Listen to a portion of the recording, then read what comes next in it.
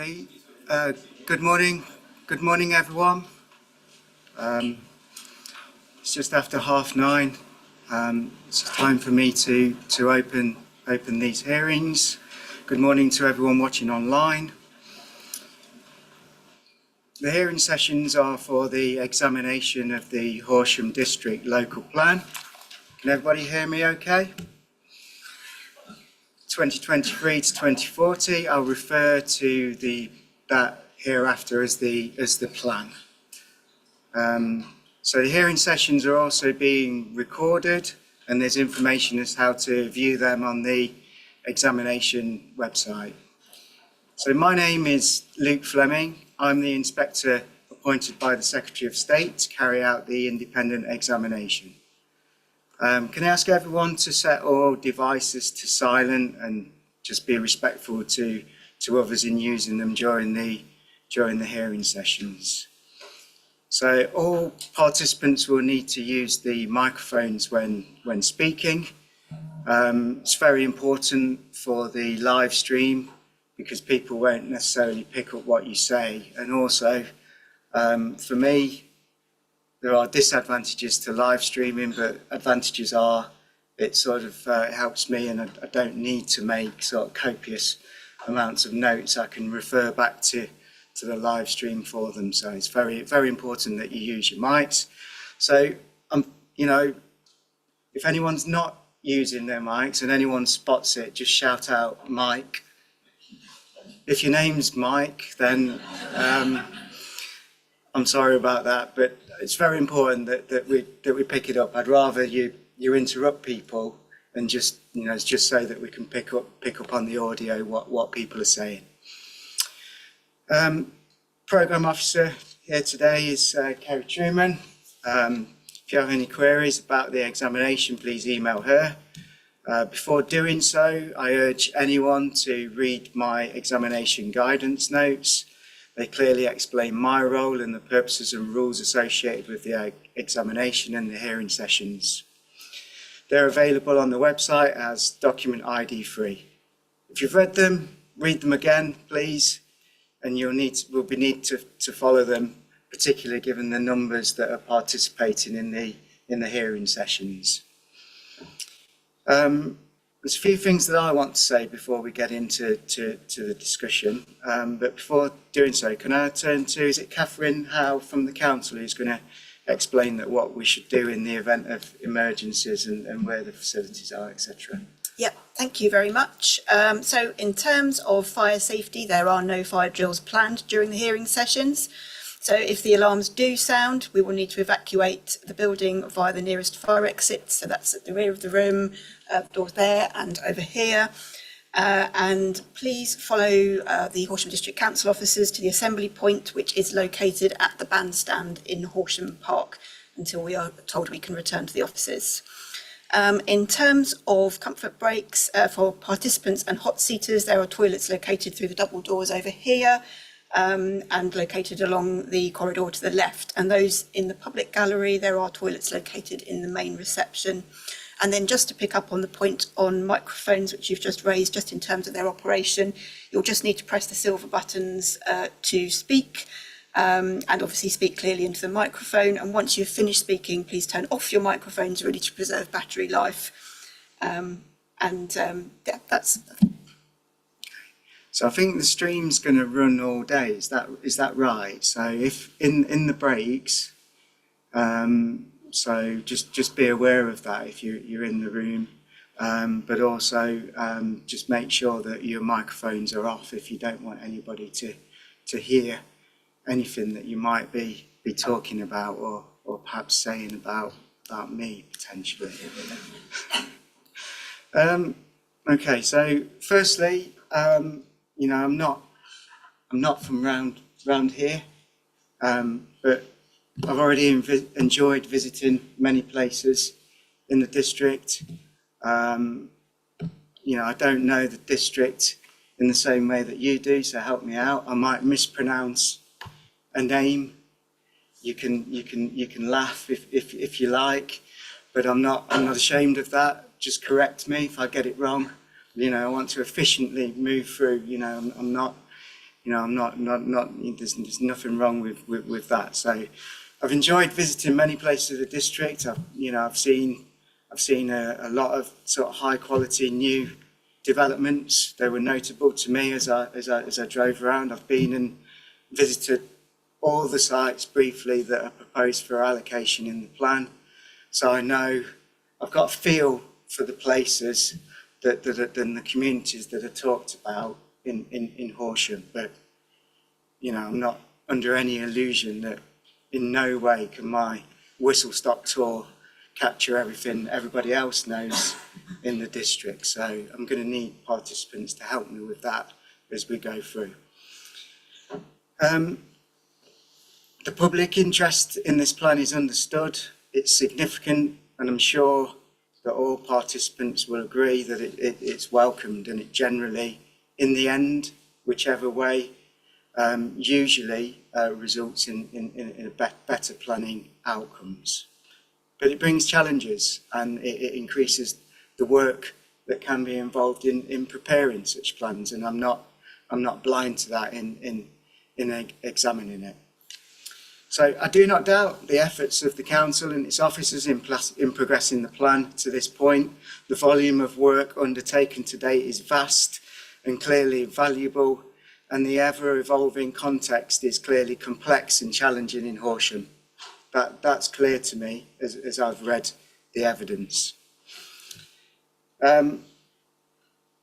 So as the guidance notes explain, my role is to determine whether the submitted plan complies with the relevant legislation and is sound. National policy is mainly set out in the National Planning Policy Framework. Whilst the new version is expected soon, probably while we are sitting, which will be, that's happened to me before. It's not difficult to respond to, but it will be an issue and something that the council will need to deal with. I think the earliest indication is potentially before the 19th of December, as I've heard, but I know no more than others in the room. So the plan will be progressed. The examination will progress on the basis of having regard to the transitional arrangements. There may be other elements in the framework that require this council to respond to as well that will be relevant to us. So just turning to the framework, the National Planning Policy Framework, for the purpose of examining this plan under previous transitional arrangements, we are examining it against the September 2023 National Planning Policy Framework. It says, for a plan to be sound, the tests are whether it is positively preferred, justified, effective and consistent with national policy. The hearings are just part of the examination.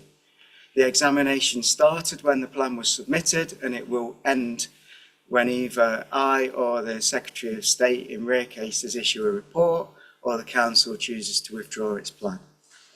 So there are three possible outcomes to the examination. That is that the submitted plan is sound and legally compliant. The submitted plan is not sound and or legally compliant, but could be made so by changes known as main modifications, if necessary, following the preparation of additional evidence. But as I'll explain shortly, there are other things I must consider as well. Thirdly, the DTC has not been met, or the submitted plan is not sound or could not be made sound by changes. If this is the case, I would be likely to recommend that the council withdraw the plan or proceed to write my report on this basis. Just speaking briefly on the duty to cooperate. This looks at how the council has worked with others in preparing the plan up until the point at which it was submitted. If I were to find that it's not been met, it cannot be fixed. I would need to recommend withdrawal of the plan or write my report finding the plan to be non-legally compliant. However, any other soundness or legal compliance issues identified could potentially be fixed during the examination. However,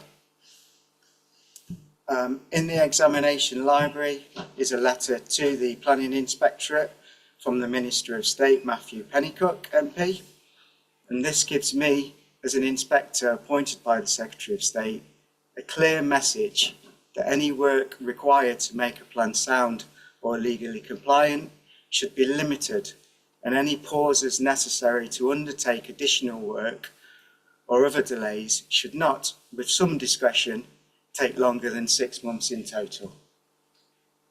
That's a change in the way in which I've certainly worked on plans, as you probably know, and I've got to obviously take that letter very, very seriously in how we progress the examination. So,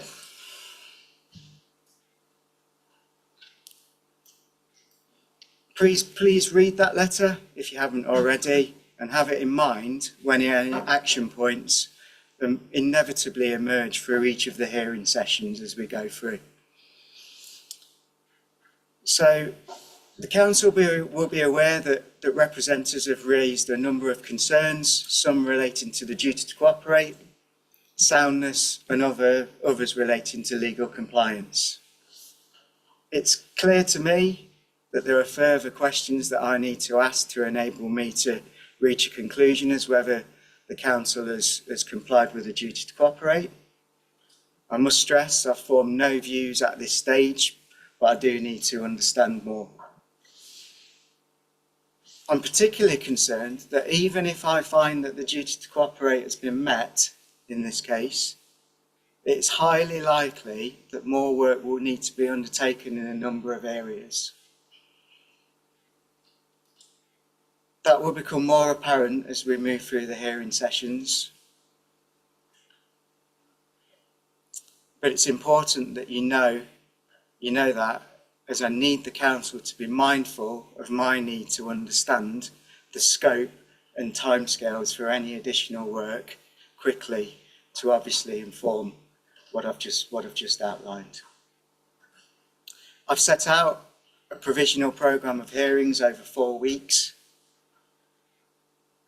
This was under the intention of me thinking I need to understand all the issues to get a clear picture of the scale of work. But the programme is demanding, and it will need to be kept under review as we move through. It is, of course, without prejudice to me deciding at any point that it may be more effective to adjourn the hearings at a later date while further actions are undertaken by the council for me to understand more based on what I've learned from those hearings as we go through. And I'd ask the council as well to bear that in mind as we go through as well. I'll take your soundings if it becomes apparent to you that some of the issues that might fall out are significant. So I'd expect a dialogue as we move through on that. Just bear that in mind.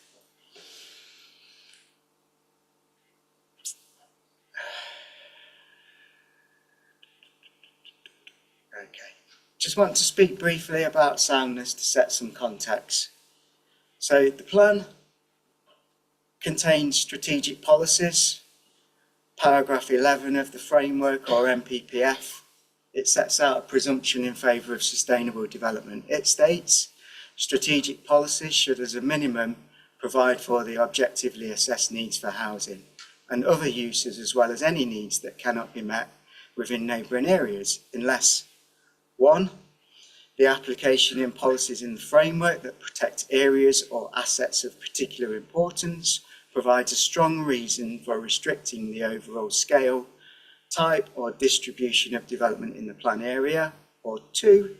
Any adverse impacts of doing so would significantly and demonstrably outweigh the benefits when assessed against the policies in the framework taken as a whole. Okay, you will have all heard that and read that many times, but it's important to set context for the deliberations that I must make on this plan. The submission plan helpfully does not hide the fact, nor does the council, that it does not seek to meet any known unmet needs for housing arriving from other local authority areas in the relevant housing market areas. It also helpfully makes clear that it doesn't meet its own objectively assessed need as identified by the standard method, giving reasons for the approach taken. But it does mean that in order to find the plan sound as submitted, I must therefore consider whether the council's proposed capacity-based housing requirement is sound in light of paragraph 11 of the framework. And this, as we work through the relevant hearings, is going to be one of the key questions for my examination. If I were to find that the submitted plan is unsound on this basis, and it should provide for its minimum objectively assessed need for housing, this may or may not involve identifying more sites. I would need to consider the extent of any necessary evidence, delay and/or main modifications to make the plan sound in this regard. And it may be that such a programme of work could be significant and could take much longer than 6 months. Okay. So there are a lot of participants here. I will need all participants' help in moving efficiently through the programme I've set out. The hearings are not an opportunity for participants to introduce new points not included in their representations. However, all participants will be given adequate opportunity to speak if they feel it's necessary to do so. If you wish to contribute, please stand your nameplate up and I'll come to you accordingly. However, there are a number of common representations. It may be that someone else makes a point that covers yours. If you need to build on it, do so. It may be that it may be that you simply need to add to something that somebody else has said. Work together in the breaks and try and work together where you've particularly got common ground. Much of the discussion in the hearings will ultimately be directed at the council and its officers. It might appear from those looking on that this is a criticism at stages. It's not. It's simply because it's the council's plan, and the council has submitted what it considers to be a sound and legally compliant plan. So I need to fully understand their reasons for doing so in the build-up to submitting it. So there'll be no interruption or cross-examination. I'm hoping for a progressive discussion. There are also a number of legal representatives involved. It's not a public inquiry. These are hearing sessions which are only part of the examination, and it's very different. The legal representatives are expected to participate in the same way as everyone else. However, in my experience, this is not demonstrating any bias to anybody in the room. Where necessary, in the interests of efficiency and fairness, there may be occasions where I will find it helpful to seek the assistance of legal representatives in progressing the examination, and I'll do that. Okay, so I'll ask you to bear that in mind as we go through, and as any issues do crop up, please speak to each other in the relevant breaks, and I'm happy to hear sort of ways in which any matters can be overcome. Okay. So I hope that's sort of set the tone as to how I would like to progress the hearings and the examination. I think just one final point that I've just missed.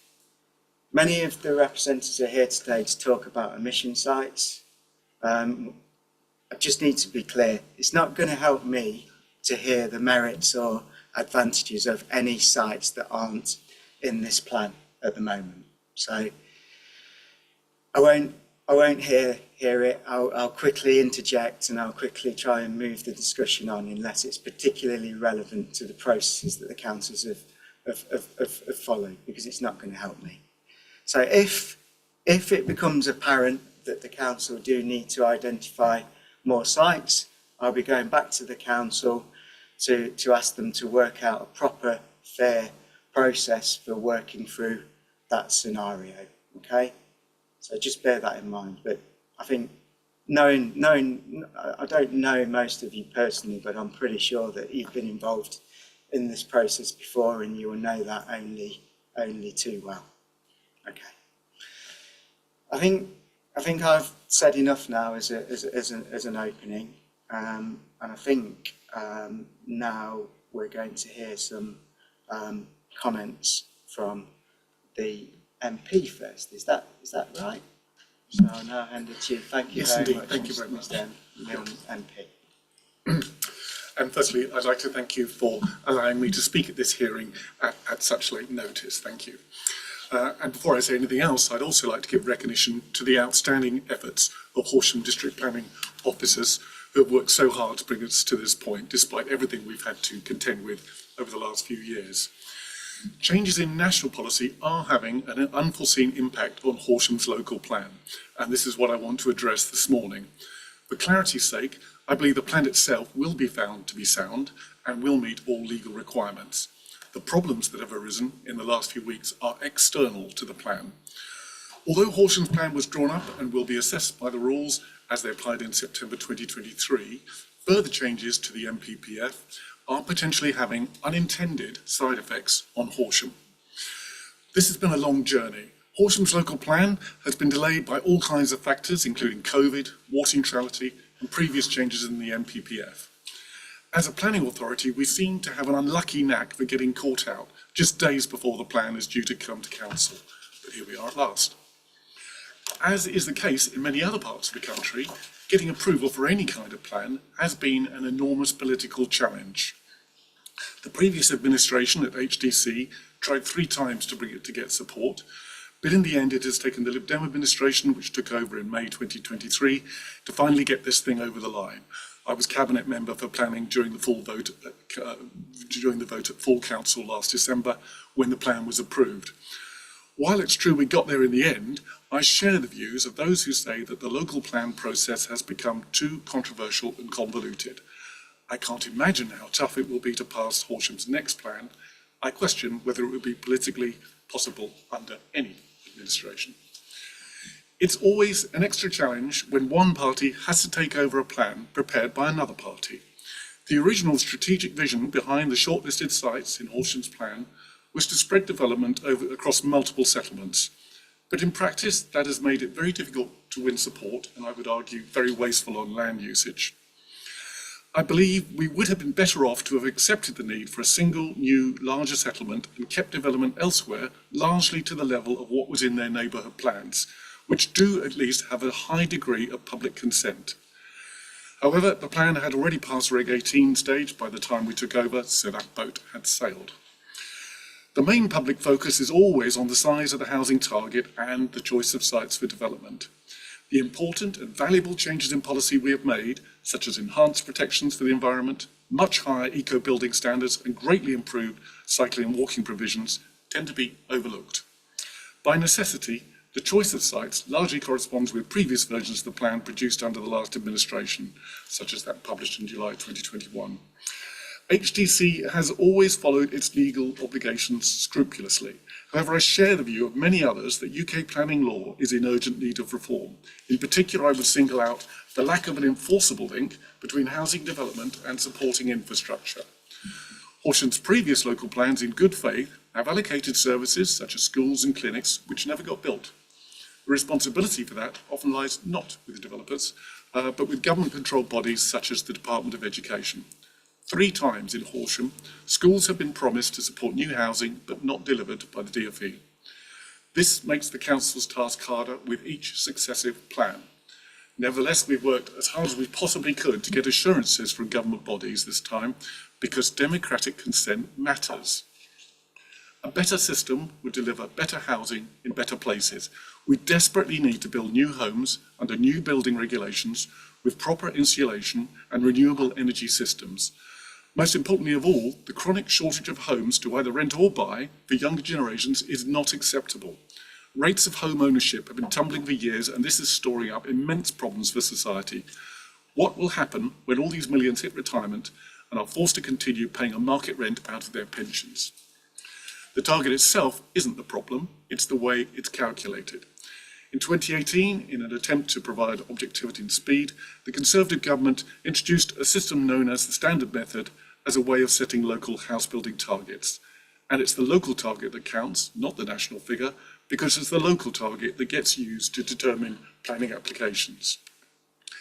The Standard Method is a mathematical formula which, to simplify, uses local wages versus local house prices to calculate an affordability ratio. This is assumed to be an accurate way to estimate local housing need. Unfortunately, it's anything but. Under this system, it is literally impossible for HTC to solve its local affordability problems. And if we did try to put a mandatory figure on social housing delivery, we would almost certainly fail this examination because the numbers don't stack up. Since 2018, the Standard Method has been used across the country to set inappropriate and sometimes unachievable targets. There is a massive democratic deficit here. No one ever really voted for this. It never formed a significant part of any manifesto. It may have been a Conservative idea, but I doubt they ever realised what they were voting for. The pressure to build on greenbelt and virgin farmland is actually the direct and inevitable consequence of this policy since 2018. Unfortunately, the new government has not changed the mistaken assumptions that underlie national planning policy, so the same problems will surely reoccur. And now I come to the heart of the difficulty Horsham faces. Since September 2021, Horsham District Council has faced the impossible task of obeying two entirely contradictory laws. One law says we must build at least 900 houses a year. The other says we're not allowed to build any houses at all if they're going to use more water. That was obviously impossible at the time, and even now it's very difficult to achieve. The reason for Horsham's Catch-22 situation is the requirement for water neutrality. Although this creates similar challenges to the much more widely known nutrient neutrality, they are not identical. Water neutrality is a requirement placed on Horsham District by Natural England under Habitats legislation. Since 2021, no development has been permitted which might increase extraction from sites including the Amberley Wild Brooks SSI, Pulborough Brooks SSI, and Arran Valley Special Protection Area, Special Area of Conservation and Ramsar site. To obtain planning consent, a development must therefore prove water neutrality by such methods as offsetting water usage elsewhere in the district, for example by installing flow constrictors on social housing, or by finding a separate water source, for example by drilling boreholes in geologically separate areas. According to an agreement drawn up under the last administration at HTC, which will also apply to Crawley Borough Council and Chichester District Council, new houses will have to be designed to achieve an average water mains usage of 85 litres per person per day. This will require widespread use of such techniques as grey water harvesting, such that demands on the mains water supply can be moderated. Although there is a national trend to set lower usage averages in new housing, this is significantly lower than anything that's been tried at scale, and it may complicate future local plans, but that's for another day. In the longer term, solutions are being agreed between the affected LPAs and Southern Water, such as reductions in water wastage, new reservoirs, etc. But in the first 5 years of Horsham's plan, only offsetting measures are available. This significantly limits the amount of new building that's feasible. Therefore, the plan uses a stepped target into a 10 to 15-year horizon, starting low and rising as Southern Water addresses the fundamental supply problem. Horsham District is the only LPA wholly affected by water neutrality. Parts of Chichester and Crawley are also affected, but development is still possible in their unaffected areas, so they don't face the same problem. The requirement for water neutrality has put a significant brake on the delivery of both previously consented and proposed development proposals. For example, our 3 main consented and partially built strategic development sites, which would normally deliver a significant proportion of our annual housing needs, have been forced to halt work. This is entirely out of the Council's control, as water supplies are a matter for Southern Water. Prior to the pandemic, Horsham District had an exemplary record of housing delivery.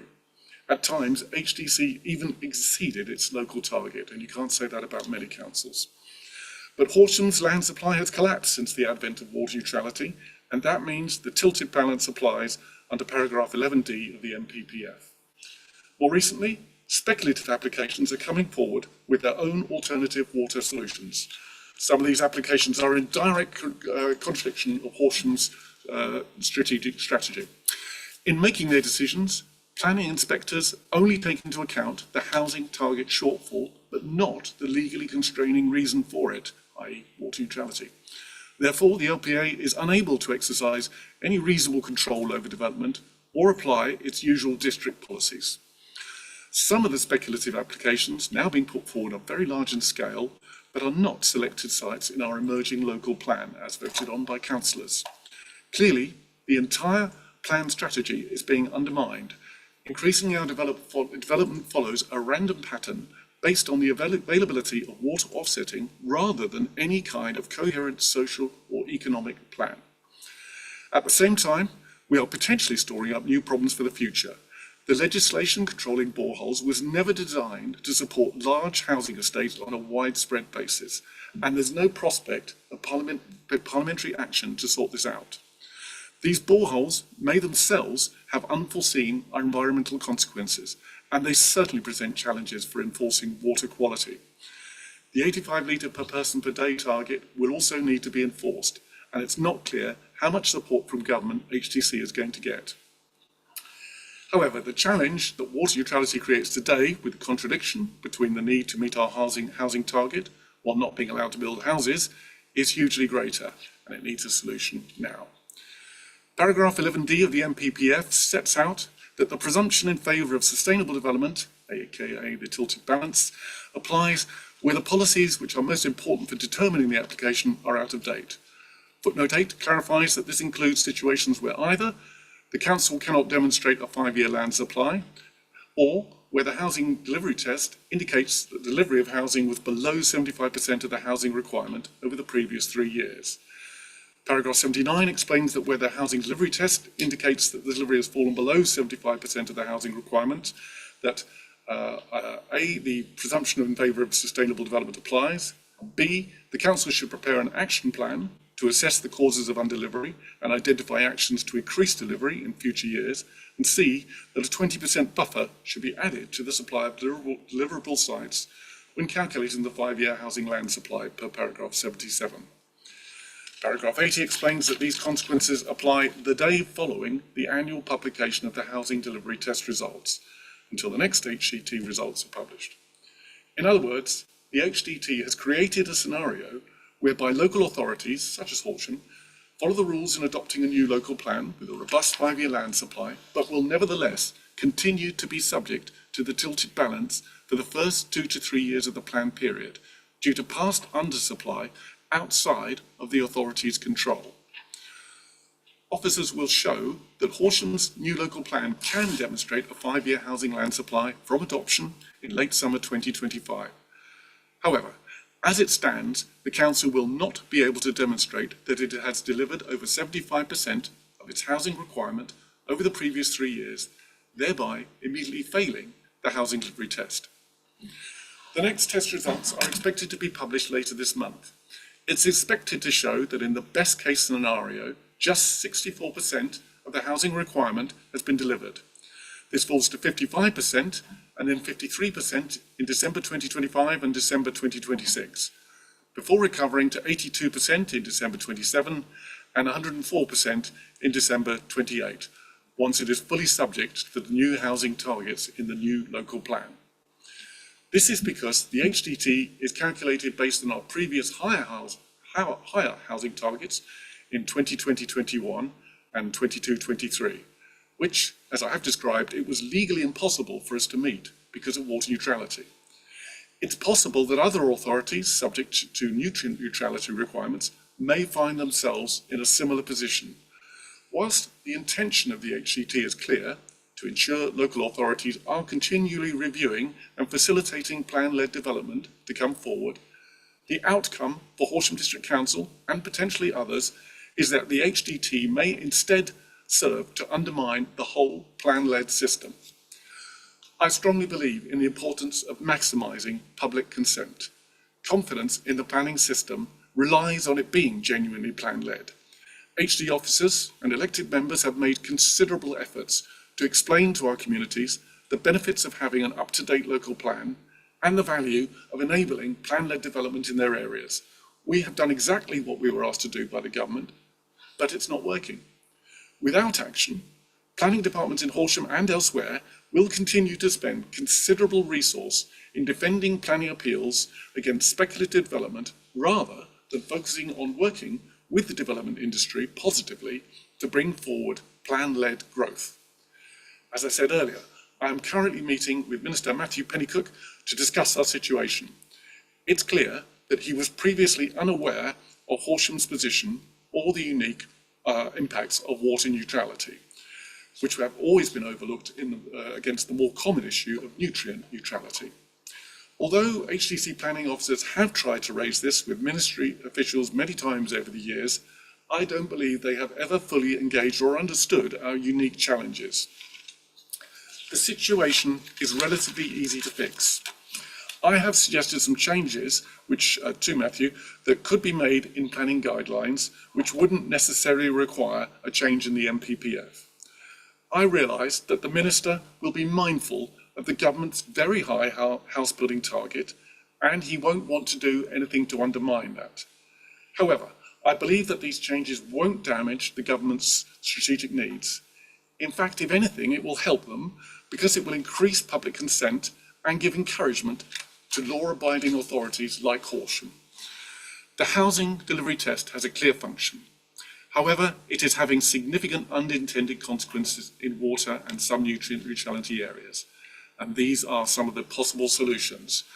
Firstly, the NPPF PPG could provide clarity that the HDT does not apply for the first 2 to 3 years following adoption of a new local plan. Secondly, the NPPF PPG could clarify that the HDT is calculated solely on the new annual housing target within the new local plan, backdated for the previous 3 years. Thirdly, the Secretary of State may choose to exempt certain authorities from the tilted balance when publishing the housing delivery test. And fourthly, the Secretary of State could clarify that planning inspectors should allow water neutrality limitations to be regarded as a material constraint in planning decisions in the same way as ANOB or Green Belt designations. As it stands, there is no possible version of the local plan we could propose which would not immediately fail the housing delivery test. Normally, an LPA in danger of failing the test would be asked to allocate more housing. But in our case, this would actually make the problem worse. Even if we promised to build 10,000 houses every single year, it would still fail. This is clearly unjust and not at all what was intended by the law. One could argue, if this was allowed to continue, that there is no obvious value in having a local plan at all. It just adds to an already chaotic legal situation. I refer again to HTC's exemplary record over many years in following national planning policy. Where so many other councils have thrown up obstacles, HTC has a strong record of delivery and compliance. Obviously, we're all constrained in any decision by MPPF rules and ministerial guidelines, and you may be unable to solve our problem directly. But it would greatly help our case with the Minister if you might be able to include an explanatory note for his attention or some similar action. There's so much good work gone into this plan, and so many positive improvements. I hope we can find a way to make sense of the new national guidelines so that we can continue to support plan-led development into the future. Thank you. Thank you very much for that. Have you got a written version of that you'd like added to the library? Yes, I can certainly do that. Yeah. Okay, thank you very much. I've not got any questions if that's okay. Thank you. Okay, so I think now the council have got an opening statement. Yeah, thank you very much. Thanks for coming. I will have to leave the Parliament recently. Yep.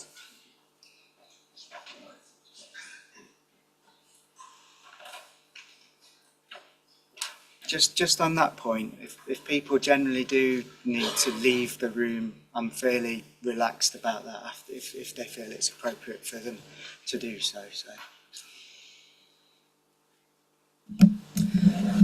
Thank you for the opportunity to make an opening statement. Sorry, can you just give us your name and your role with the My name council? is Ruth Fletcher and I'm the Cabinet Member for Planning and Infrastructure at Horsham District Council.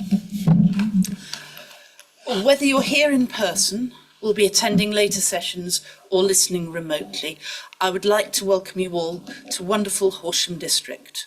I would like to thank the Inspector for your interest in the plan and your very considerable work in independently assessing its content. Horsham is a growing and thriving district and has had an excellent record of plan-led housing delivery under the current Horsham District planning framework. The preparation of this local plan has therefore been a key corporate priority with input from teams across the whole council. We received a high number and high quality of responses to our consultations. However, getting agreement for a new plan has been a great challenge. To some extent, this is always expected. It's difficult to balance the need for more housing, especially the genuinely affordable housing needed by our younger generation and lower paid workers, while maintaining those aspects of the character of our district that make it such a desirable place to live. And by the way, only last week, Horsham made a list of the top 20 happiest places to live. However, getting local consent for new development is especially challenging for us, given the history, for reasons outside the council's control, of infrastructure, schools, health and transport not keeping up with the rising population. This challenge has been compounded by the high housing targets and having to develop the plan through 5 iterations of the National Planning Policy Framework. The tensions caused have been very real for our council. They resulted in the previous administration being unable to get agreement even among its own group members to bring forward a new plan. Not just one, but 4 leaders of the council lost their jobs, and there was a dramatic change in political control of the council. The consequence of that is that our local plan has been delayed. This delay became far more serious for us when Natural England's position statement in September 2021 led to water neutrality. This is something new and unique to our area. It suddenly meant that we were legally prevented from permitting most new development. This has had major consequences for the council, for our residents, and for our local construction industry. We've been left with an out-of-date plan and operating under the tilted balance. As a result, we've seen growing numbers of speculative applications where the key factor in getting permission has not been compliance with the plan policies, but availability of water solutions. So we have seen allocated sites sitting idle for lack of water. At the same time, we've had to grant permission for unwanted, unallocated and less sustainable sites outside the built-up boundaries. Our officers have had to divert huge amounts of time and effort into defending appeals against harmful speculative applications, when they would have otherwise been helping pass new applications and positively prepare our new plan.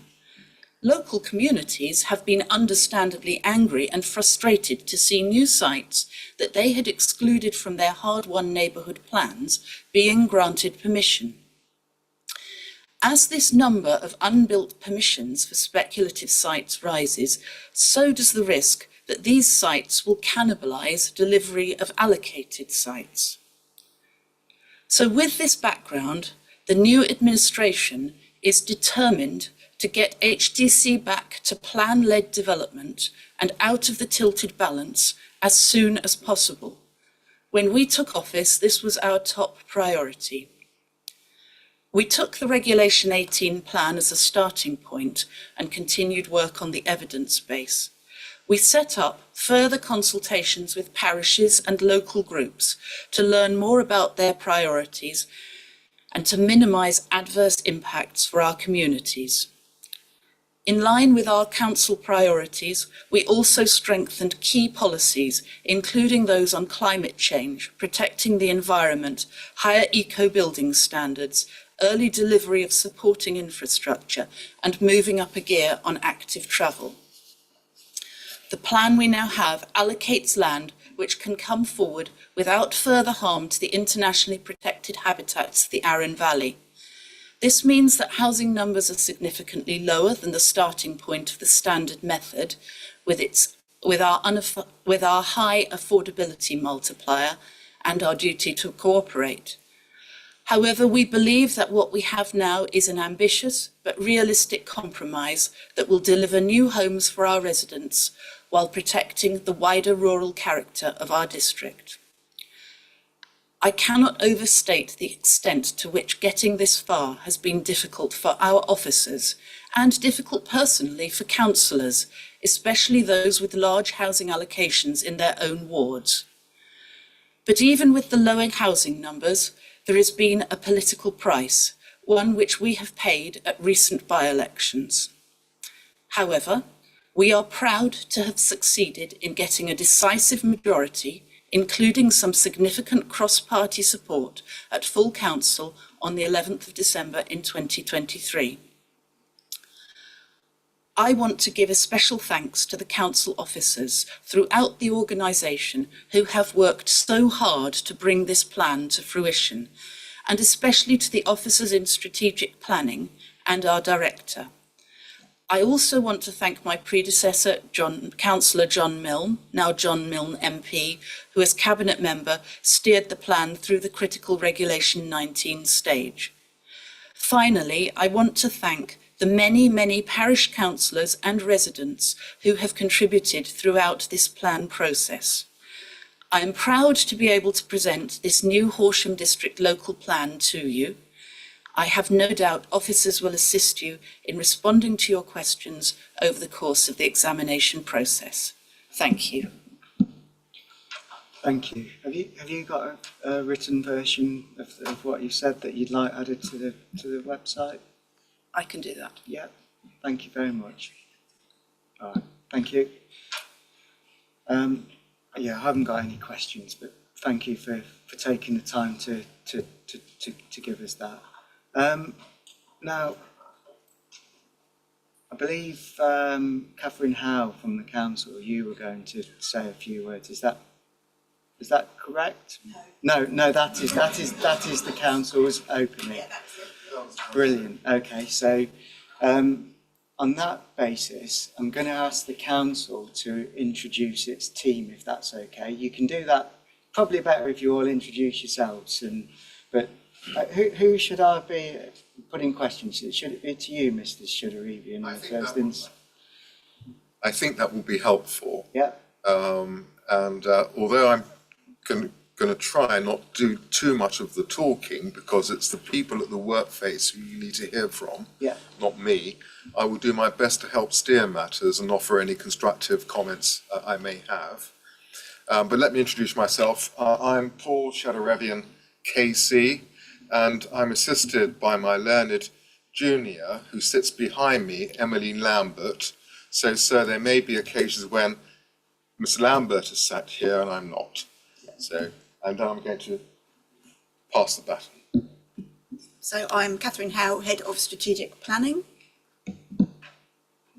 And I'm Tal Kleiman, a Senior Planning Policy Officer.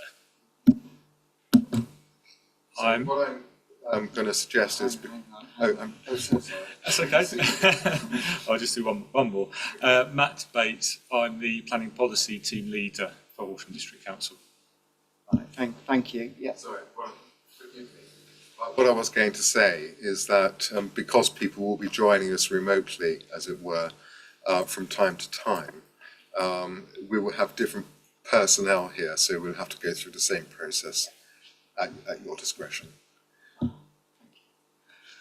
Okay. Other participants, I'm just going to, as and when we get around to it, if you can just, when the first time you speak, just introduce yourselves. It will just mean we can get on. All right. So we'll do that. So I think if that's all the opening announcements out of the way, is there any questions procedurally or logistically about what I said in my opening remarks? No? No? No. Thank you. Fantastic. So, on that basis, we'll open the hearing session for matter 1, which is the legal and procedural requirements. And this morning we'll be dealing with matter 1, issue 1, which is whether the council has complied with the duty to cooperate in the preparation of the plan. So that's this morning's work really for this hearing. Now, I issued an agenda for matter 1, issue 1. I won't always feel the need to issue agendas. We'll be able to rely on my matters, issues and questions for many of the hearing sessions, but I will advise you accordingly in the lead up to the relevant sessions. So looking at my agenda then, I've just got a few brief comments to make before we leap into it. So I want the discussion really to focus on the cooperation that has taken place with regard to housing, particularly the council's need and the housing market area needs. In housing, I also mean gypsy and traveller needs as well. I want to hear about how cooperation has been undertaken with regards to those. There are unmet needs for those that are important that I need to understand more about. I want to understand particularly more about the cooperation that took place on the issue of water neutrality, perhaps also couched in the business in the frame also of the effects on the habitats, water neutrality perhaps being the solution. Or the mitigation, perhaps. But just bear that in mind. I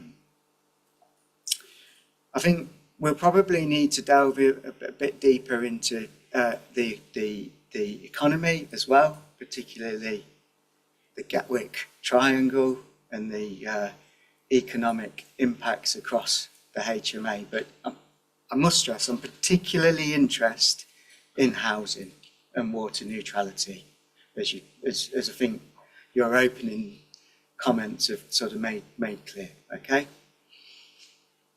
So in the discussion here for this issue, this matter and issue, I'm only really interested in what happened up until the point of submission.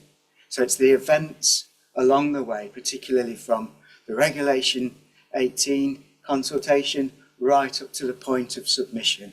All right? It's that work and assessing how that cooperation has taken place that I need to understand. Okay? It's very important.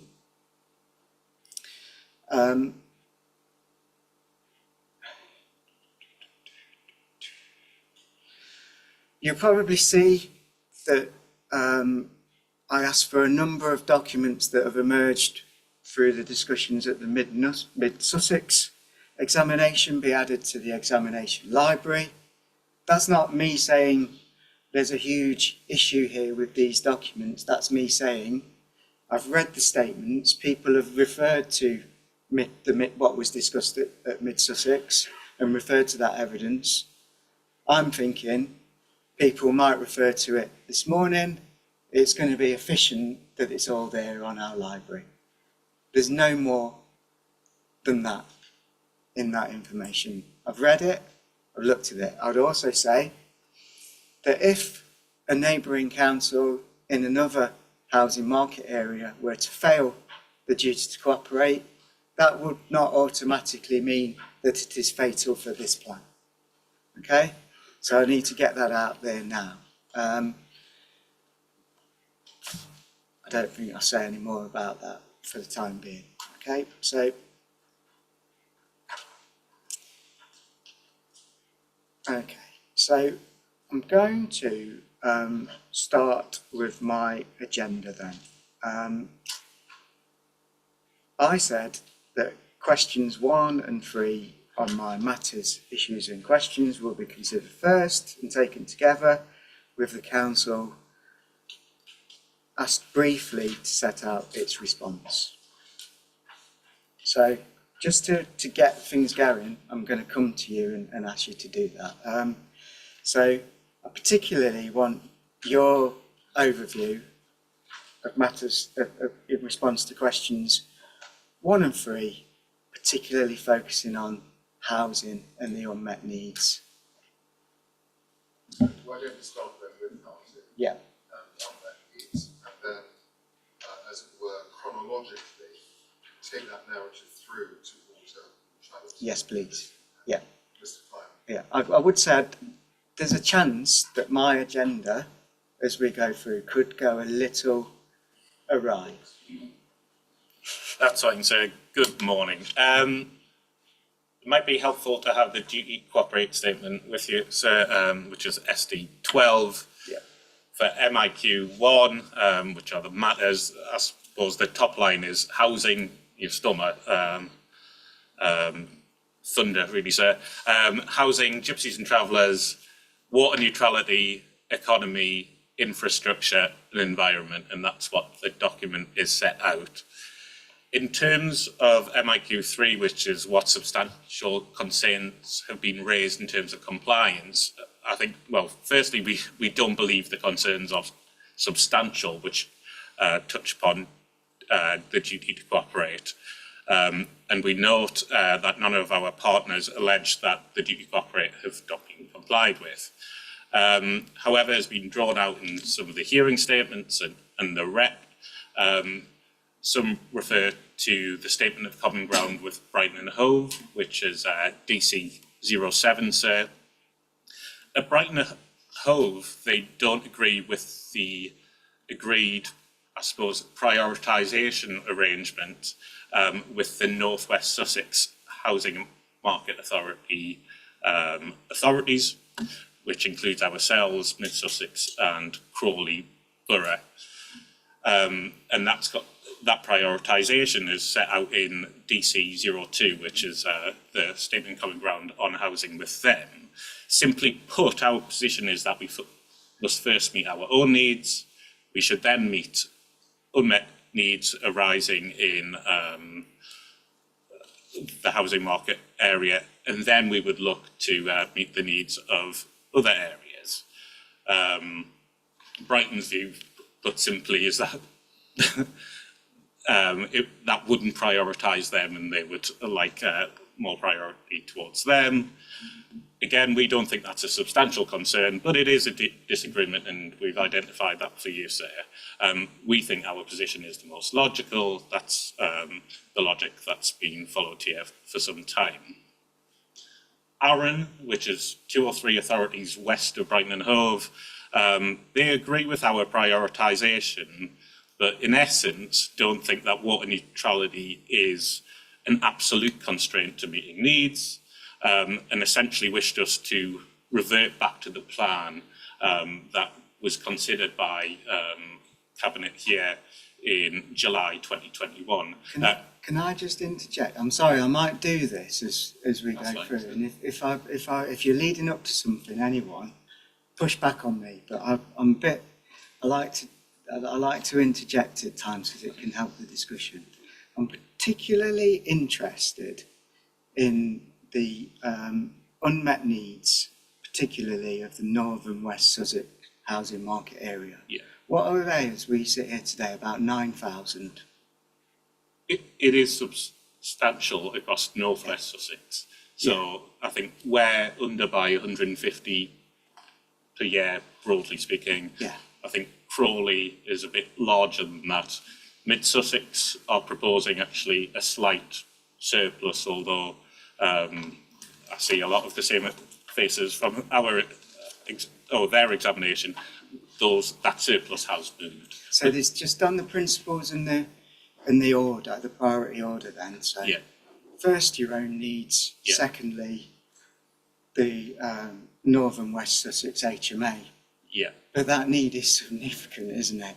It is significant, and so historically it has been significant, but our arrangements have been successful. Yeah. So for the HDPF, which was our last plan, we identified 150 homes per year towards Crawley. I think Mid Sussex, it was around 100, I can't remember the exact number, and that met the need in the entirety in the HMA. Again, we started out basically in that vein in the world before the Natural England position statement. Yeah. We started out again in that vein, so we call it the plan that never was, the July 2021 considered plan, where we were going to apportion 193 homes per year towards Crawley Borough, and an apportionment was being made for the coastal strip, the Sussex coast strip, of about 20 per year. Yeah. That most likely would have been identified for Worthing, but we weren't definitive at that point. That would have never been anywhere near meeting that unmet need as we sit here and understand it today, though, would it? I think it would have been for our HMA, it would have, sir, but for the coastal strip for Sussex at large, absolutely not, no, sir.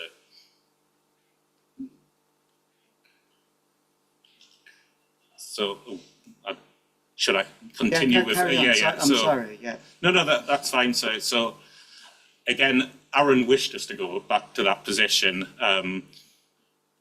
but even though, and we say we can't go back to that position, they agree that we've worked jointly and constructively with us, or with them. Aaron's view is somewhat similar, and I don't want to put words in the mouth of the people opposite, but not to the extent of them. He alleged that because housing needs has not been met, therefore the duty to cooperate has been ineffective. Again, so we disagree, and just reverting back to the conversation we had before, we've actively sought to bring a plan here to fully address needs in the HMA and make an allowance for other market areas. That we are no longer in that position doesn't mean the duty hasn't been discharged. It just means that circumstances have manifested that we can't. An alternative viewpoint through all of this has been from the community sector, I suppose, including our parish councils. The view of some, particularly at the Regulation 18 stage, and as the plan that never was becoming in the public domain, their view was that we'd almost sort of be too accommodating, considering as we did those high levels of growth beyond anything that we've ever seen. Naturally, we disagree with that view and actually see it as demonstrative that we've discharged the duty. And lastly, just on parish councils, some say that we've not complied with the DTC or the duty to cooperate, because in their view, we have ignored or overridden neighbourhood plans or not listened correctly insofar as it relates to the quantum of development, but also particular housing sites. You'll know, sir, that the duty doesn't apply to the relationship with the parish council, so I won't dwell on it too much, except to say I think we are quite proud of our record as a council in assisting neighbourhood plans.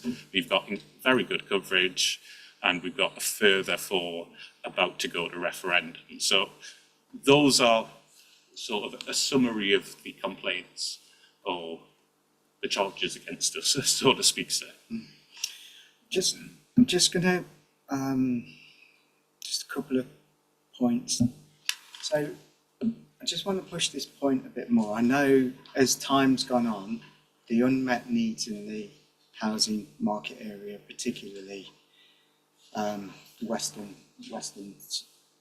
northwest Sussex housing market area, has crystallised. So you've had the Crawley local plan inspector's report. is it right that along the way, up until the plan that never was, all the needs between the HMA would have been met? Is that right? Because I might need a bit more explanation on that. Okay, I think at the time in July 2021, I think Crawley's identified need at that time was 386 a year. We were proposing to identify half of that, so plan for 193 of that. I'm checking if my maths is correct. I'm assuming it is. And it was the expectation, as was sort of the arrangement with the HDPF and the Mid-Sussex Plan of 2018, that broadly ourselves and Mid-Sussex could supply half the need. Yeah. We were doing, yes, that was the aim, to meet the needs of North West Sussex. Miss Howe, want to help? Yes, I think I was just going to really add that as part of those discussions, obviously we were discussing with Crawley and with Mid Sussex, for example, about some of the other aspects we were coming up against in terms of, you know, the outcomes of our sustainability appraisal, you know, what the environmental impacts were of that growth. So it wasn't necessarily, you know, within the context of the MPPF, you know, that there is a level where development becomes to the point where actually it becomes harmful, and it was working out what that level was and having those discussions with our colleagues as to kind of where that balance was.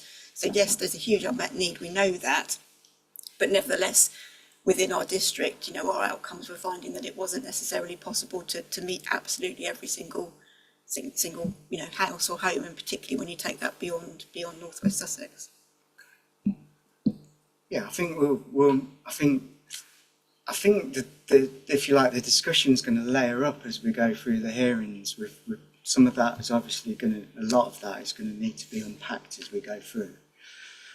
But I think, you know, I'm going to suggest probably a number of action points. I think up until the plan that never was, I think if the council are saying to me that up until that point, through the numerous discussion forums, that the needs of at least the northern West Sussex housing market area were planned through cooperation to be met, I think that's going to be important for me to understand. Because obviously something big happened and then you changed path. But up until that point, I think that's relevant for me to understand how far you were going in terms of meeting unmet needs that might exist in the housing market area. Because I've got a little bit of, not confusion, but part of my brain is understanding that yes, this is a review, 5-year cycles. A lot of it is rolling forward what happened before. How far did the council go to address known issues over and above rolling on what happened before? If you see what I mean. The needs was always going up, wasn't it? Yes. Yes. Do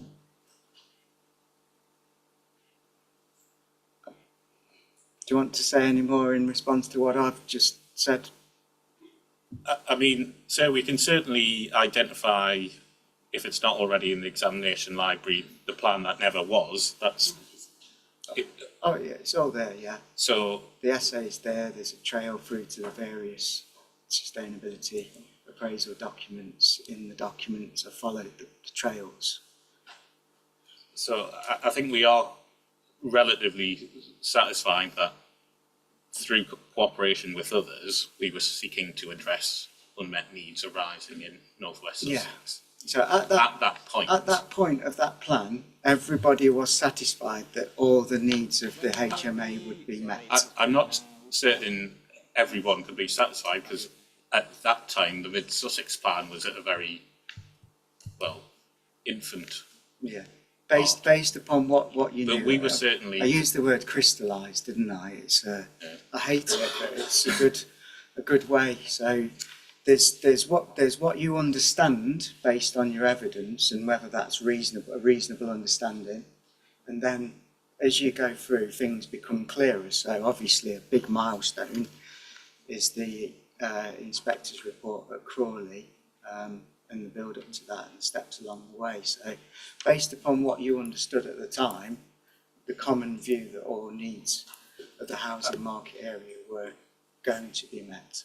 That was the intention with that plan of being half of the northwest Sussex with a little bit for the coast, because, well, we might come on to it. At that time, there was another site that was essentially on the road to Worthing.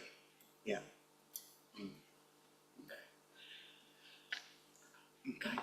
So that's sort of housing very briefly, and we're going to layer that up as we go through. Gypsies and travellers. So there is an unmet need in this plan, isn't there? There is, and the number is around 58, although I think there might have been a couple of modifications which have changed. Do you think that's significant? Sorry? Do you think that's significant? Quite a lot, It's a large unmet need compared to the overall total we are applying, absolutely, sir. With regards to, you'll be familiar with how Gypsy and Traveller accommodation assessments are undertaken. I think we've done one main one and 2 subsequent updates. I think off the top of my head, I want to call it HO4 to HO6 for your reference, sir. Throughout all of those, we have interviewed our neighbouring authorities to talk about cross-border relationships. We've also, through those studies, we've interviewed with West Sussex County Council, who sort of have the waiting list and also run a couple of the sites in the district. So, we recognise that there is a very high level of need. We say we've identified as many sites as we can, but yes, there still will be a shortfall. And again, through all the different forums, we have requested assistance and we haven't had a positive response. We haven't, though, just rested on our laurels. I think sometimes councils are criticised for writing a letter, getting a no response and saying, that's the end of it, we can't do anything more. In response to the Reg 19 consultation for Mid-Sussex, where I think they are meeting their needs, we think we've identified potential scope for them to have additional pitches, and we have submitted a rep to that effect, and should it go to those examination days, we will seek to explain that to their inspector.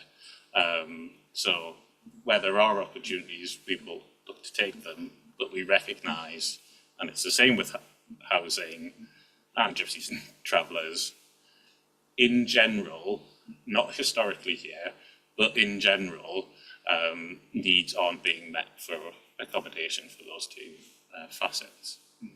The plan that never was, Yeah. did that meet its full need for Gypsy and Travellers? I'm going to look for a nod or a shake of the head from one of my colleagues there. No. No, it didn't.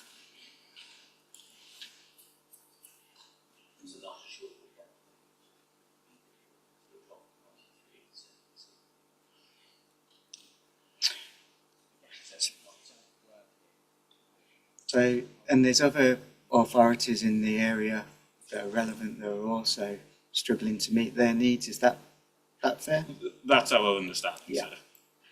So what was the cooperation that took place to try and overcome this issue? Well, again, sir, through the Gypsy and Traveller accommodation assessments, we had discussions with our neighbouring authorities, and in those forums where, as is in the case of Mid-Sussex, there's the potential for us to maybe ask for assistance and receive it. We have followed through, so with that request. I think my colleague Matt wants to add. Yep. Yeah, I just wanted to also clarify that we, as I think you have no doubt picked up from our evidence submitted, that we have regular meetings and a working group which is focused on duty cooperate issues with the North and West Sussex authorities. And historically, we've also had similar meetings with the coastal authorities too. And I think I'm right in saying in both cases, certainly for North West Sussex, there is always a standing item which covers that particular need. Yeah, obviously, that, I think through the Mid-Sussex examination and the evidence that's now been published from that on our website that they prepared, there's probably some useful information on that. But yeah, we do have that as a standing item on those agendas. I've got to exercise some restraint in this session because we're talking about the duty to cooperate. There's a hearing session lined up to talk about gypsy and travellers. But I think the point that I'm probably getting at is you got together and you talked about the unmet need. Did you get together and talk about joint solutions for meeting it? Is there any particular evidence that can be pointed at? I'll have to double check with a colleague from Crawley who I know is in the room, but I'm certainly aware of meetings that I've been in where we talked about a site that has sort of entry in, it's in their borough, but has entry through our words and their district, which was being discussed through their plan, and whether that had long-term potential for a shared use if their needs weren't met. So yes, there have been discussions around those possible solutions.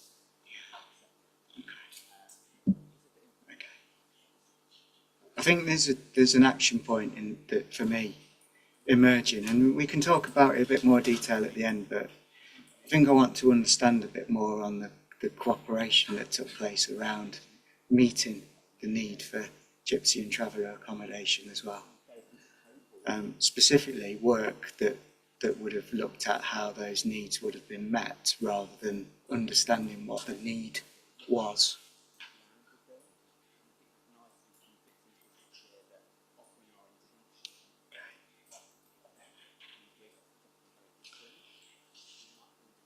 Almost questions 1 and 3 are almost an introductory to this particular session with a bit more detail to get into.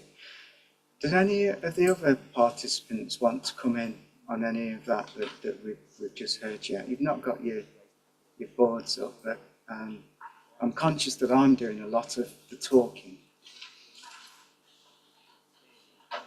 Mr. Murray Cox, yeah. Do you want to introduce yourself? Of course, thank you, Sir. David Murray Cox, Turley on behalf of A2 Dominion. Just this point that you were taking to about whether or not the plans were collectively meeting the needs of the HMA, along with Mid-Sussex. I don't personally recall, having been involved in that plan as well, a time where that was the case. The Mid-Sussex plan, and conscious that you're not examining that plan, so I won't go too deep into this, does include a site next to Crawley, but it's not something that numerically would get close to those unmet needs. Right, thank you.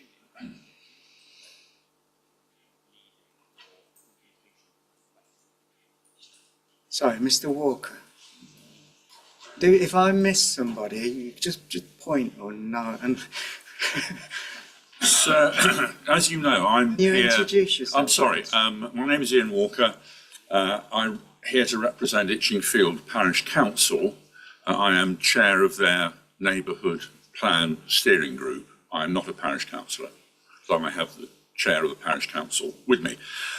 So, as you know from our written submissions, we are here on a very narrow local issue. And it might be a good idea, as it were, to get us out of the way before the bigger issues get debated. But I am deeply troubled by what Mr. Kleiman says about, well, of course, we don't have to cooperate with the parishes, because the implication from that is that Horsham Council can impose on parishes anything it wants by way of additional housing and can tell parishes how much they've got to build and where to build it, regardless of local expertise or local views. And that is the essence of our objection to the plan as it stands, because the National Planning Framework requires early, proportionate and effective engagement between planners and communities. Well, despite what Ruth Fletcher says, that simply did not happen. There may have been some rather general workshops going on, but what we would regard as proper engagement, proper consultation, proper cooperation simply did not occur. Now, the problem that now you've got, sir, is that I say it didn't happen and Horsham Council said it did. And I'm not entirely sure how that can be resolved.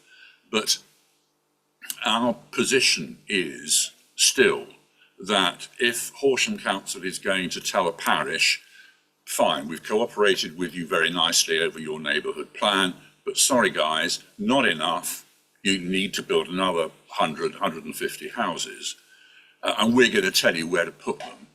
That is not the appropriate way to proceed. It is against both the spirit and the text of the legislation, particularly the Localism Act.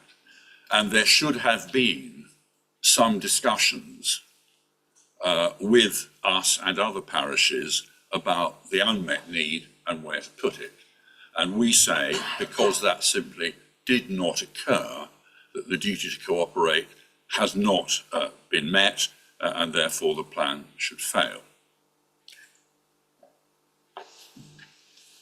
Mr. Cameron, please.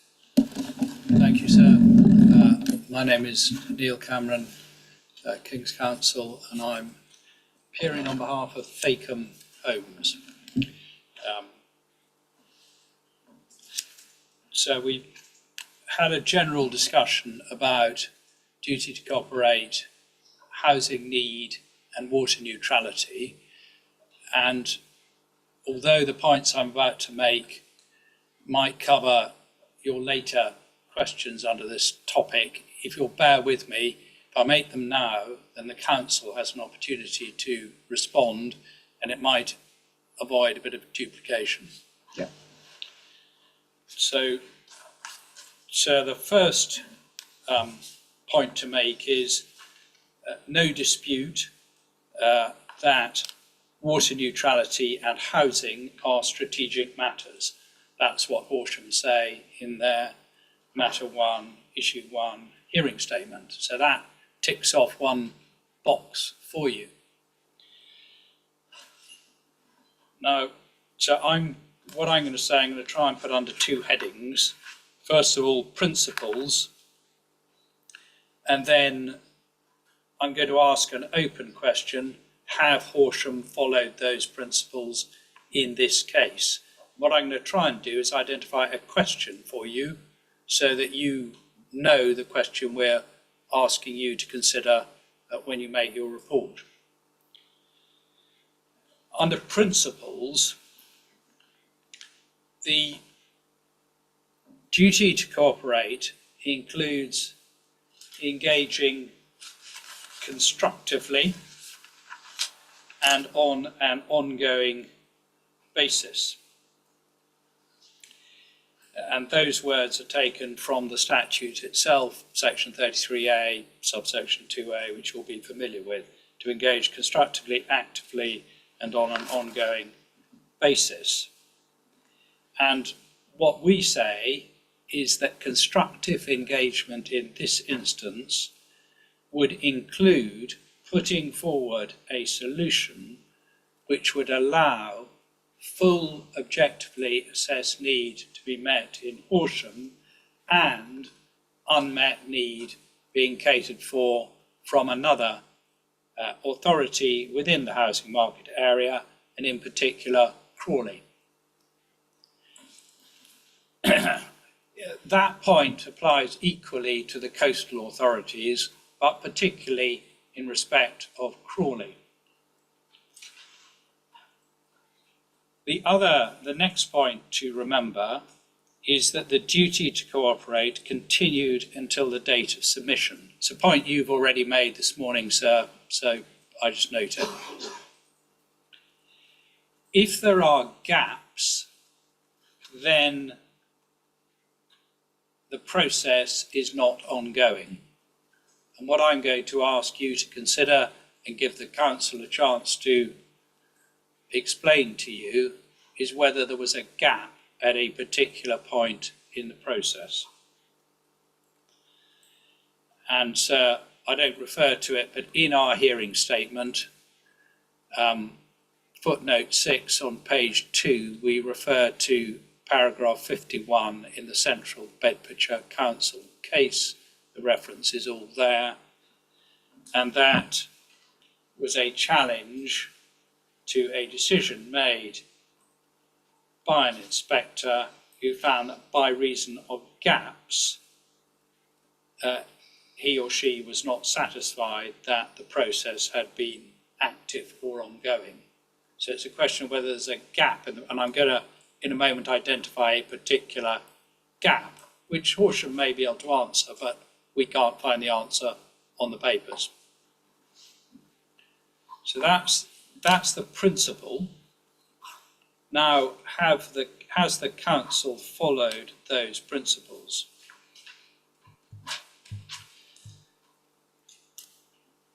Well, as far as Crawley's unmet housing need is concerned, it's 7,505 dwellings over the period 23 to 2040, and that's in our document DC02 paragraph 6.5. But so that's a agreed figure.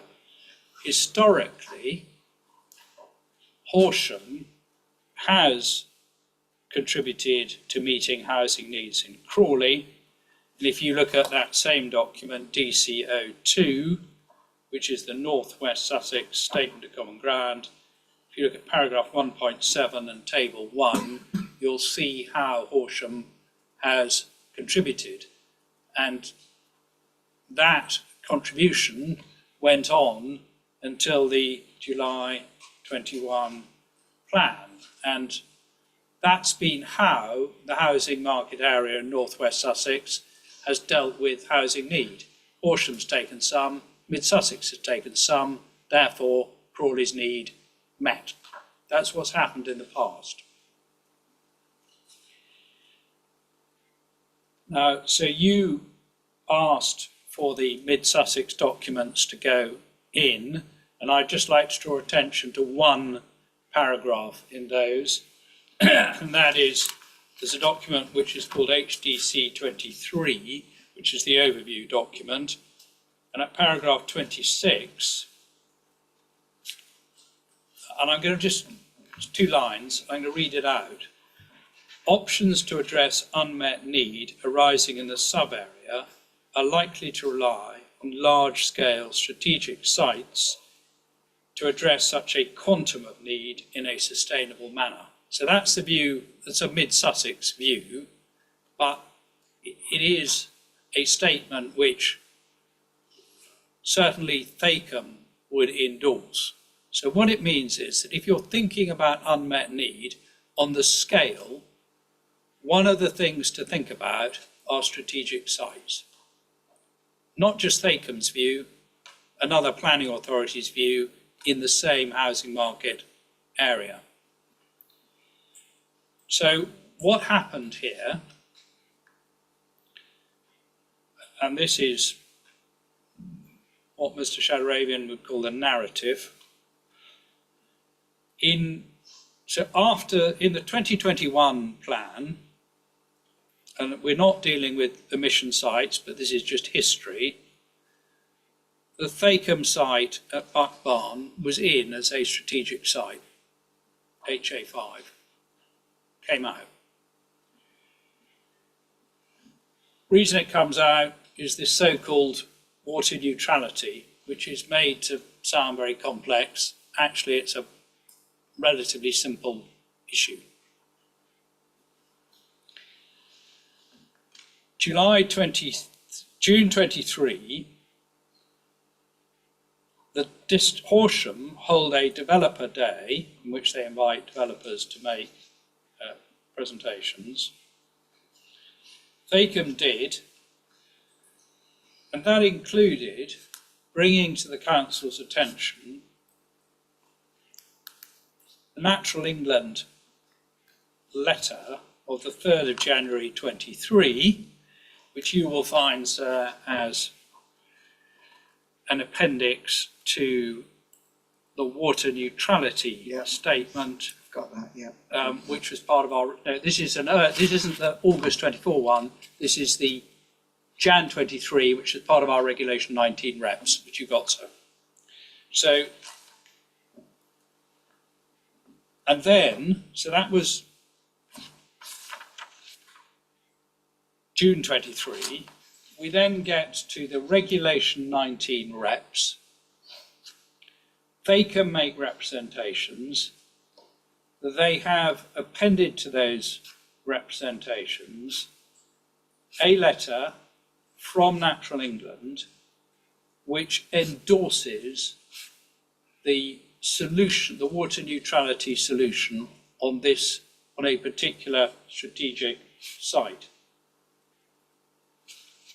And it's confirmed again August 24, and that is appended to the matter statement. And these are Natural England's words.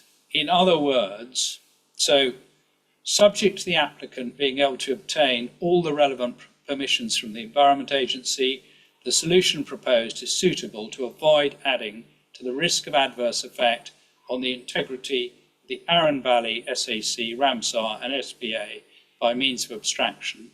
In other words, the approach would secure water neutrality for the development. So that is Natural England, the appropriate nature conservation body, saying this solution would avoid an adverse effect on integrity.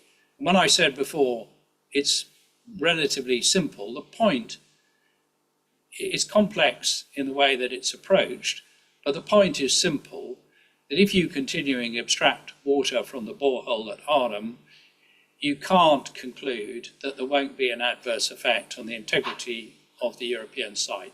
It's as simple as that. So if you have a solution where you can conclude there won't be an adverse effect on the European site, you've overcome the point. Yeah. So we get to a stage after the Regulation 19 representations where this point is fairly and squarely put to the council. They're still under a duty to cooperate. Other authorities in the housing market area see a strategic site as one solution to this very extensive unmet need in Crawley, let alone the coastal areas. Horsham had proposed Wheelcross, Buck Barn, whatever you like to call it, before, and their reason for removing it was water neutrality. That reason's gone away because Natural England have endorsed the solution. And given that information, Horsham were in a position to discuss with other planning authorities how they could contribute to meeting unmet need in other areas. But the Horsham informed neighbouring authorities, including Crawley, that it could not contribute to meeting unmet housing needs, and that's recorded in the July 24 Statement of Common Ground, DC02, Para 610. So the simple point is, they knew there was a problem with unmet need. They knew that one of the solutions was strategic sites. The only reason for ruling out Wheelcross was water neutrality. That had been overcome. And at the very least, what they should have done was to put this forward in discussion with neighbouring authorities. Now, I put this tentatively because they may have done this, but if one looks at DCO2, the North West Sussex Housing Market Area Statement of Common Ground, no consideration of Wheel Cross. There's a statement of common ground with Crawley, DCO4, shows that meetings were held, but doesn't demonstrate this solution was considered. And the HDC 24 Mid-Sussex series of documents shows that there was post-Regulation 19 engagement, but not on this issue. It also shows, if you look at Appendix A2, there were meetings of the West Sussex and Greater Brighton Strategic Planning Board, but not mentioned there. And Appendix A5, discussion with the Gatwick Diamond Group, no discussion of Wheel Cross there. Now, if we're wrong, and there was some discussion about it, and it was specifically put forward, then the council have got a chance to tell you that. But if they didn't, this is not some theoretical breach.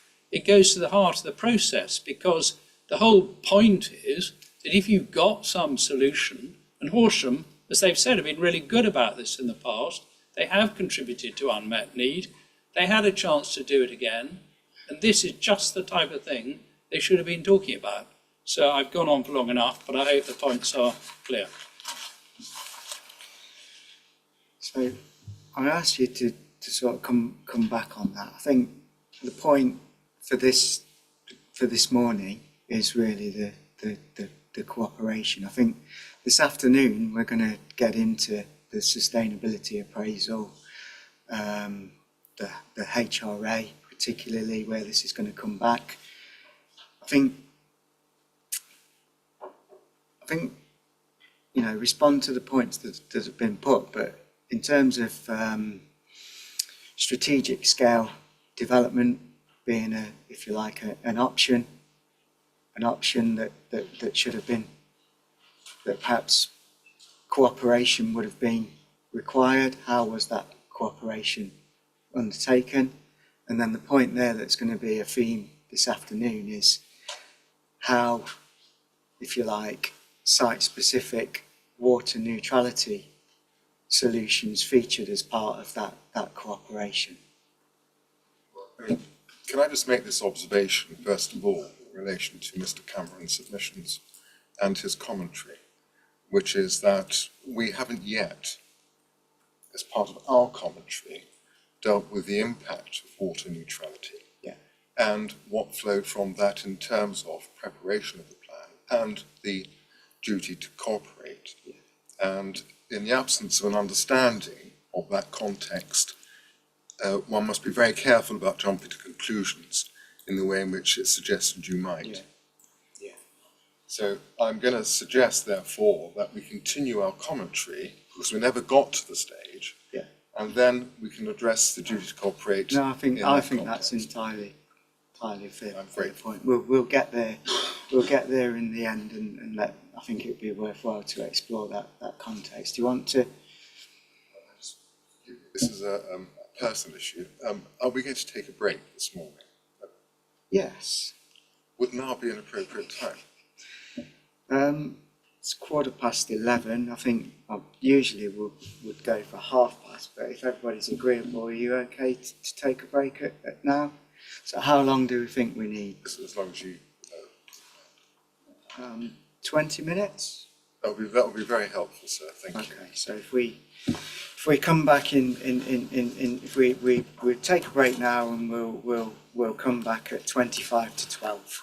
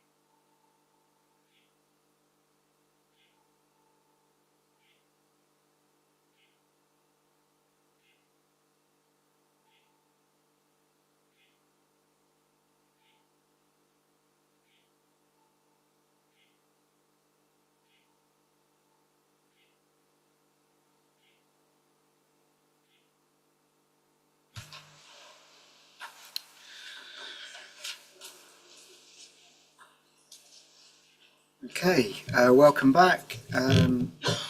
Hearing session for matter 1, issue 1 is resumed, and it's whether the council has complied with the duty to cooperate in the preparation of the plan.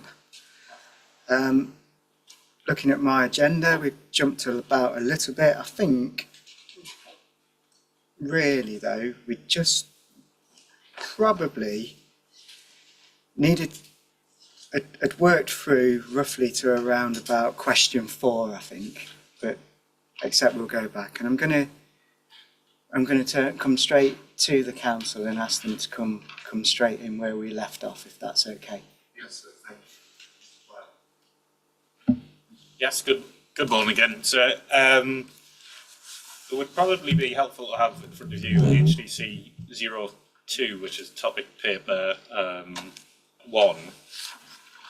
Particularly, I want to draw your attention to chapter 6, which begins on page 12, or at least page 12 of the printed version. So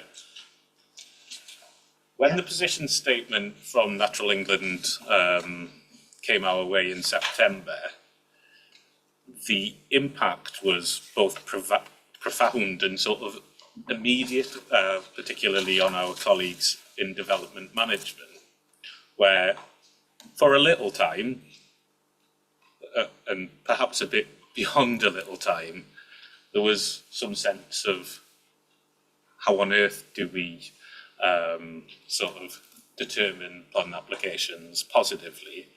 And figure 1 sort of demonstrates that, or graph 1 really, and actually all the graphs demonstrate the impact that has had.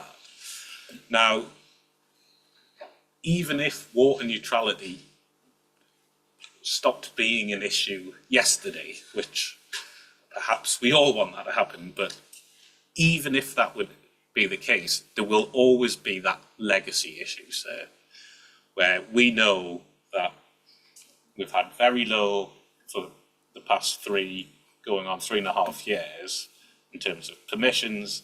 They're very likely, that will very likely lead into the first 5 years of the plan. I mean, I don't accept Mr. Cameron's point that it's a small constraint or a lesser constraint or whatever the term was used. It has had a very large impact. Now, it's not the case that we can just magically catch up when water neutrality doesn't have that sort of constraining factor. We can't go, okay, we allowed relatively little for 3.5 years, we can magically start, allocating the whole district for development. And our evidence, which is the housing delivery study, which is HO3, so it's the update, sets that out. It's not the case that we can, I don't want to use the term, but plaster the place in terms of new development. Going back, and one thing that we probably didn't explain in relation to MIQ2 was our relationship insofar as it relates to water neutrality with the other affected authorities. So if it's useful for you, it's probably useful to go through that now. So September 2021, we get the position statement. The area covers, apart from a few farms, the Horsham I'm aware district. of the cover of the resource zone. Excellent. Yeah. So we've worked with all Chichester, Crawley, National Park, Mid Sussex, and County Council. Yeah. And we set up a governance structure because this became matter 1 for the council, frankly, especially for us. Within that governance structure, and it's within the hearing statement, so I'm not going to give you each level, also sit Southern Water, who are the water supply for the area, Natural England, who are the main environmental body, but also the Environment Agency as well, all set out for you in the water neutrality statement of Common Brown DC 08. Now, what first that group did was basically to understand the impacts of the position statement, the effect, to understand really what the issue was, because it was quite a surprise that that position statement, as I'm sure the development Can I industry just tell would you agree. what I think I understand already? Okay. And then obviously you went and did the ACOM studies and looked at obviously solutions to providing, if you like, water capacity. The conclusion ultimately led to the need to set up the idea of an offsetting scheme and start working towards that, which has been working on. So I sort of understand all that. Does that help you just to? Am I leaping too far ahead? No, that's really usul, and it's all I would say was JBA were our consultants, and they produce documents. JBA, part sorry, A, part B, and part C, part which C is probably the main one. Yeah. It is absolutely the case. Now, in terms of housing delivery within that, and it was actually sort of the main aim of Part C, we worked with our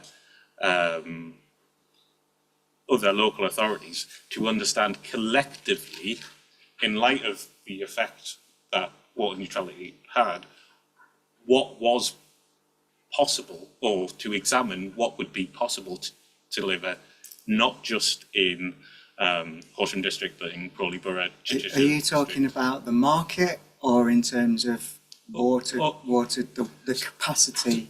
The capacity, the HDC H03, the housing delivery study, is the capacity.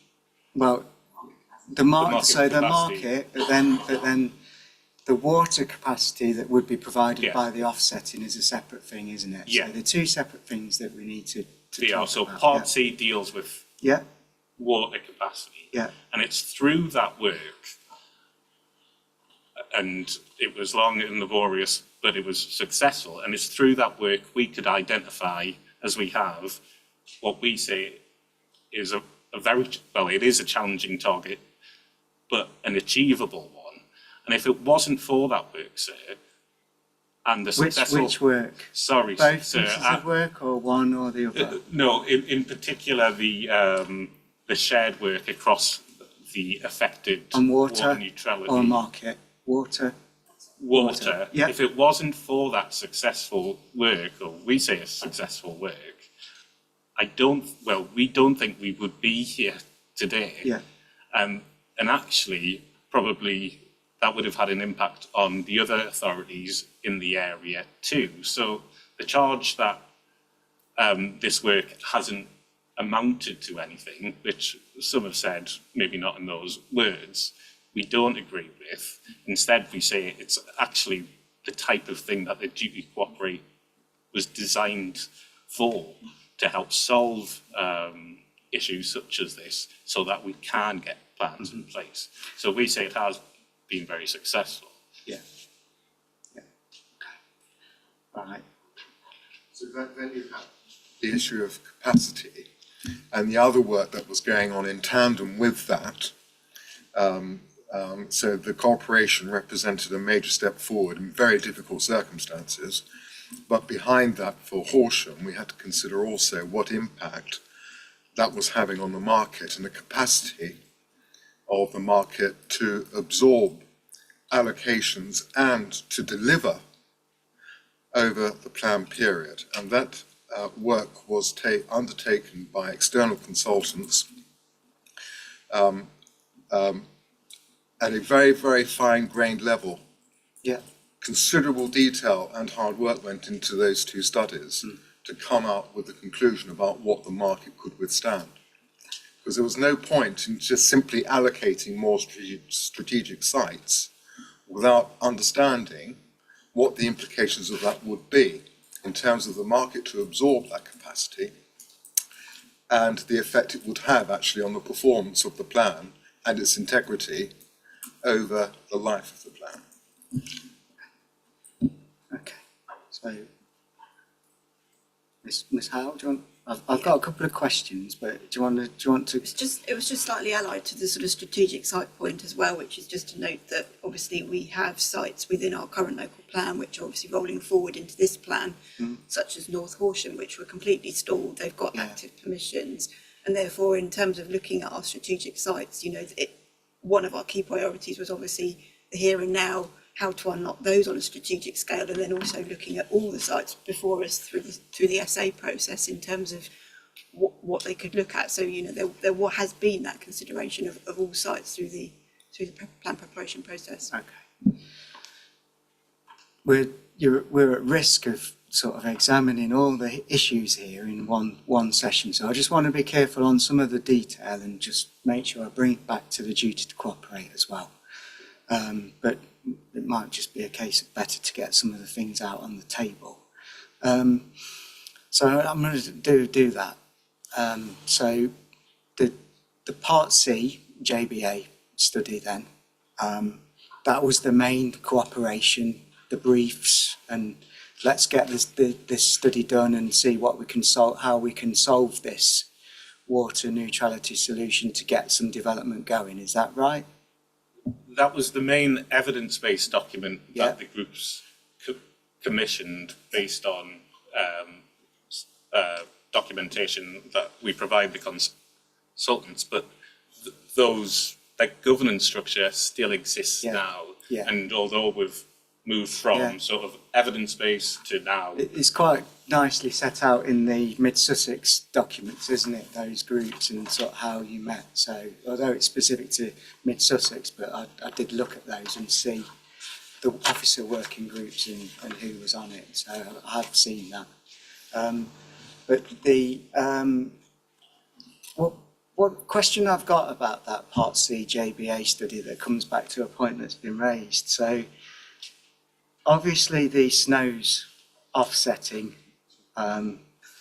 if you like, scheme fell out of the JBA work. Is that right? That was really a clear recommendation from that. Is that right? It was, yeah. Yeah.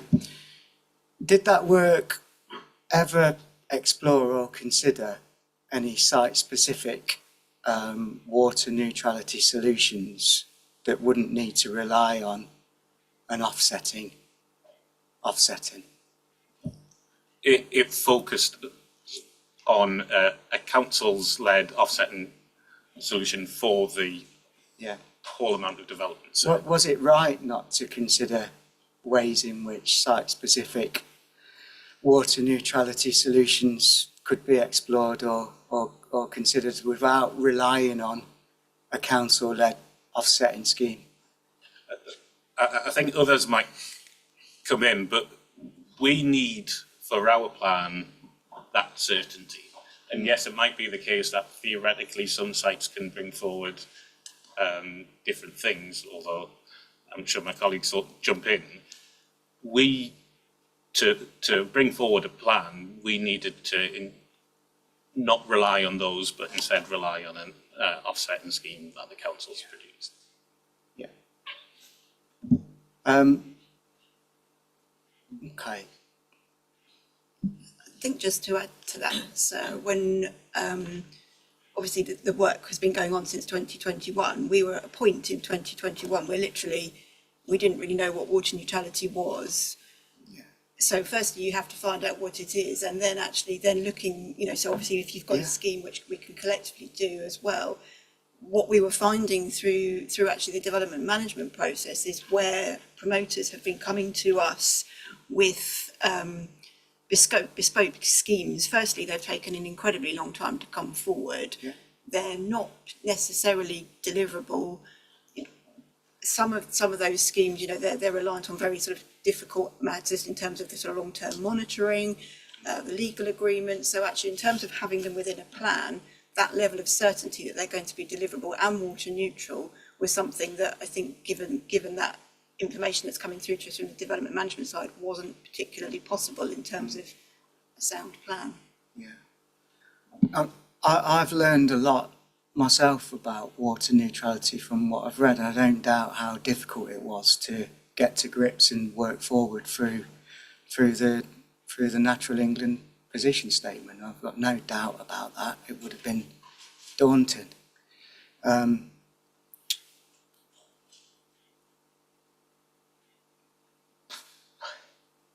But I still come back to this as to, the offsetting scheme seems to have been the only option that if you like, emerged out of the council's work at a time when others were perhaps saying that there is an alternative way for some developments to meet water neutrality, which could be site-specific solutions. Is that just wrong? Am I wrong in saying that? They were saying that they were solutions, but it's not that we haven't taken away and looked at them.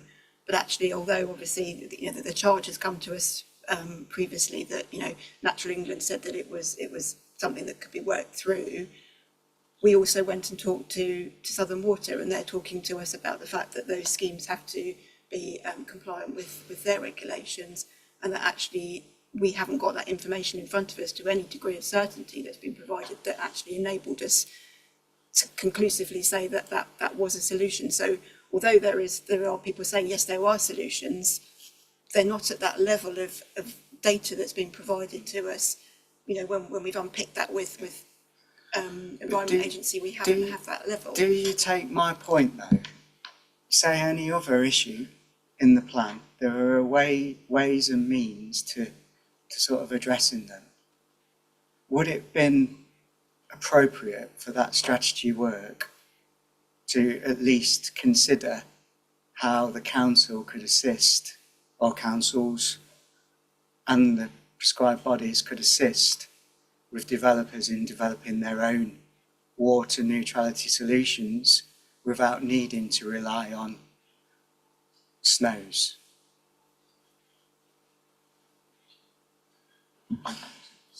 Or was it? It might have been. It might have been considered and ruled out. I'm not saying it. I think I wasn't going to add too much other than to kind of really there was not much on it. I think what we're trying to emphasise was that it's difficult to discuss, if you like, solutions to issues, cross-boundary issues such as water neutrality when the solutions are so embryonic, and it was just not something that we could, what was recommended in the Part C study was, and this was and fully supported by Natural England and the Environment Agency, was that we undertake a local authority-led joint approach to a strategic solution to water, or a strategic approach to water neutrality, because it was likely to be more effective, it was likely to be much cheaper for developers, and was likely to be implementable, on a much greater scale, so could achieve a lot more than any one individual site-based solution.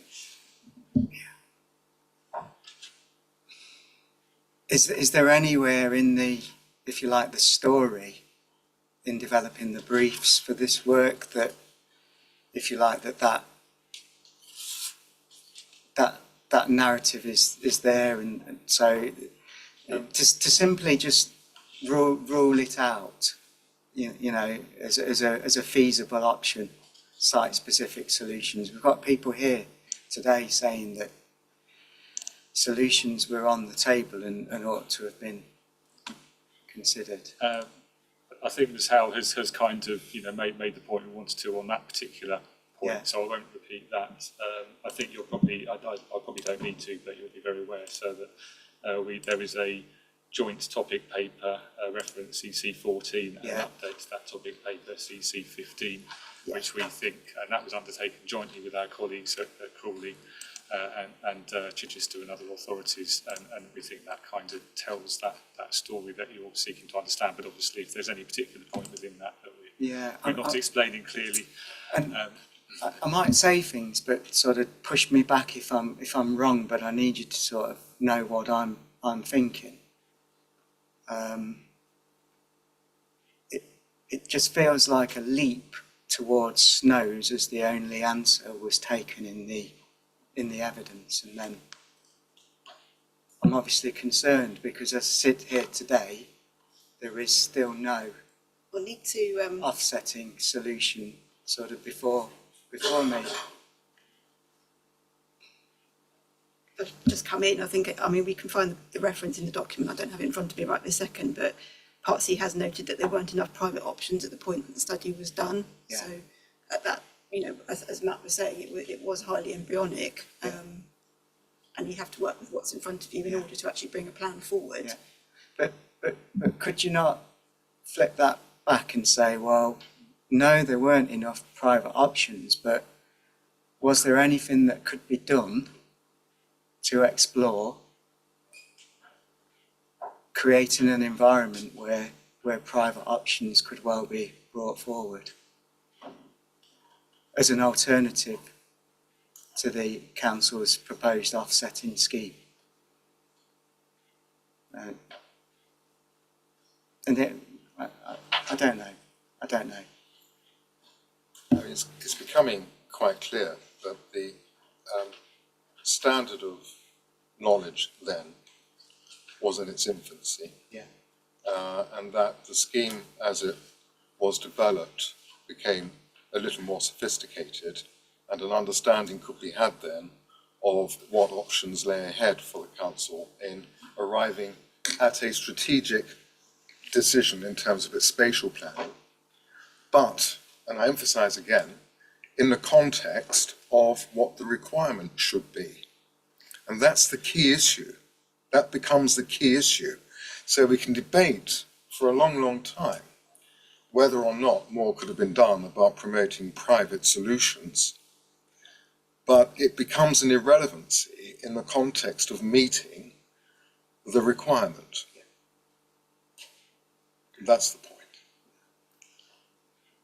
And even if it could be said that Natural England will be happy with an on-site solution, that doesn't, of course, provide the kind of comfort you would need in order to make an allocation and depend upon that allocation coming forward without some very, very concrete information that relies not only on that site, but other sites coming forward promoting the same kind of solution.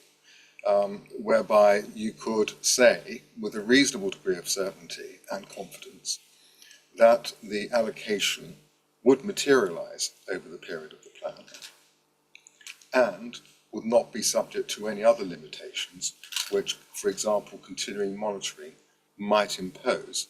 If you're looking at abstracting water from under the site, that could have very severe consequences in the medium and longer term, which have to be monitored. So there are all those sorts of things. And to expect a local plan at that stage to respond in the kind of way which is being suggested would have led to a very, very long pause in local plan production. Of that there can be no doubt, until these on-site solutions could be fully explored, because they had to be explored not only in terms of their individual solutions, but also in terms of the cumulative impact of those individual solutions.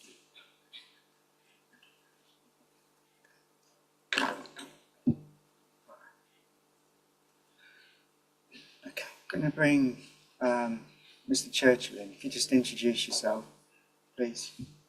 Indeed, thank you. I don't know whether to say good morning or good afternoon. I think we're right on the cusp, but good morning, sir. Thank you. We've heard this morning, obviously, these are very significant issues that we're looking to address. We heard from Ms. Howe about the huge extent of the unmet needs, to use her words. From the MP, we've heard about the chronic shortage of homes, the immense impact that will have on future generations, and it being literally impossible to meet affordable housing needs. That's the extent and the significance of the issues that we're facing here. Mr. Churchill, you like me, you're quite softly spoken. Just bring that a bit closer. Apologies. Thank you. Apologies. Do you want me to read? No, that's fine. So significant issues that have been recorded through the discussions this morning. In the context of the duty to cooperate, one would expect a multifaceted approach and an ongoing process in seeking to address these issues. What we've identified through the discussion that's just taken place is a very stop-start approach that focused on one strategy that I'm sure we will come on to it, and in due course, hopefully when we talk about snows in the round, we will investigate that point made by Mr. Baker that it's much cheaper for developers, which is something I take issue with. But the outcome of this process should have been to exhaust all possible sources of supply. That's what our suggestion is. That's what the outcome of the duty to cooperate in this matter should have delivered, and has failed to do so. Thank you. And then Mr. Cameron, please. Thank you, sir. Just to respond on one or 2 points. First, 3 of them. First, the extent of the constraint. There shouldn't be any misunderstanding. I'm not suggesting it's a small constraint, which was the word that Mr. Kleiman used. It's not the word I used. The point that I sought to make, and will make again, is that one needs to understand the nature of the constraint, and the nature of the constraint is not complex. The solutions may be complex. The constraint is imposed by the nature conservation issues. What is the effect on the European sites? And can you rule out, to a sufficient degree of certainty, an adverse effect on integrity? That is what lies at the heart of all this. That is not a difficult concept, and it's well known to anybody who's been in the planning system for the last few years. And because it's an impact on a nature conservation site, and because the constraint was imposed as a result of the statement made by Natural England, it's very important to look at what Natural England say about other solutions, because they are the guardians. So, not a small constraint, but it's a constraint that has to be understood, and once it's understood, it's easily understandable, is the first point. Second point to respond to is Mr. Shadaravian's point that these issues were irrelevant in the context of meeting the requirement. The point that I've sought to make this morning is related entirely to the duty to cooperate. We're not talking about allocation, because that's what this topic is dealing with. And it's a very simple point, is if there's a very significant unmet need, we're not talking about requirement here, we're talking about need. If there's a very significant unmet need in Crawley, which there is, the whole point of the duty to cooperate is that one continues to discuss it. And Horsham's reason for not contributing, as they have done in the past, to meeting that need, is water neutrality. So if you're going to have those discussions, you have to look at what are the solutions to the water neutrality constraint, or I would put it, to the habitats constraint, is the way I would put it. And you can't just say, well, we're only going to look at one, which is an offsetting scheme. And to use colourful language, the gauntlet which I threw down, and I don't throw it down in any aggressive way, it's just saying, if there's an answer, please could we hear it, because you need to know the answer, is where is the evidence that the council, in the duty to cooperate discussions, discuss the option of on-site water neutrality solutions on strategic sites? That's all we're asking for. And where is it post the Regulation 19 responses? Because there's hardly any point making Regulation 19 responses where you put in the case of Thacombe, they put a lot of effort into this. They produced a water neutrality, a water report.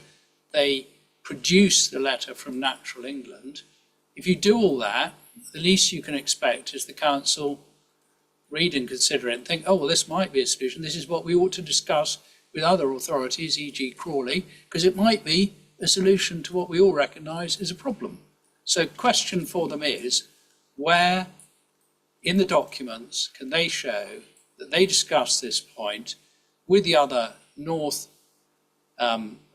West Sussex housing area authorities post Regulation 19 when they had the letter from Natural England. I asked it before, but I'll ask it again. That's the only point at this stage. We can come on to allocations and housing need later, but that's not the topic that we're talking about this morning.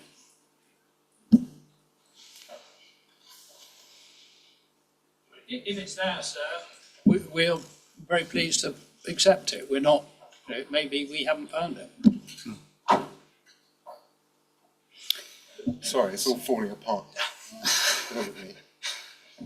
So just take it back. So you've heard what's been said. I was probing a bit more, I suppose, what immediately happened after the Natural England position statement. You've told me that, and you've answered those questions. But I think to push it on a bit, I think it's fair, if you can, to say what you did in light of the Regulation 19 representations. The question is, what was undertaken, as it were, between authorities to discuss this issue? Yeah. And your attention was drawn to the JBA report. Yeah. And that's very important, because that was a joint study. It was undertaken for all the authorities and gave a clear indication as to what was viable in the context of the emerging plans at that point in time. So we're talking about late 2022. And paragraph 201 of that report says, another approach to offsetting is to allow a commercial market to develop using market forces to set the cost of offsetting and drive technology improvements to improve efficiency. This approach would take some time to develop, and the burden on individual developers early in the scheme could be considerable. There is also no certainty that a market-led scheme would deliver sufficient and timely offsetting in order to ensure offsetting is in place prior to development in all cases. Significant monitoring by LPAs would still be required. So that's highlighting and emphasising the fact that such a solution is not entirely dependable.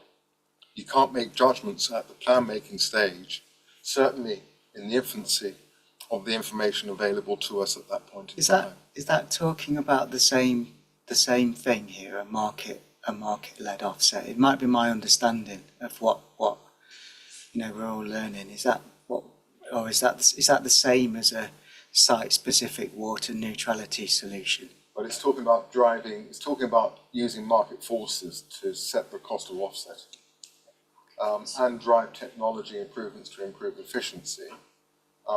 So it's talking about measures, on-site measures, so that could incorporate any number of alternatives. But it was something that was considered.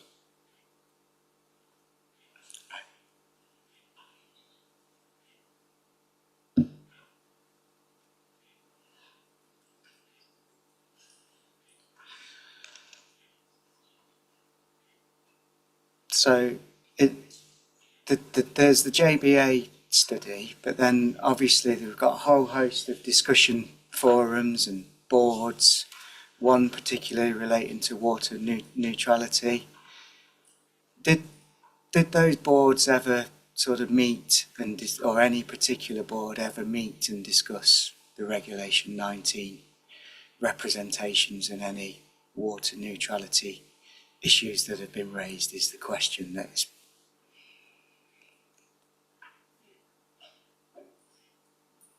The answer is yes. Within each of those meetings in the agenda, there is a standing item each time in terms of where each local authority has progressed to with its local plan. And yes, there are options where we fed back the sort of key feedback through those forums. In terms of where we were in that process, though, obviously by the time we've been through our Regulation 19, obviously Crawley Borough Council were at their local plan examination, and Snows itself is intended as across, it's across the whole of North West Sussex. Those schemes don't necessarily, for it to work, it's intended for all of us to do that. So therefore, in essence, the die was to some degree set by that point through the actions of us as a collective, rather than it being the actions of one single authority, in terms of where we would then progress to next. What I would say is through those meetings as well, there have been discussions about whether there are other measures that might come forward through, for example, in terms of what Southern Water are doing, in terms of those challenges, in terms of the WRMP, what measures they can bring forward, the longer term of the position statement, how that might work through. So there have been significant challenges given to those partners in terms of what those outcomes were. I think the other aspect in terms of the Environment Agency, for example, are undertaking a study at the moment in terms of what the cumulative impacts of multiple boreholes would be, which again would be an outcome of a number of sort of individual sites, and effectively the law of unintended consequences kicking in, because if you have lots of sort of little boreholes picking up across the area, then actually those areas may run out of water if they're not implemented correctly. I'm not aware of that work, but that's interesting. I think it'd be useful to me to know when that started, and when it's likely to be concluded. Can't recall. Maybe, I mean, if you don't, obviously you can't put your. So I think a note on that will be needed. We can review all the notes at the end, but I think a note on that would be helpful because it's relevant. I'm sorry, I've cut you off. I didn't mean to do that. It's just helpful. I can't. Yeah.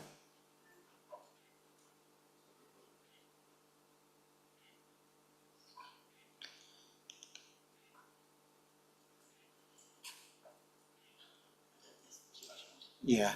So, okay. So you say it was discussed, but I can preempt the question. People are going to want to know sort of exactly what was discussed at what forum and what the outcomes were. So is there any sort of notes of particular meetings that can be produced to do that, or were there not those sorts of forums where those sorts of things were documented?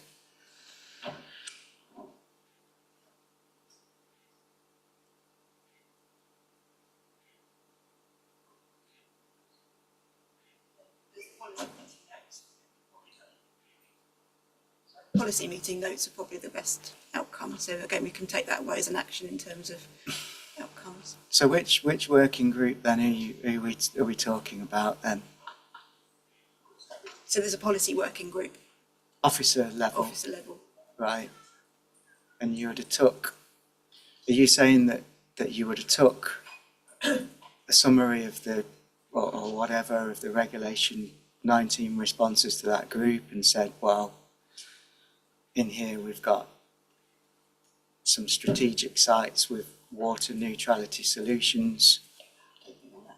Is that what would have happened or not? Just I don't think it would have if you don't know, that's sorry.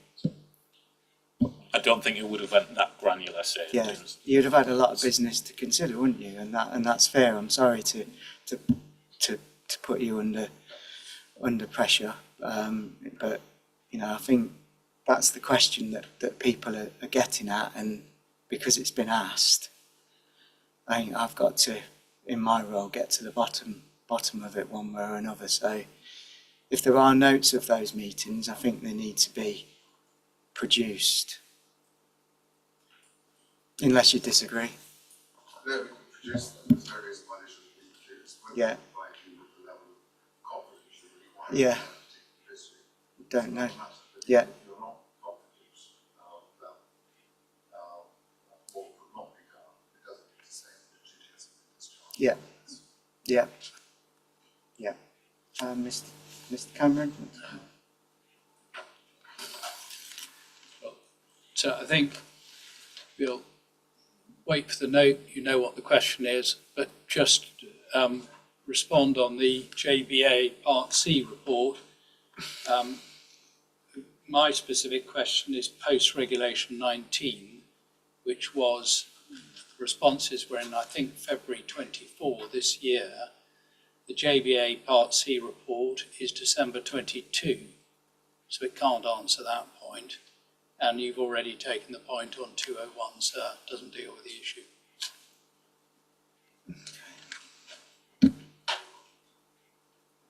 Mr. Murray Cox. Thank you. Thank you, sir. I note with interest what's been said about the reason why seemingly there wasn't consideration of the alternative solutions considered, and I appreciate that this is jumping outside of this issue strictly. I've always long failed to understand the paper trail of having said we've identified a problem, here's a solution, whether or not that solution is limited, firstly in terms of its capacity, but where the paper trail was of the other solutions. But I just draw attention to Strategic Policy 9 in this local plan. And the way I've always understood that is to say there's a problem, there is a solution, that's the District Council's SNOWS solution. But in Part 4 of that policy, it says development proposals are not required to utilise the local authority-led offsetting scheme. So if that's the case, that takes you back to the question that's been asked several times by Mr. Cameron. Where's the evidence as to where that gets you in terms of housing supply?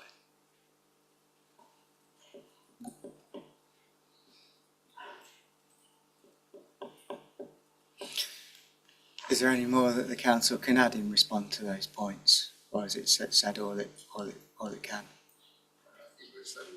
Yeah. So, I think, yeah, I mean, the last point made, I think maybe will be picked up in later sessions is all I was going to say. Obviously, it's a point that... Yeah, just try and pull the microphone a little bit closer. Thank you for shouting out. Do shout out if you can't hear. So I was just suggesting that I think that the points which are raised are maybe better dealt with at a future hearing session. I'm not sure it's directly due to cooperate. Okay, all right. Let's try and just move through my agenda a bit more.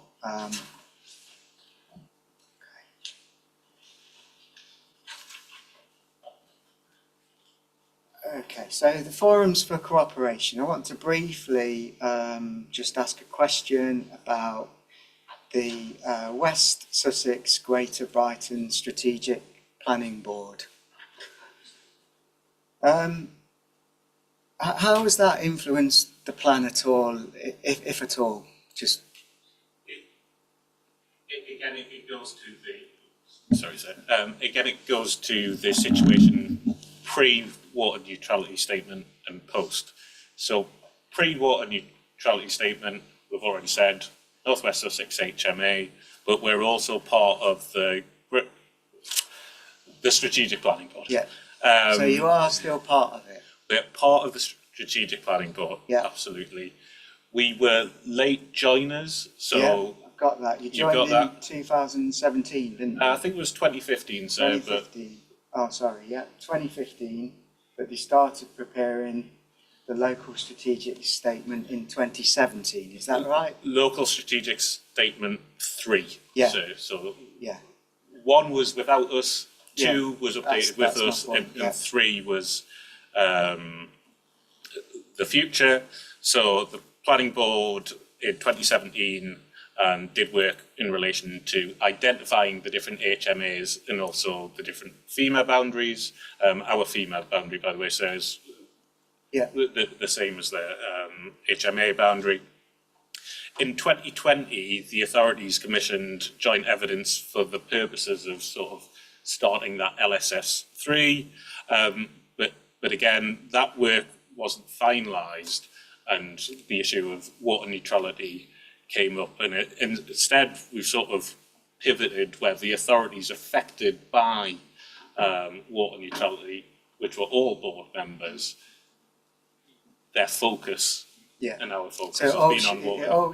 that work, is it fair to say that board and that work all sort of paused? Officer groups went away and got to the point where the end point really is the JBA work part C. Is that? I wouldn't say that the end point of our northwest of the water neutrality. The main evidence base. Yeah. It's then allowed us to now look at. And then you started working on snows. And also the joint policy approach that has been agreed by the Crawley Plan that we share with Chichester, who are both at examination. Yeah, the statements of common ground that, Yeah. that are all before us, and the duty to cooperate statements sort of filled that void of that board. But it was envisaged that that board would do a lot of that work that those statements of common ground took on. Is that right? What that was going to do was highlight high-level objectives, issues, priorities for the area to potentially inform decisions for local plans. But as we've explored a lot, sort of the situation changed, and the background shows duty, cooperate and action, sir, is in HDC 23, which wasn't produced by us, although we are co-signatories of it. Was produced for the other examinations, sir. Yeah, I've read that. Okay. Okay.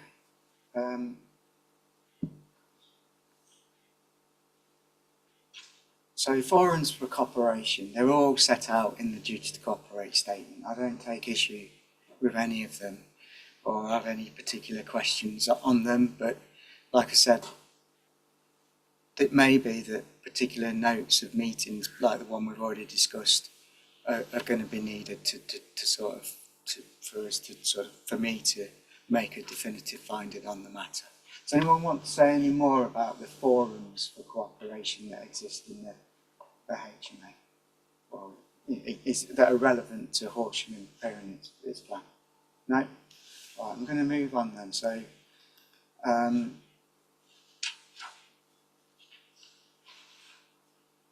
so we've preempted a lot. I've got how has the cooperation been done to establish a housing need? I think you've answered it up until 2021. I think you've answered that, have you, as far as you can?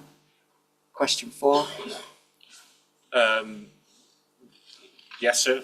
I think we've discussed about the world before, the position statement and the world and after. then cooperation after. You got the position statement, did the studies, you did the market work, and you did the water capacity work, and that influenced what led up to the Reg 19 plan. And we can unpack all that this afternoon when we look at the SA and the HRA, can't we? Yeah? Okay.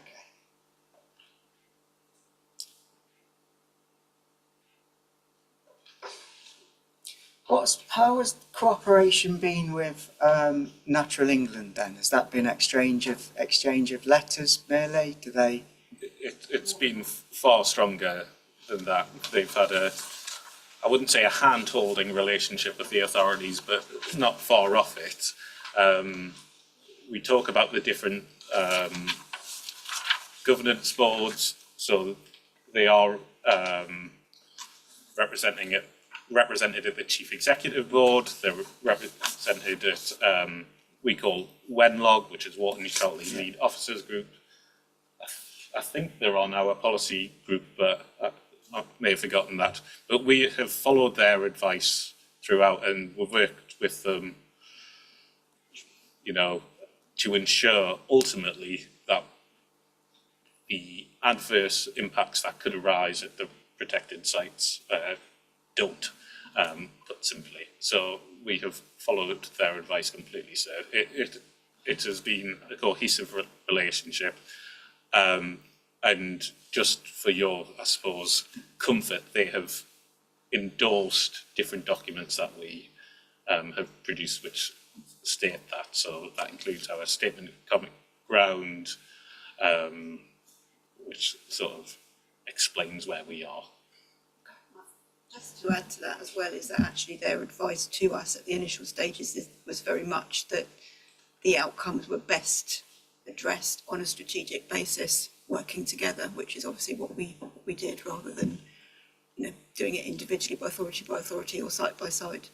Yeah. Mr. Bates, yeah. Yeah, thank you. Just to clarify, I mean, I think obviously the focus, as you say, has very much been on water neutrality and probably will continue to be so, but I just wanted to remind yourself and everyone that and this is reflected in the Statement of Common Ground with Natural England DC14, that we've also worked closely with them on issues other than water neutrality. In particular, I'm mindful of there's been some issues in respect to air quality at the men's SAC, which we'll come on to this afternoon, no doubt. And also in relation to one of the strategic sites, the West of Ifield sites, in relation to Bextine Bat, so 2 examples. So we have very regular and productive contact with Natural England, just to remind us the room that it's not just about water neutrality. No, and then just taking up that point, again, we'll get onto this in the HRA in a bit more detail.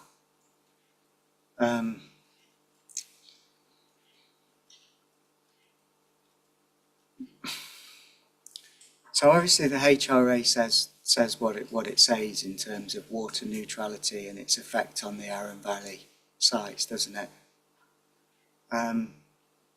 You mentioned cooperation with Natural England on air quality. Has there been any other discussions or cooperation with Natural England about, if you like, looking in detail about the actual effect on the Arun Valley sites? If you like, setting, if you like, the mitigation aside to understand more about, if you like, the impact pathway that we'll get on to in this afternoon a bit more, so just save some of the detail. Is that? Yeah, I can come in on that. So there's 2 aspects to that. So what Natural England are doing, although the outcomes are not yet published, is something called a conditions assessment. Yeah. And I think that's due out during the course of this examination, is my understanding. But yeah, I think there's quite a bit due out during the course of this examination. Yes. We'll get on to that. But in essence, what that looks like is, the state of that particular habitat. What they have told us informally is that, they are of the view that it is still in a poor condition. There are elements of that which are not water neutrality related, but things like nutrients, but there are also aspects in terms of the fact that they're still of the view that abstraction is causing some of the problems. Secondary to that, what Southern Water are doing is a study which is due to be published May next year, which is it May? April, May. Right. It's spring. I thought it was a bit sooner. Spring. But I don't know that. I was going to ask you. Let's find out. Yeah. May-ish. Let's find out. Yeah, we can As seek best to we can. find that out. Again, which then seeks to understand that relationship in more detail between the 2. Obviously, we have no evidence at the moment that there isn't an impact, and given the requirements of the SA, the HRA, we've obviously had to apply the precautionary principle and develop a plan on that basis. Yeah, I think I'd like to understand a bit more about how you've worked or understood what Natural England doing with regards to the condition survey. I think that's useful. I think I'd like to understand that. I think in the context of this duty to cooperate discussion, but also in the context of the wider issues, because I think it would be relevant. I think, obviously, the water resource management plan is due. I'd like to know. The consultation, their second round of consultation finished on Friday, so Yeah. I think they've been given till the end of March to respond to the reps, and Yeah. then it goes through. Yeah. their- So I'd their like. process. I think I want an update note on it, as you can engage with, if you can engage with them on it, to know roughly when that's likely to be due out. But I want to just be clear on my understanding of it when it comes out, what it's going to do. So there are those that have made representations that say that will, in effect, take away the water neutrality issue. I'm not saying that, but there are those that have made representations to that effect. There are those, it's obviously subject to its own HRA that the Environment Agency consider that's right, isn't it? So yeah. Yes, so the WRMP is going through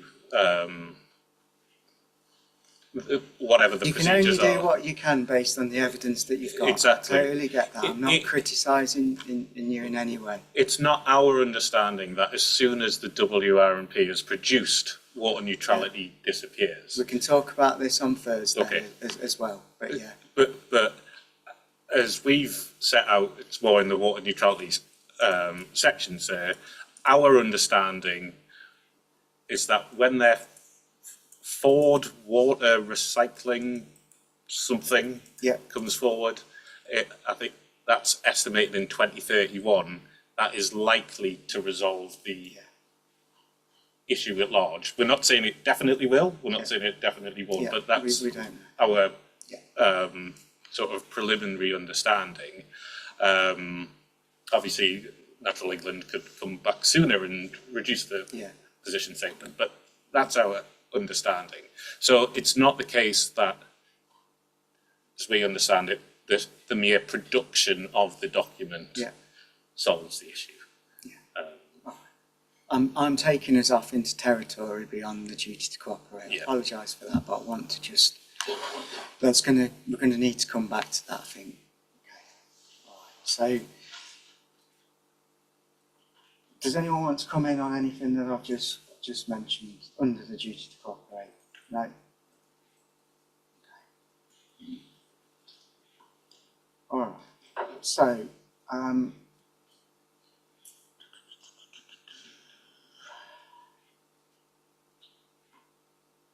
gonna just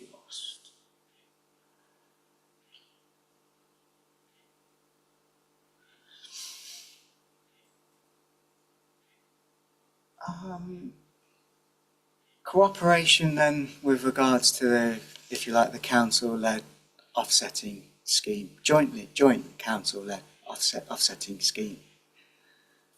There's a officer group or a board, isn't there? Is that right? There is both, sir. So there's the offsetting implementation group, so OIG, but yes, that reports to lead officers group or WENLOG and the chief executive board, which is, I can't even think of that acronym at this point. It's just called the board. The board. So yes, as we've said, the water neutrality authorities have moved from understanding to policy development, and now it is about setting up the offsetting scheme. I'm sure we'll talk about it a lot on Thursday. Yeah. We've got our project officer there with a bloody finger, and we can get into a lot of details. But yes, that's a method of enabling all of the identified development. Is there anywhere in the JBA work that estimated how long it might take the council to get this going? There wasn't, sir. I think in the council's defence and in JBA's defence, the WRMP has been significantly delayed itself. Now, for the danger of going into too much detail, essentially... They're interdependent, are they? And you're working closely with Southern Water, exactly, sir, right? because our offsetting doesn't clear the entirety. What Part C does is around 12% of that. Right.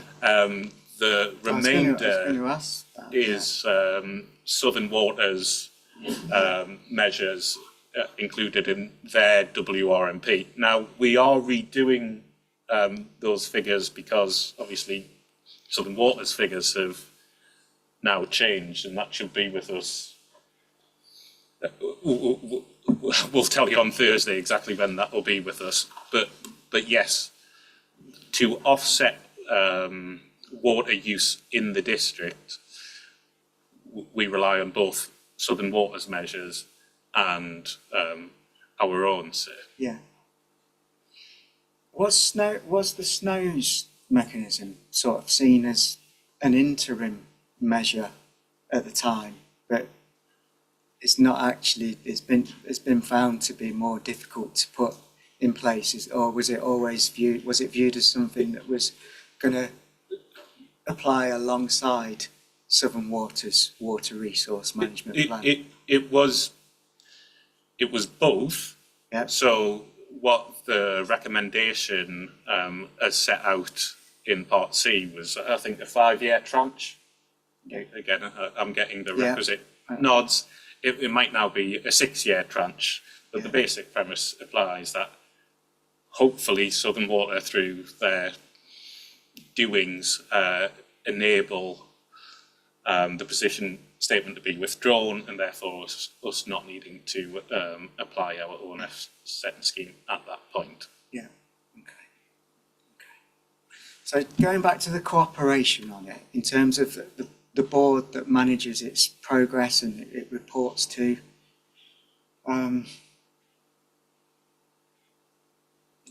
did you expect that to be in place before you submitted this plan, SNOWS? Is there anything that you can point to? Because for me, I'm having great difficulty in understanding in how I'm going to move on without seeing how the SNOWS system sort of operates. I think we can. That's why I ask it now. So what is the cooperation and so behind that to get that in place sort of now? So again, we've talked through the policy development and understanding. Obviously, the cooperation also obtained funding to enable SNOWS work to commence. So we were successful in 2 different funding streams for that. So we would say that that's been cooperation, that's been effective. But at one point, certainly, we thought SNOWS, we thought the plan would be submitted before now, but we thought both would be here before you, but it is not so. But that's primarily because SNOWS is a response to the fact that Southern Water, through its own measures and their WRMP, doesn't fully sort of wipe the slate clean, or probably the wrong term to use, but I think you get my point in terms of offsetting all of the development that we plan to bring forward.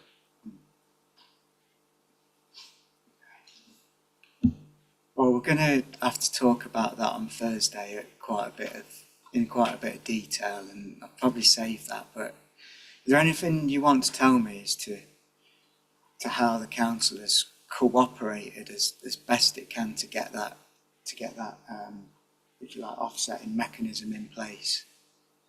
Anything that you can point to? I think so. It's been front and centre of our work, to be honest.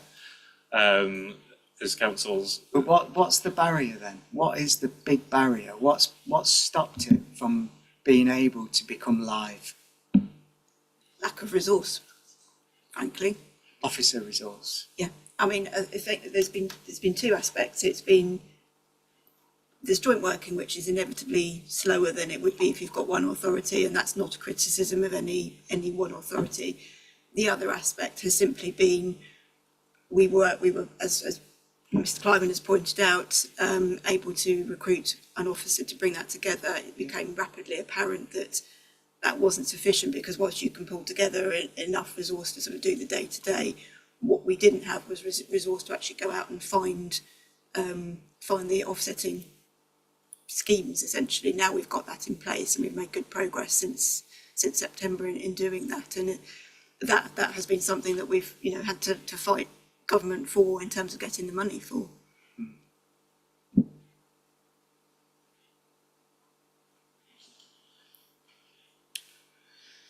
So the scale of it's difficult. It's not an easy skill set. It's not somebody that you can just recruit for. I do understand that, but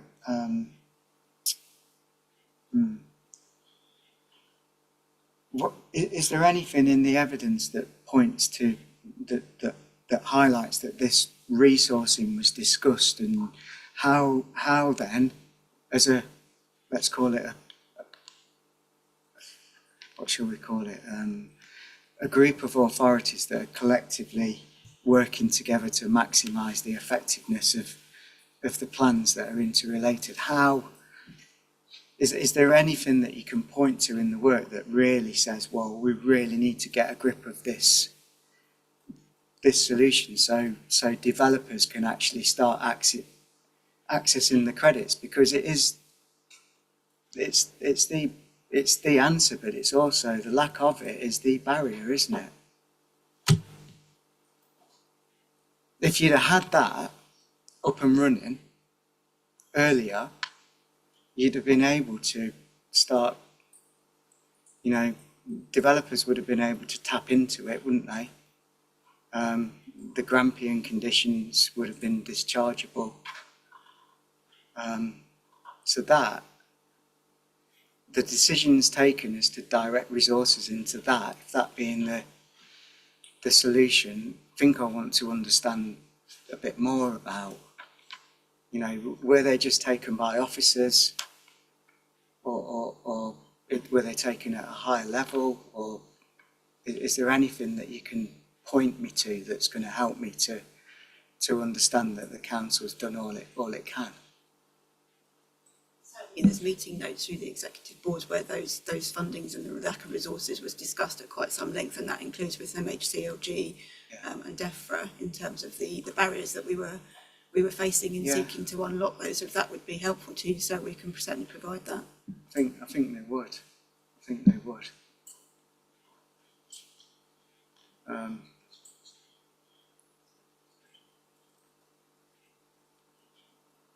It may also be helpful. We've also got a risk register that sets out some of the challenges in bringing SNOWS forward, which again we'd be happy to share. I think it needs to be in the library, because the information I've got on SNOWS in our library is quite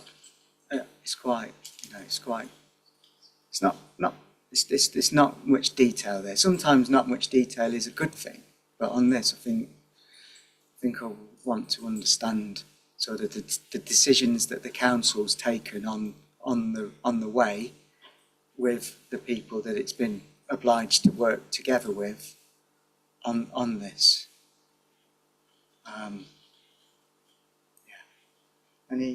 Anybody else? Okay.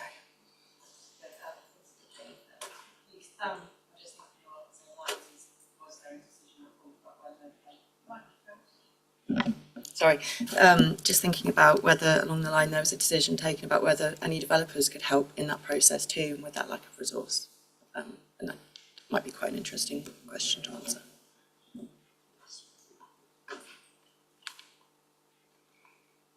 Yeah, so for me, it's just, I think for me, it's clearly the council, I'm not doubting it, the issue has been clearly acknowledged, no doubt about that. I suppose the cooperation that took place to sort of address the issue, knowing how pivotal that it is to, in fact, the council's case before me, I think I need to understand the decisions that were taken around resourcing that particular area of work. Because I'll ask you again, if that was in place like now, there would be no barrier to the council granting more planning permissions, would there? There'll be some barrier, because what SNOWS doesn't do, or the WRMP doesn't do, is unlock development as a sort of single swoop. It's the amount of water that's available through those credits, so you can't give. Yeah. So it's not an unlimited resource. No.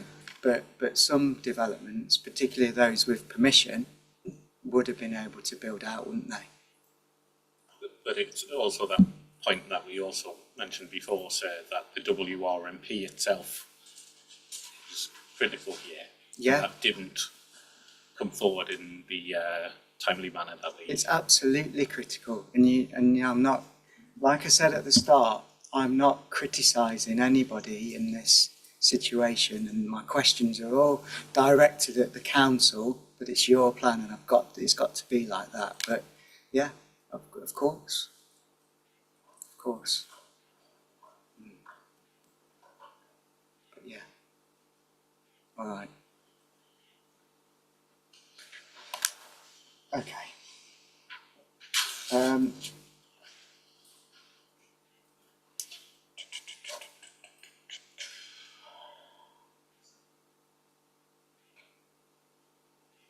So I'm going to move through. We've jumped about a bit. I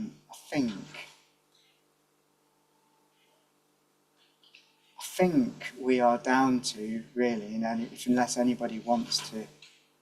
In fact, and just go back to the question raised by Fairfax. You're going to produce some sort of evidence for me to show me the discussion, the level of the decision making that took place on getting the resources to get this Snows project going. You're going to provide some evidence on that, the meetings that took place and the decisions that were taken. That's right, yeah.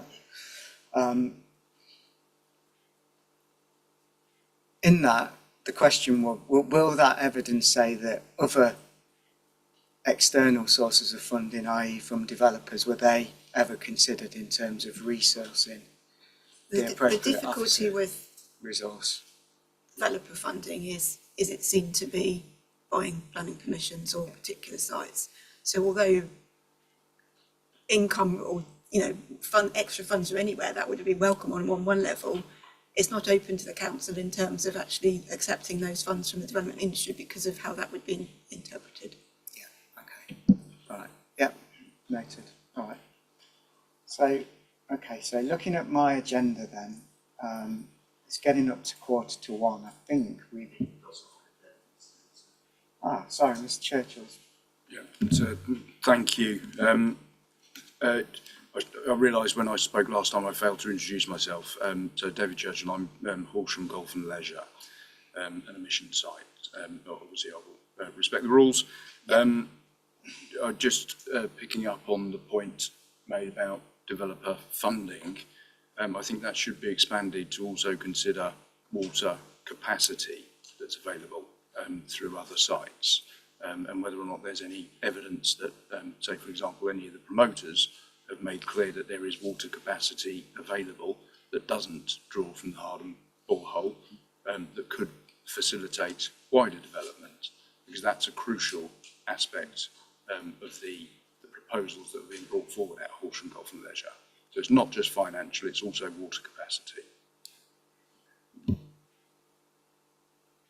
You want to respond to Mr. Churchill's point? I think I sort of alluded to that in my questioning when I asked for a bit more evidence on the matter. But do you want to?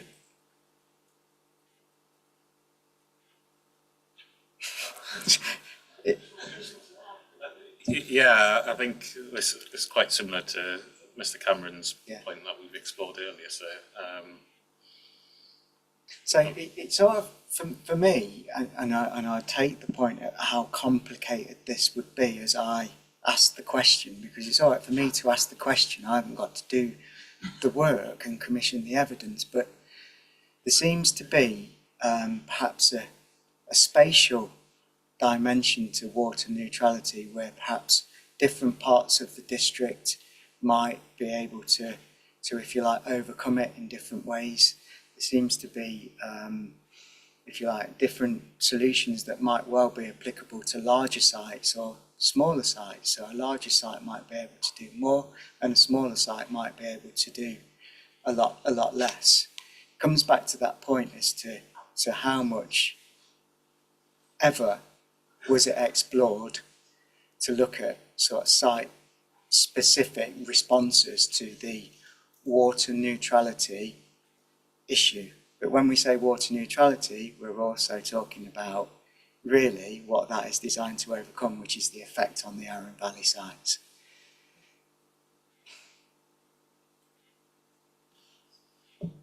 Does that, have I made? I think the nature of your line of questioning is clear, sir, but I'm not sure we can provide a response. No, of course you to can't. But I think what we can provide is obviously, not now, but through a note or similar potentially, is,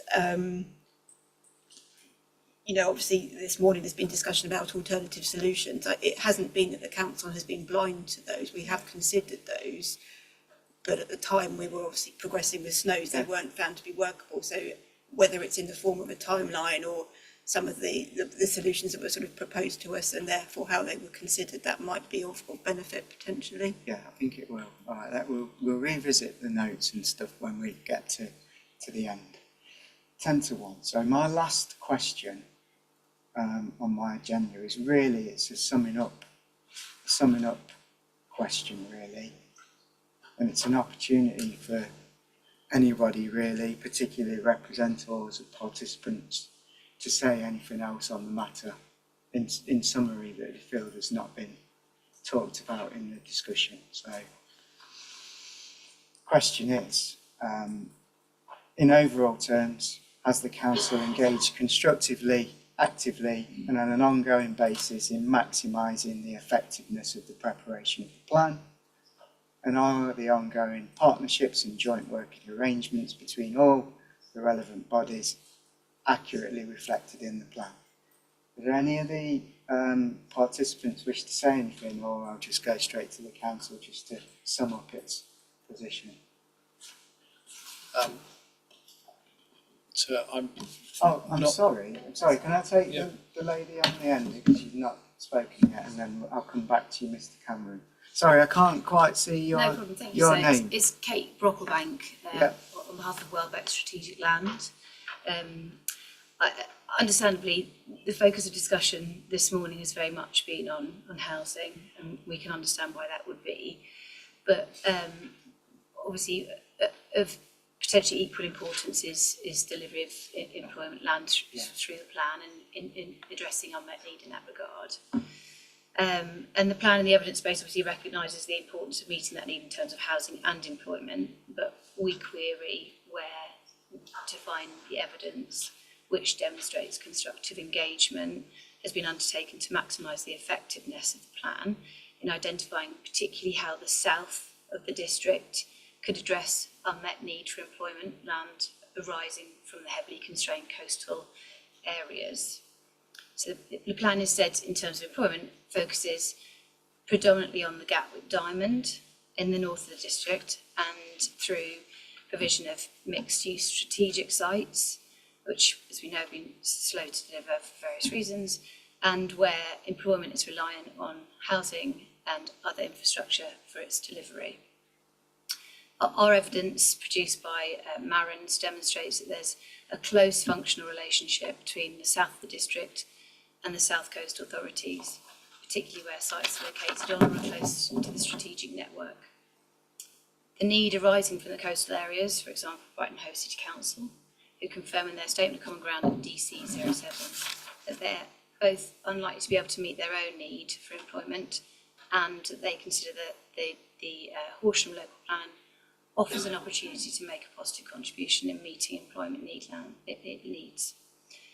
There are sites which are available and deliverable for employment in the south of the district, which are capable of meeting that need for both Horsham and indeed for the coastal districts. We struggle to find evidence that opportunities have been sought to address this need in the plan and to meet the duty in that regard. Thank you. Thank you. I think we'll be touching on some of that in the session on the spatial strategy, and I think that it will be picked up in the sustainability appraisal session as well. But with regards to how you cooperate on economic development needs, do you want to say anything in response? In response specifically to that question, with Brighton and Hove City Council, they're at an early stage of their plan period, but they have been clear with us that they're likely to have unmet employment needs and indeed housing needs.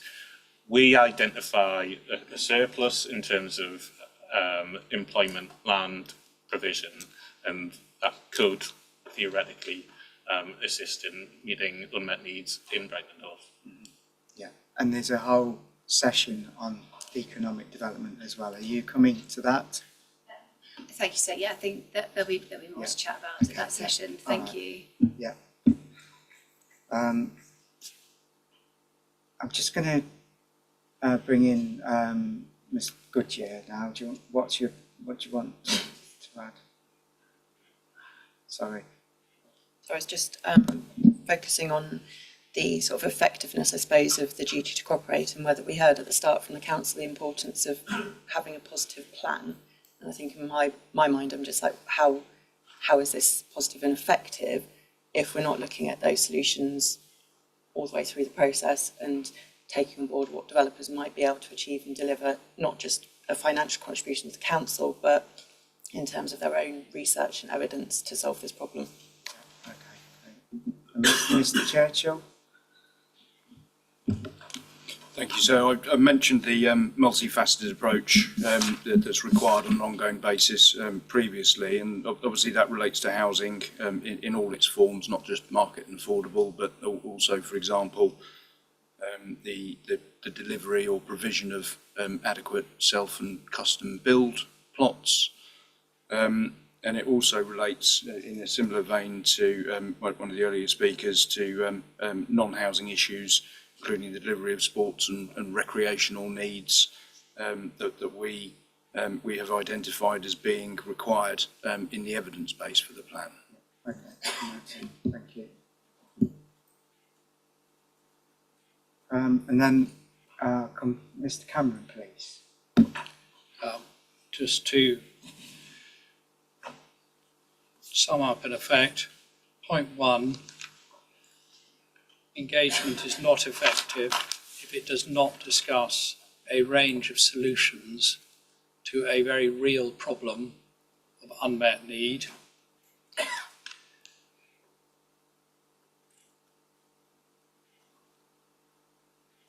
Point 2, strategic sites with on-site water neutrality are an obvious alternative solution which would allow unmet need to be addressed. And I gave the example of Mid Sussex saying exactly that in their document HDC 23. Point 3, at the Regulation 19 stage, Fakeham put forward the site they're promoting with a letter from Natural England endorsing it. Point 4, at the moment there is a gap in the ongoing engagement because there isn't evidence that following receipt of that information the council engaged with the other consultation bodies, and in particular Crawley and the other North West Sussex housing authorities, housing market area authorities on this issue. Point 5, the council have said they'll go away and identify whether they did discuss this, and we look forward to the response. But you're going to need, sir, I would suggest, to study that response carefully to see whether the gap is filled. And then, so I'll come back to the council now, and opportunity to give me its sort of response to question 5, sort of hearing what you've heard. Yes, I mean, we say that yes, we have maximised the effectiveness in this context, and that through the work we've done with our partners on water neutrality and housing, that has enabled us and our partners to produce a plan before you. Without that work, we simply wouldn't be here, because we wouldn't be able to give, we wouldn't be able to demonstrate that the plan would be water neutral and then have beneficial or not cause further harm to the Arran Valley sites. We didn't get on this during the discussion, sir, but obviously our arrangements with our neighbours have had other positive benefits. It's in the hearing statement, so I can't rehearse them all now, but as just one example, sir, our work with Crawley Borough Council and West Sussex County Council in relation to land west of Ifield, which is HA2, or allocation HA2 within the plan. That includes, that was based on agreed objectives for the sites that fell into policy requirements, and most notably includes the allocation of a secondary school, which is desperately needed outside of our boundaries. But yes, we think, taken as a whole, our engagement has been effective. All right. Thank you. It's probably as far as I can go with the hearing session on this matter. Just briefly, I want to just talk about the actions that came out. I think we probably inevitably can add more detail to these, but broadly, as we go through, and I might think again over the course of events, but broadly what I've got is easy ones, the openings of the MP and the council to be added to the examination website. I think Gypsy and Travellers, I particularly want a note of the cooperation that's taken place on how the council would work, has worked with his partners to address the issue, not necessarily just identify the need. So what work has been going on to try and solve the problem.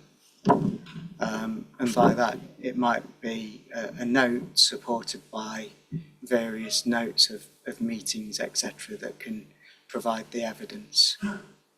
I don't necessarily think it's helpful to just ask for all meeting minutes to just be thrown. I'd rather prefer a note that then append a certain record of a meeting that supports the council's case. So Gypsies and Travellers. And then I talked about this morning the plan that never was and working up to it. I think I'd like a note that explains why the council felt up until the Natural England position statement, particularly for the North West Sussex HMA, how those needs of the HMA were going to be met by the emerging plans at that time. You told me that all the needs were going to be met. I want a note that just gives me that draws me to the evidence that allows me to sort of, to understand that a bit more. Again, and that would probably expect it to be a note to which appended to it would be meeting minutes or various things where these matters were discussed, rather than lumping in every minute of every meeting that we've ever had. So, and then I think moving on from the Natural England position statement, I think I want a note to understand more about how site-specific, let me take it back, how alternative solutions to addressing the impact on the Arran Valley sites were considered, particularly under the banner of water neutrality. So we've heard that there are different ways in which it could be addressed and site-specific solutions. So a note on that, and ultimately that explains the council's position for discounting exploring site-specific solutions at that time. And then there's another note. Sorry, I'm just talking, aren't I, when you're writing? I think between us we'll get and push back on me if you don't think these are the right things as well as we go through the hearing. So I'm not a dictator. I want to work with you to get the evidence that I need. And then another note, which is what happened in terms of cooperation in response to the Regulation 19 consultation. So that point where you looked at all the work and then decided to submit. And specifically, you've heard the representations of what participants want to understand, and I think, in the interest of efficiency, I'm going to need to understand that as well.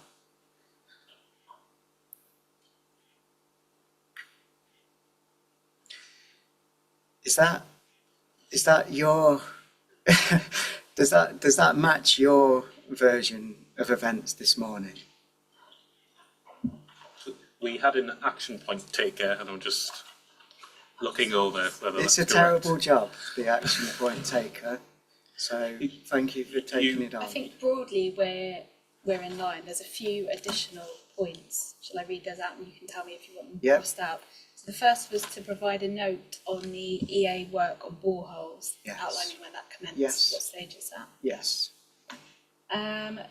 To produce an update note on... Can I just go back to that one? I think the point is, I want to understand how you've worked with the EA, it was Natural England actually, not the EA, but perhaps it should be Natural England and the EA to understand, if you like,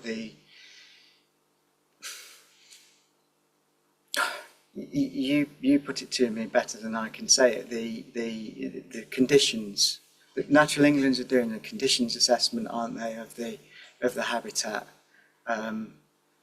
So I want to understand what cooperation has been had around that work and sort of how it's envisaged that would feed back into the local plan loop. Sorry, no, is that? I actually had those as two separate. Sorry, I've leapt ahead, haven't I? I'm getting excited, I think. I then had a note to produce an update note on the Southern Water WRMP update. Yes. When it's due, implications, and so on. Yep. And adding the SNOWS risk register to the examination library. Yes. Yep. That's excellent. Thank you. That's really helpful. Right. Okay. Mr. Churchill. Yeah, sorry, sir. It was just in relation to one of the notes. You referred to why site specifics or on-site solutions were discounted. I think just to be a pedant, it would be useful to know when they were discounted as well as part of that why. Yeah, I think everything in this. So these notes are going to be relevant for the whole examination as we go through, I think, and sort of add to them as we go through. But for this particular session, it's all about timing, isn't it? And when those things happened, and sort of what I think the point's clear. It's not. It's what the council reasonably knew at that time and what it could do. So it's all about timing. Yes. Mr. Wiseman. Good afternoon, sir. I'll keep this brief. I wonder if it might also help to know how many, in the openings we heard from the MP, Mr. Milne and Councillor Fletcher, about speculative applications coming forward. Yeah. You use the term ways and means. I like to use Dr. Hammond from Jurassic Park. Life will find a way. I wonder how many speculative applications have come forward that probably through pre-application dialogue. Some might be at pre-app stage and we don't know, but they may have had dialogue with Natural England and they may also have solutions. I just wonder if it'd be helpful for us to know that. So I think that might be, but I think deeper into the hearing sessions that might be more relevant. I think we've covered a lot here and we've strayed into a lot of territory that's perhaps, a little bit beyond got to remember it's the events that led to the point of submission, and we're looking at the duty to cooperate. It's not dealing with everything. So, but I note your point and raise it again at the appropriate point. Ms. Butcher? I was just going to say, in the note, you mentioned with the EA's work on boreholes in Natural England, I just wondered whether it should include Southern Water as well. I'll leave that for the council to consider, okay? So Southern Water are different in terms of the duty. Right. Anything else? Okay. Well, thank you. It's been really helpful discussion to me. I think at 1:10, I think if there's nothing else that anybody wants to say that they haven't had the opportunity to do so, I can close the hearing under matter 1, issue 1, and we'll come back after lunch at 2 o'clock and we'll deal with matter 1, issue 2, which are other aspects of legal compliance.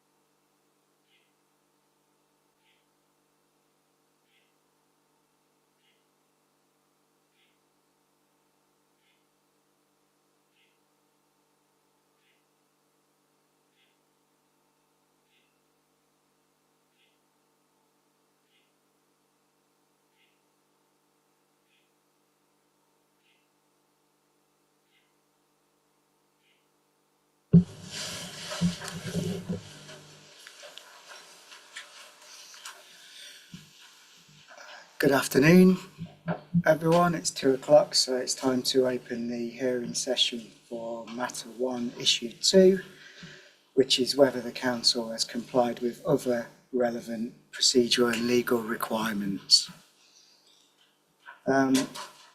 First of all, there's a few new people in the room. Welcome. I'm not going to ask you all to introduce yourselves, but when you do speak for the first time, just say your name and sort of who you're representing, please. It'd be really helpful. The session, like all of them, is being live streamed, so you'll need to use your microphone.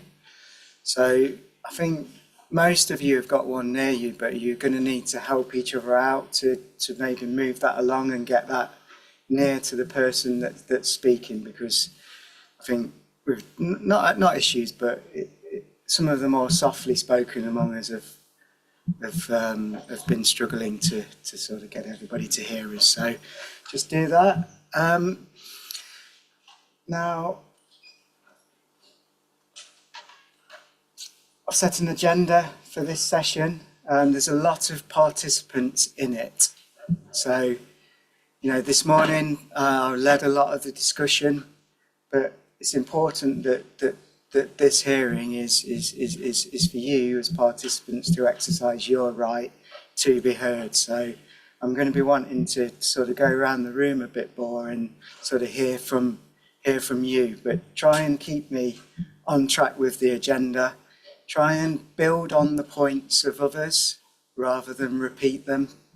It may be, and there's no shame in it, it may be that people steal your points and you might not necessarily feel the need to say very much at all, but there's no shame in that at all either. So everything that you've put in has been read by me and will be read again.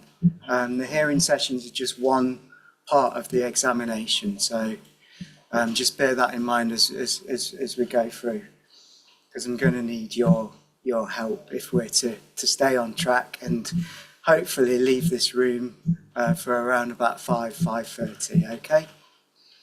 All right, so, okay, I'm going to ask the council to explain sort of some housekeeping matters for new people, and then I'm going to ask them to seamlessly introduce the team for people in the room, because as you know, most of the questions will be directed at the council.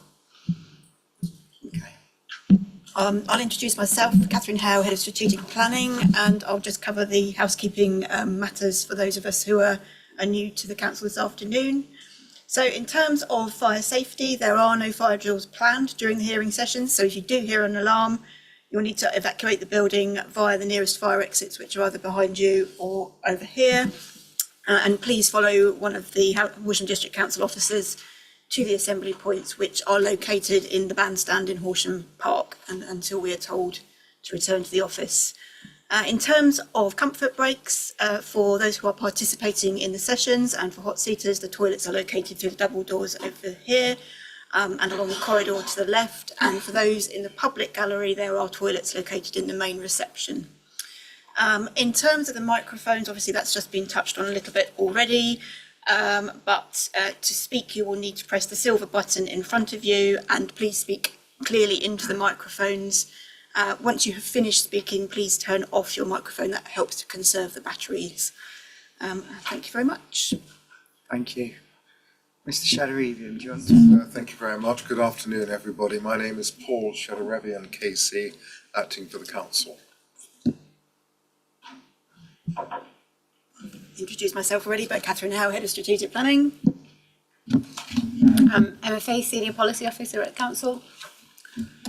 Matt Bates, Planning Policy Team Leader at Horsham Council. Okay, thank you very much. Right, so I'm going to go straight on to the agenda. First item on it is plan preparation.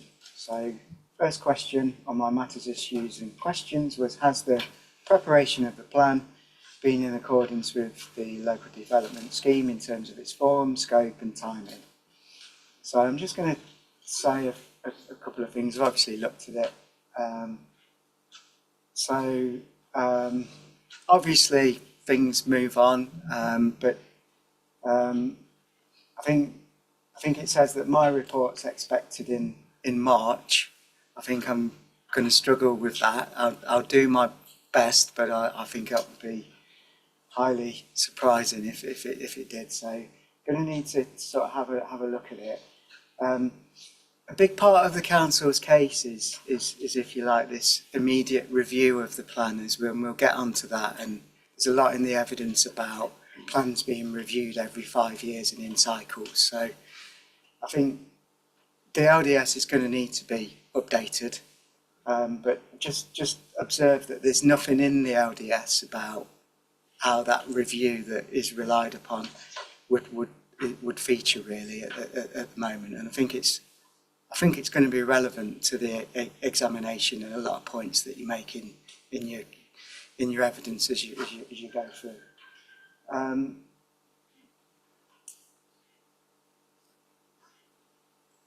So I'll let you respond to the question, but also in doing so, can you let me know whether any discussions have been had about the timetable for this review of the plan and whether we're in a position to be able to document that at the moment?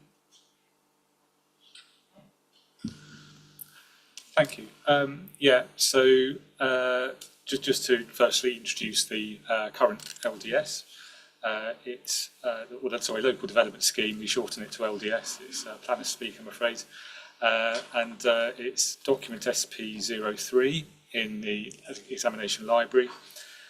So the council would like to confirm that the plan has been prepared in accordance with the local development scheme as set out in the council's hearing statement. We would, however, like to point out that whilst the local plan was on course to comply with the LDS timetable for submission in June 2024, the general election was called in May 2024, which delayed submission by 1 month, and a revised LDS to reflect this delay is being prepared and will be considered at Cabinet on the 19th of March of next year, 2025, and full council on the 2nd of April 2025. And that's just a brief introduction. Obviously, I'll be led by yourself, sir, in terms of the questions. Are you? This is a really difficult question to put to you here. Obviously, with like what we talked about this morning, I know, but is there anything that you can tell us about sort of discussions that might have been had with your neighbours or even independently as to your initial whether or when you would be able to give an indication to this examination as to when a reviewed plan broadly might be able to start and finish? Has any work been done on that? It's not so much a specific date or time, it's more of a circumstance. Yeah. So, for example, if Natural England withdraw the position statement, clearly that would be a point in time where we would need to understand what the implications were. Some of the other aspects that we have been talking about are, obviously we've been talking about the impact on delivery, HO3, that document there. And obviously we have, in terms of our housing trajectory, a lag, which was discussed this morning. And again, I think we would need to understand what those market conditions are, how that's catching up. So I think there would be a piece of evidence base in terms of understanding where we are within that, which would then be a trigger for a review. I mean, there may be other aspects in terms of a review which come out of anything, the government produces updates to the MPPF or changes in legislation. Clearly, we would obviously have to pick them up as and when, but that's kind of the normal run of things. I suppose probably all I can say now, if a lot is going to fall out of the hearings, but if the situation is out the other end, and ultimately we do get to a point where the plan could be made sound through main modifications, I think we're going to need to sort of have some idea as to when the councils, individually or collectively, could reasonably be able to get on and undertake that review, because you rely on it quite a lot, don't you, in a lot of the evidence. So and I think probably as far as I can say. Yeah, and I think within that context, obviously it's subject to the outcome of this hearings again. I think obviously as my colleague Mr Bates has picked up, we're looking to take a revised LDS to our Cabinet and Council cycle anyway, so it may be appropriate to pick up any subsequent longer view within that process, so there is a mechanism available to do that. Yeah. Okay. If I could just come in here. One of the issues you might be considering, as it were, independently of the evidence we've put in, is when that review should take place, whether it should be a standard 5-year period or whether it should be a shorter period. And then there may be some justification for considering a slightly earlier review start if there is a change of circumstances in relation to water neutrality, for example. That doesn't mean to say that if there is a change, it would necessarily alter the headroom in terms of market conditions and capacity for further allocations or a great deal more by way of allocations, but that's a matter which would need to be considered at that point in time. Does anybody want to say any points on the local development scheme on what I've just discussed there before we move on? No? Let's go, Chris. Okay. All right, that's noted.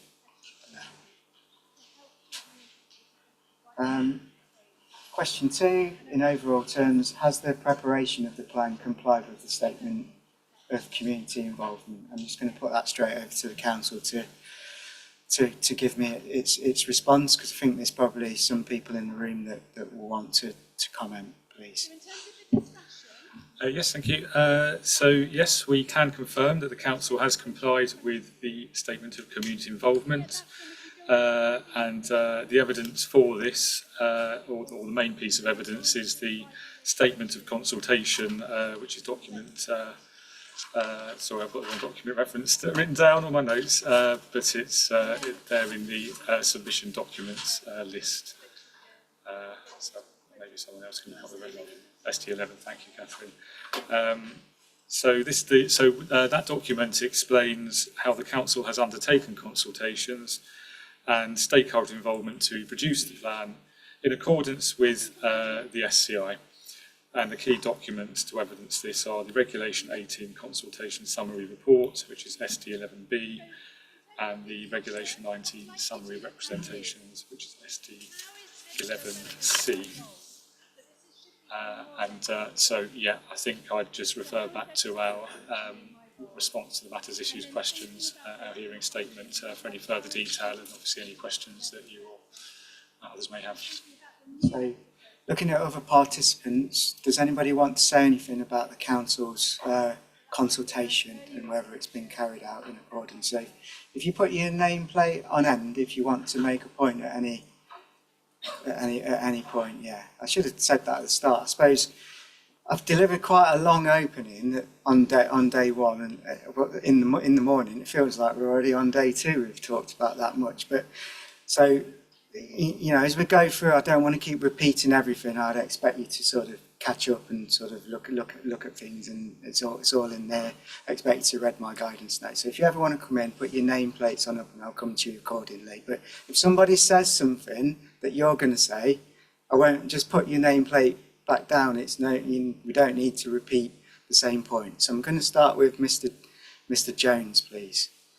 Thank you, Luke Jones. I live in Strongton, not formally representing anybody, but we have had a large number of representations.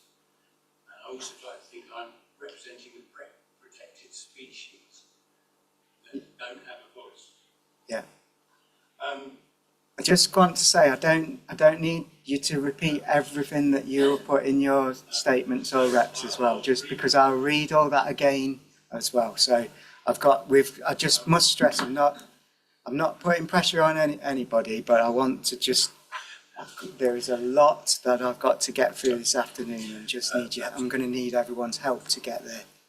So in summary, HTC hasn't complied with most of the principles in that statement of community involvement, at least as far as Storrington is concerned. I've attached correspondence from the parish council, repeated correspondence asking to be involved. It's also supposed to provide clear opportunities for involvement. No meetings were held in either Storrington or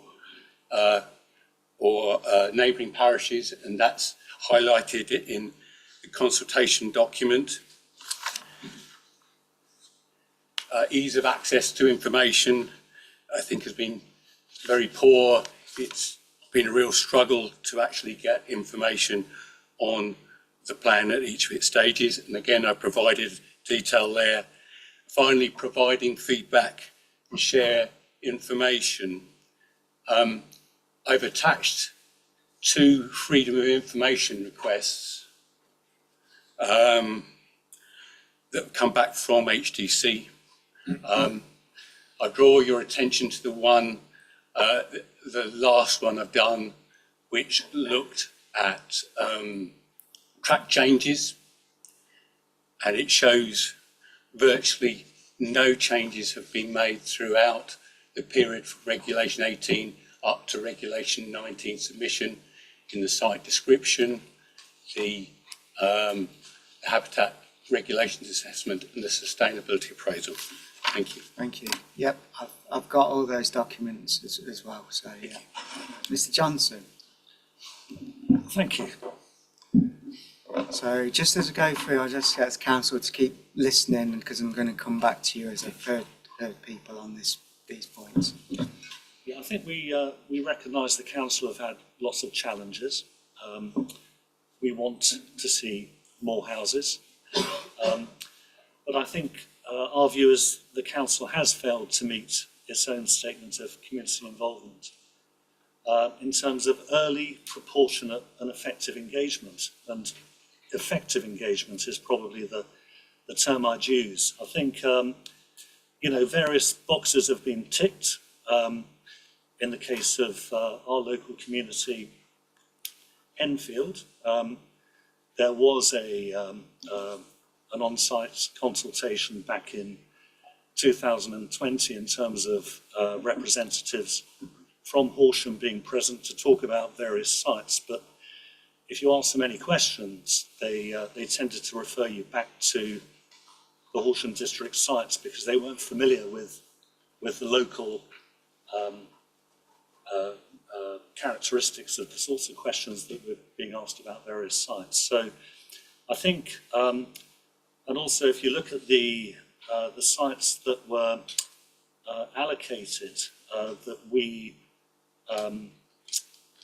counted in the Regulation 18 submission, there's a feeling that everything we said to a large extent was either ignored or dismissed or not really thought through from a council perspective. And in terms of the neighbourhood planning process, we feel that certainly a couple of the sites that were put forward directly conflict with the neighbourhood plan and the process of neighbourhood planning, where many people have spent thousands and thousands of man hours across many parishes putting those neighbourhood plans together. So I think to a large extent we feel that there was a large gap between 2020, multiple changes of leadership within the council during that time, and it was in 2024, this year, that Regulation 19 came out, and the sense that we felt as a community, and this is the parish council, various campaign groups, individuals and so forth, was that everything that we'd said had either not been read or had been dismissed, or the feeling that there was a 4-year black hole effectively between submissions during Regulation 18 to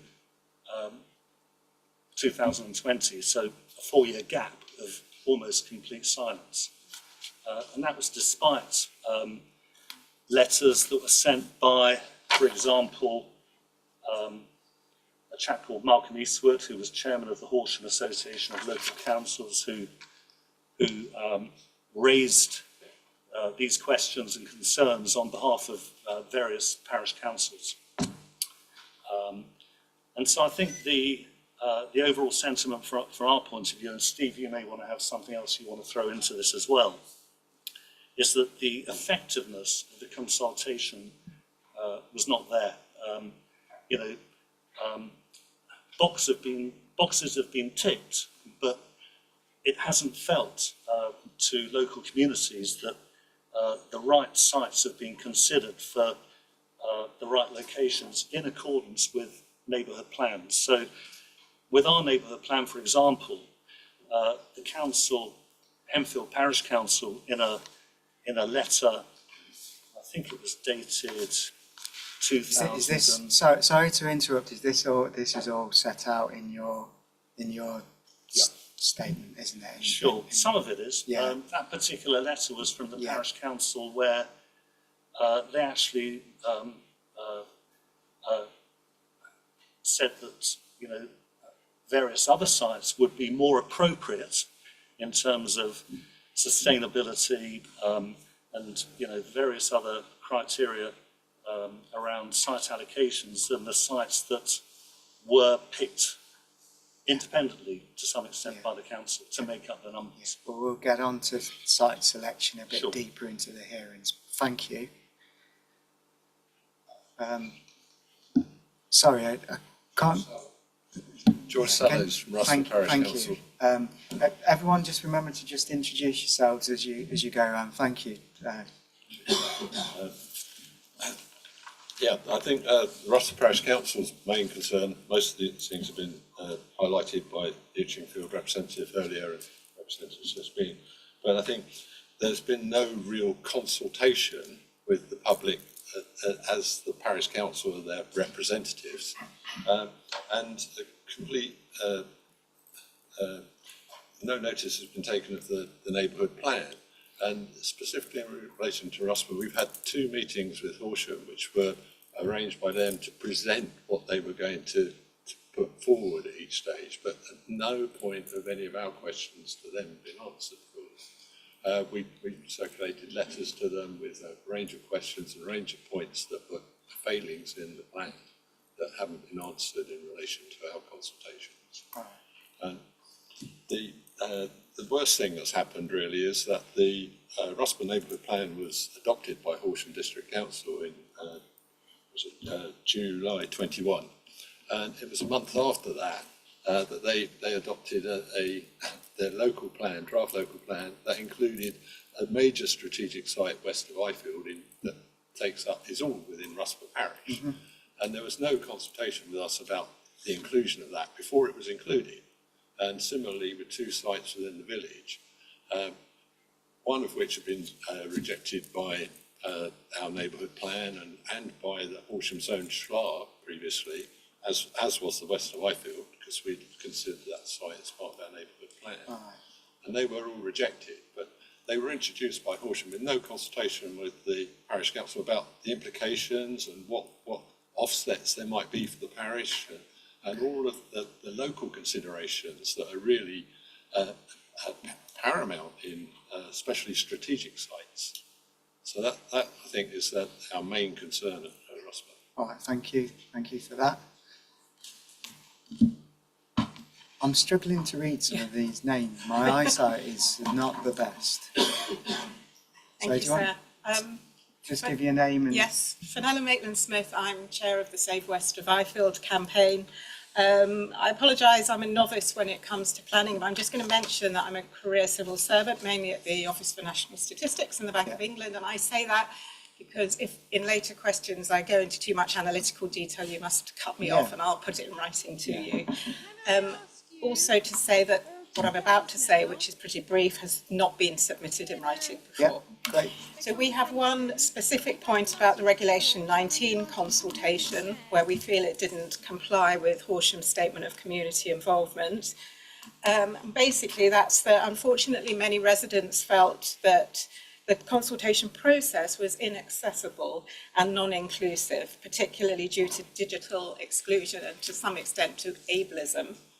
So the online process was extremely difficult to navigate for both tech literate individuals and for some IT professionals, to the extent that many individuals reported on our Facebook page and via other means they were finding it too hard and giving up in terms of responding. So as a result, our campaign provided a step-by-step guidance pack and ran 2 workshops in iField, which were well attended by people who did want to respond. So, of course, there were options to submit responses via email or post, but these also required downloading and completing a registration form from the website. So obviously citizens with no access to the online registration form couldn't do that, but they could obtain a paper form by collecting it in person from the Horsham Council offices here. But apparently it seemed there was no option for the paper form to be posted out to those with restricted mobility. We may have been mistaken about that, but we could not find it anywhere in the material. We also noted that hard copies of the draft plan and accompanying evidence were only available at a small number of selected libraries. So we felt that the Reg 19 consultation was so strongly biased towards online responses that it resulted in digital exclusion for those who had no IT access or ability to use it, and that contravenes Horsham's own policies and the NPPF. Thank you. Thank you. Mr. Burt, please. Good afternoon, my name is Gregory Burt, I'm the clerk to Billingshurst Parish Council. I read this statement of community involvement this morning, just to gen up, and whilst it all is good, and I think the District Council did it all, there's an implication in having such a statement that they're actually going to listen to what people have said, and it's disappointing but reassuring to hear that colleagues elsewhere in the district feel as frustrated as we do in Billingshurst, that many years of consultation, endless meetings, we've got, and it's all been ignored. And you start to think, well, what is the point of this statement of community involvement if, you know, they're going through the motions, no disrespect to officers, they're going through the motions, but as an ordinary community, we don't feel they're listening. So what's the point? I mean, Billingshurst, as I'm sure you'll see from the many representations we've made, is in a quite unique point, but whilst we feel we've had enough development, we recognise by virtue of settlement hierarchy, we're going to get lots more, and we took the view as a community, actually, we will accept a big development because the particular development is going to offer lots of benefits to the village, which so far we've had nothing. We've had a lot of housing over the last few years, and the last few years we've had an apology for a bypass extension. So we feel really frustrated, but we're still embracing the fact that change will come, and the next change we want to have lots of pluses for the village, and all we're getting off the district is, oh no, you're going to have the site that will suit them, because no disrespect to them, is the lazy option of having an extension to the existing development which has done nothing to the village. So at the moment, yes, on paper they have adhered to the spirit of their community involvement, but as far as local people feel, it's been a complete waste of time, because what's the point of speaking if you don't feel you're being heard? Thank you. Mr. Johnson. Thank you, sir. Ryan Johnson, representing Highwood Group and their interest in the strategic site west of Billingshurst. In response to your question, we say no. The council's statement of community involvement rightly confirms they want to make plan making, fully consider and take into account the community's views, as we've just heard. There's concerns on that, but that needs to be obtained via a range of means. Paragraph 1.10 of the submitted local plan reiterates the importance of this, and that the consultation is beyond just formal stages at Reg 18 and Reg 19. However, in the report to the Council's 11th of December Cabinet, officers acknowledged that they received correspondence and petitions have just been heard in respect to potential allocations identified at Reg 18 stage, but then go on to state, and I quote, "They do not raise any new views or concerns that had not already have been made by others at Reg 18 consultation stage." And as set out in our matter statement to this session, not only is this factually incorrect, it's potentially misleading. At worst, it places unjustified weight on views expressed 4 years ago that no longer stand and haven't stood since November 2021. As Billingshurst Parish Council and others here today will no doubt be able to attest, they themselves and a range of community organisations did raise significant new views between Reg 18 and Reg 19 stages and wrote to the Council to confirm this as early as November 2021. This importantly included a fundamental shift to confirm that strategic growth opposed previously at Billingshurst entirely was now supporting the comprehensive mixed-use proposals west of Billingshurst, a proposal that in itself had evolved significantly since the Reg 18 consultation in 2020. Yet no mention of such a seismic shift in public opinion is recorded in the plan shaping process, not during the 4 years between Reg 18 and Reg 19 stages, nor in the Council's consultation statements before this examination. The Council have not chosen to produce a single consultation statement as suggested in accordance with the regulations.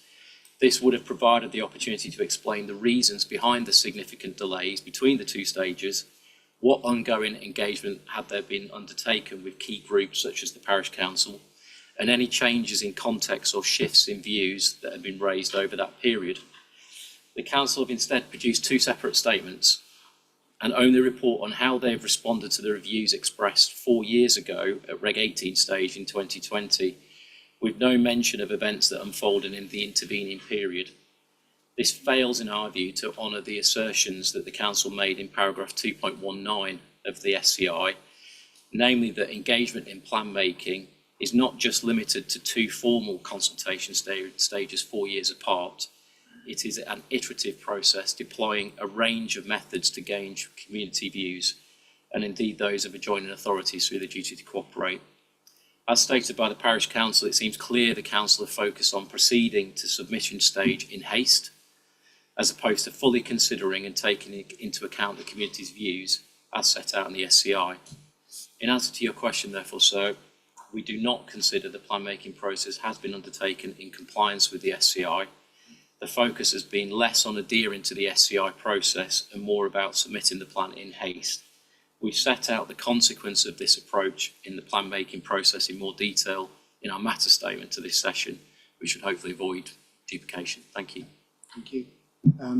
If you finish, if you don't wish to come back in, can you put your cards down? If you do wish to come back in, I just reiterate, everything that you've already put in, I will be reading, I've read and I will be reading again, okay? I'm not going to be here and give any conclusions, unfortunately. I'll be taking everything away and looking at it in the round, okay? So if you feel you need to add more to what's just been said, please do so, but please keep it brief because the next item on the agenda, there's quite a bit of discussion on that we need to have. So Mr. Jones, briefly. Very briefly, I think these raise wider legal issues, the general gunning principles, and all, which I think have demonstrably not been adhered to, and also the case of Barnet, London Borough Council, where the decision was that the authority need to embark on a consultation process prepared to change course if persuaded by it to do so. So I'm just really highlighting the wider legal context beyond just the SCI. Thank you. Yeah. Mr. Bailey. From a Henfield perspective, we would endorse many of the comments you've just heard. So, could you just give your name? Sorry, Steve Bailey from Henfield. Oh, sorry. That's right. There's two cards next to each of them. Sorry. What I wanted to add to it really was that as a result of this failure to consult effectively, the plan puts forwards particular site allocations, which not merely are not the best, but they actually actively conflict with ongoing projects. We are partway through implementing the neighbourhood plan. We have a lot of work underway, tourism projects, ecology projects and so on, which would be completely undermined if these particular sites were to be developed. I'm aware of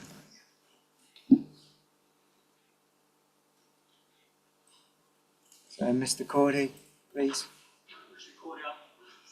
On behalf of Billingshurst Tennis Club and the BSRA, who are the Sports and Recreation Association at Billingshurst, and between us we have about 1,000 members, tennis, golf, cricket and football. We all have struggled with a growing population in terms of parking facilities, replacing facilities and developing them further. And we worked hard with the parish council to come up with a solution. We have put that consistently back to Horsham over the last 4 years, 3 times, and each time they've listened but they haven't heard. And there seems to be no acceptance that over time things have moved. It is a dynamic, fluid situation, and I'd echo all the other comments about effective listening, and it's been a tick box exercise, and we feel very frustrated that nothing has been updated and based upon the assumptions from 4 years ago rather than what is currently the position. So that's, thank you. Thank you. Is it Miss Worthington Lees? So who are you representing, just for the recording? I am Anna Worthington Lees. I am actually not representing anybody, but I have resigned in December 2023 from after 33 years on the parish council, 12 of those as chairman, 33 of them as chairman of the planning committee, and I was also chairman of the neighbourhood plan steering group for Storrington and Sunnington.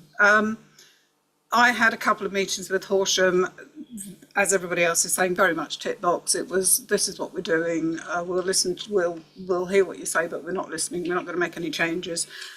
But one point I want to make is I attended a Horsham Association of Local Councils meeting. I think it was in September 2023, prior to the Regulation 19 consultation. I asked at that time, given that it had been such a long time since the Reg 18 consultation, I asked, will there be any further consultation prior to the Regulation 19? And I was told by John Milne that there was no time to consult because that would delay the Regulation 19, which struck me as clearly not correct. And that's the point I wanted to make. Thank you. Thank you. All right. I'm going to go back to the council and ask them to pick up sort of any of those points they feel it's appropriate to respond to, or they want to particularly respond to. I can't have a big back and forth because I've got to move on and look at other matters on my agenda. What I will say is I will read again everything that you've put in, and I would listen very carefully to what you've said. All right?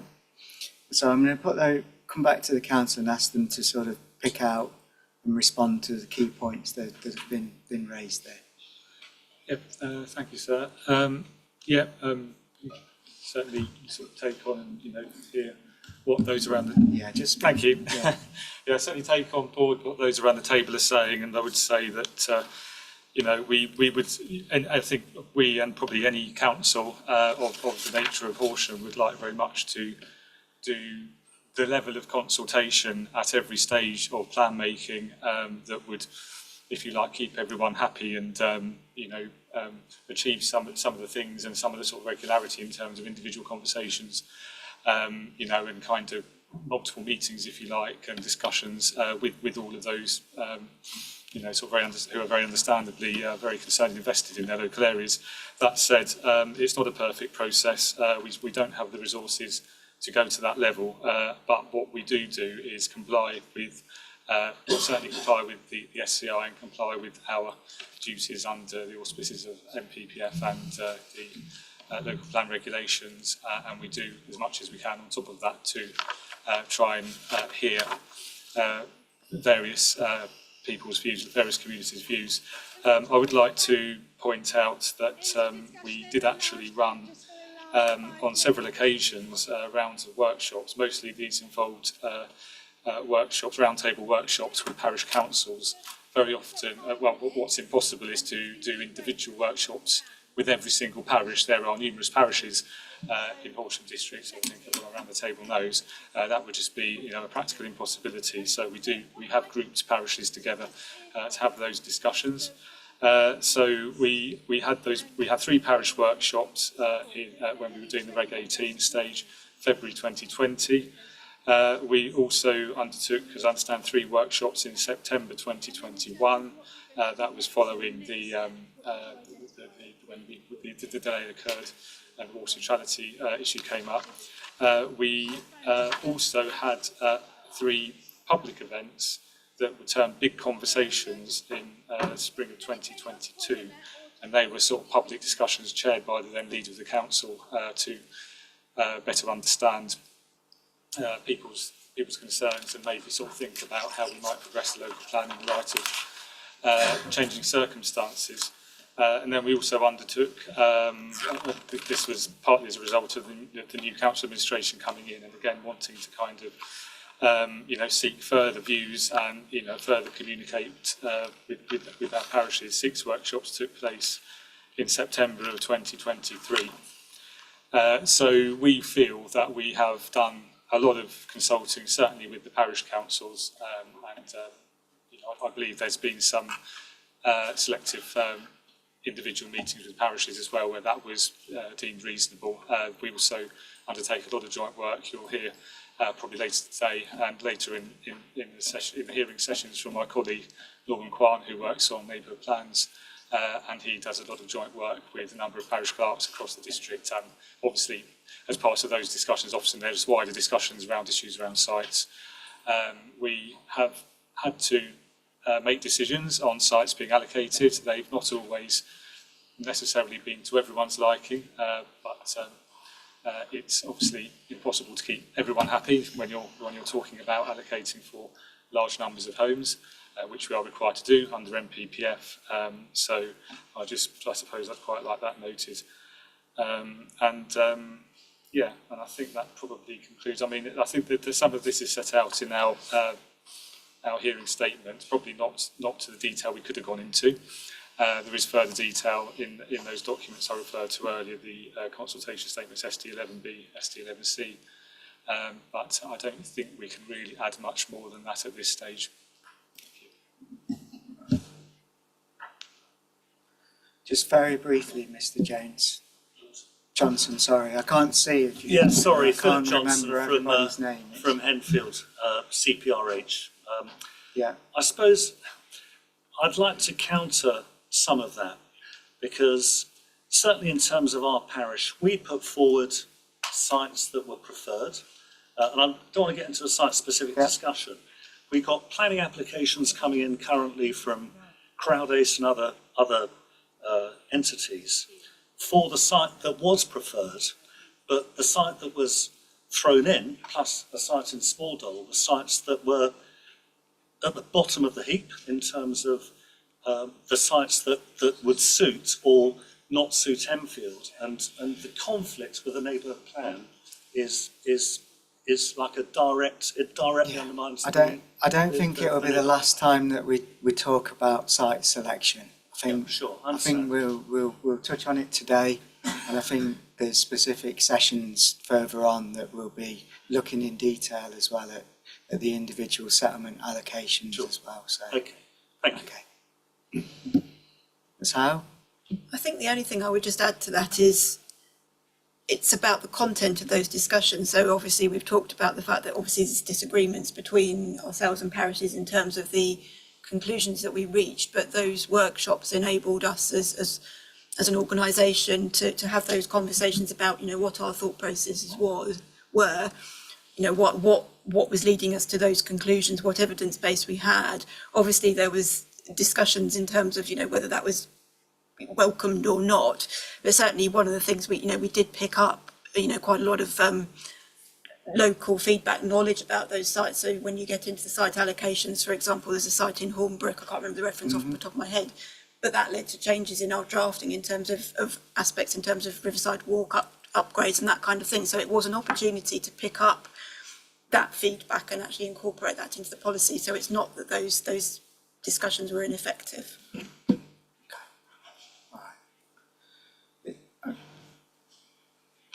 Mr. Johnson, briefly. Yeah, I'll keep it brief. I think it's more how the council chose to act on the information they were given. Yeah. So the local authority had a 4-year delay between the two consultation stages.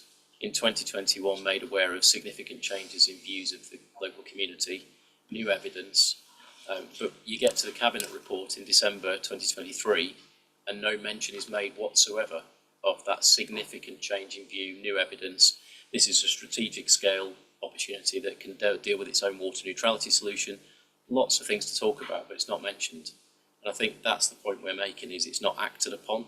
Fully accept the council have to come to a view for various reasons, and we'll come on to that through the SA and the site selection process, which we have issues with, but I'll leave it there. That was the key point for me. I think that probably leads us quite nicely into my question about the SA. You know, I can take from it I'll come to you in a minute, so if you can. I've got to move on through my agenda because there's a lot of detail to get through. There's quite a lot of information that you've put in through your Regulation 19 submissions about consultation and the statements. I'll go over it again and I'll be assessing whether the council have met their legal duties in that regard. So again, I want to move on to looking at the sustainability appraisal because there's quite a lot in there that you've already started to sort of touch on in what you've said to me. So Councillor Sallows, have you got any more that you want to add? It was really just a question for Horsham District Council in relation to, do they not think it would have been reasonable to approach the parish council that's just spent 15 years developing its neighbourhood plan before allocating a strategic site, a new strategic site that had been turned down in their own schlars and within our site assessments for the plan? Why they didn't consult with us before the inclusion? That's the question, really, of reasonableness. Okay, I've heard the question. Do you want to respond to that? Yep. Short answer is we did. We've had those meetings with the parish councils, those sites were discussed. So whilst there may be a disagreement as to whether there was a level or what the outcomes were, that to say that it didn't happen is just not true. Right.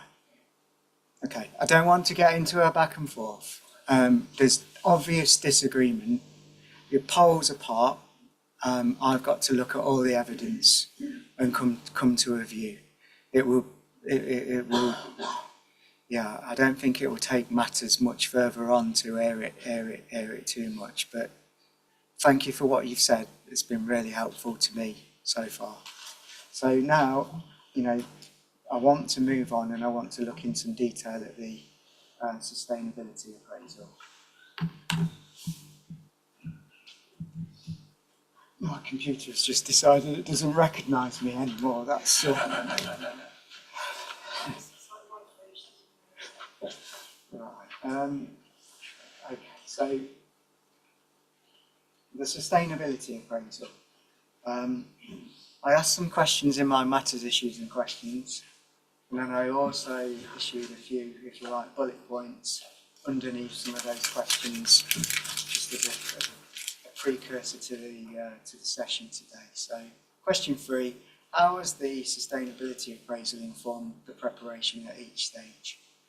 Up until 2021, which is the plan that never was, that we talked about this morning. So we talked about this plan that went to Council's Cabinet, is that right? But it was never consulted on under Regulation 19, but it's relied upon, if you like, as a stage in the SA process, isn't it? And then after 2021, where you moved from that plan, which was perhaps your preferred strategy, as could be described,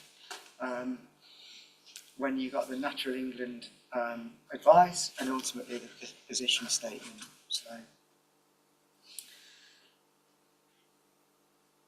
So yeah, I think in that question 3, I'm really just looking at the council to really just explain to me very briefly, if you like, the change and how the SA sort of dealt with that change to start with. Okay, thank you, Inspector. So I'm a Faith Senior Policy Officer. So I would like to say that the sustainability appraisal is sort of a game of two halves. I might butt in a bit just to move That's the fine. discussion on, if that's all That's right. okay. So be prepared. So there's two distinct phases, as you say, pre-2021, post-2021, but we look at them as a whole. They're not two separate processes. Pre-2021, LUC done the majority of our appraisal work. We have got the LUC document in the examination library. That looked at, there was 5 distinct stages. First of all, we looked at the quantum of growth, how much development, the spatial strategy. We looked at the site assessment process, and then we had initially 9, and then it ended up being 15 sort of quantum of growth scenarios, looking at how that growth would be distributed throughout the district. And then obviously there was also the policy appraisal. That took us to 2021. That was our plan that never was, preferred strategy.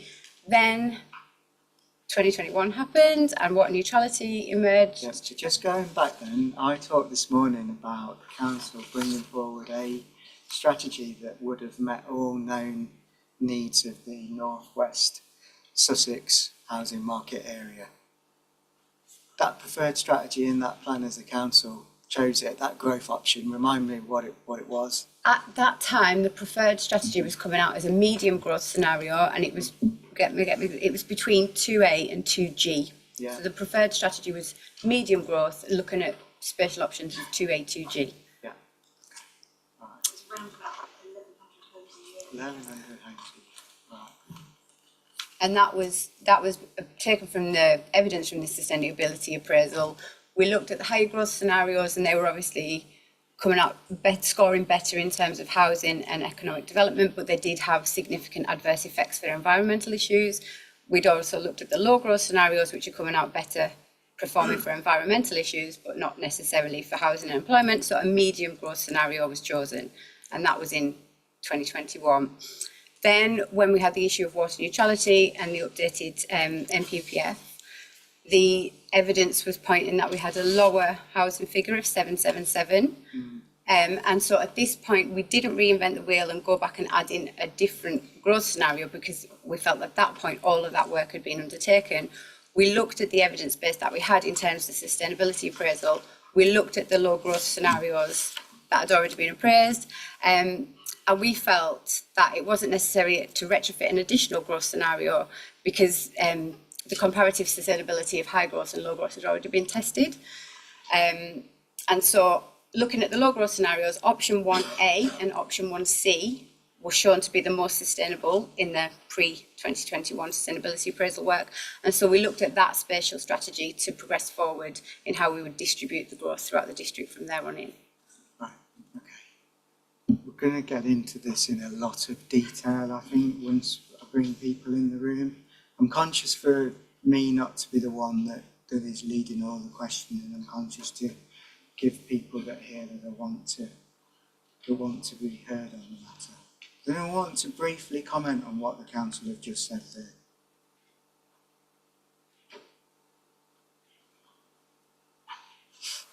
I know what you've all written in your statements and representations as well, so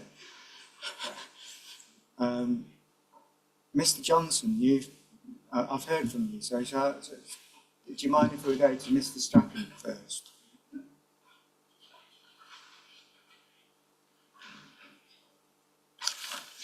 Good afternoon, sir. My name's James Strawn.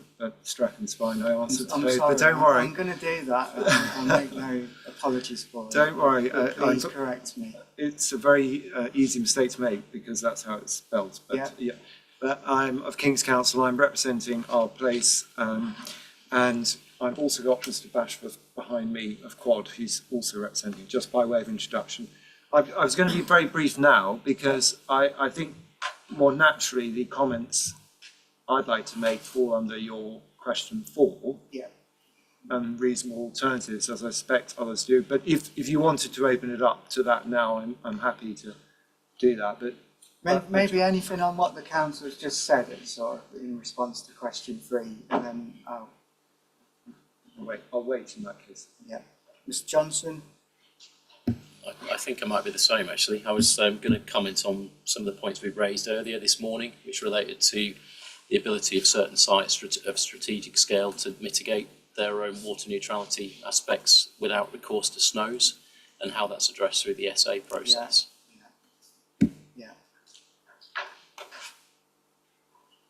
Thank you. I do have a question for the council. Sorry. But I put the questions, but Sorry. if you raise it through Yes. me, if I feel I need to go there, I will. Apologies, sir. I didn't understand what was meant by retrofitting the sustainability appraisal to a particular scenario. Yeah. Okay. All right. I think that'll come out in the wash when we look at sort of start talking about the reasonable alternatives and how the council have got to where they have done. Okay. All right. So that's clear to me. I want to understand that point from this morning about whether that option up to 2021 actually does meet known unmet needs at that time. I don't fully understand that at the moment, and I think that will come out of the note that we talked about this morning. And that's what we're undertaking. Yeah. That's what we're undertaking to do. Yeah. You will understand the extent to which it did or didn't. Yeah. In a way, it's a bit self-contained, and no doubt will come up at a later session. Yeah. Okay. So question 4 is: does the essay assess all reasonable alternative spatial strategy options, levels of housing and employment need, and options relating to other policies in the plan? Where it is considered that there are no reasonable alternatives relating to all policies in the plan, is this clearly explained? I'm going to open that up to this side of the room if you want to.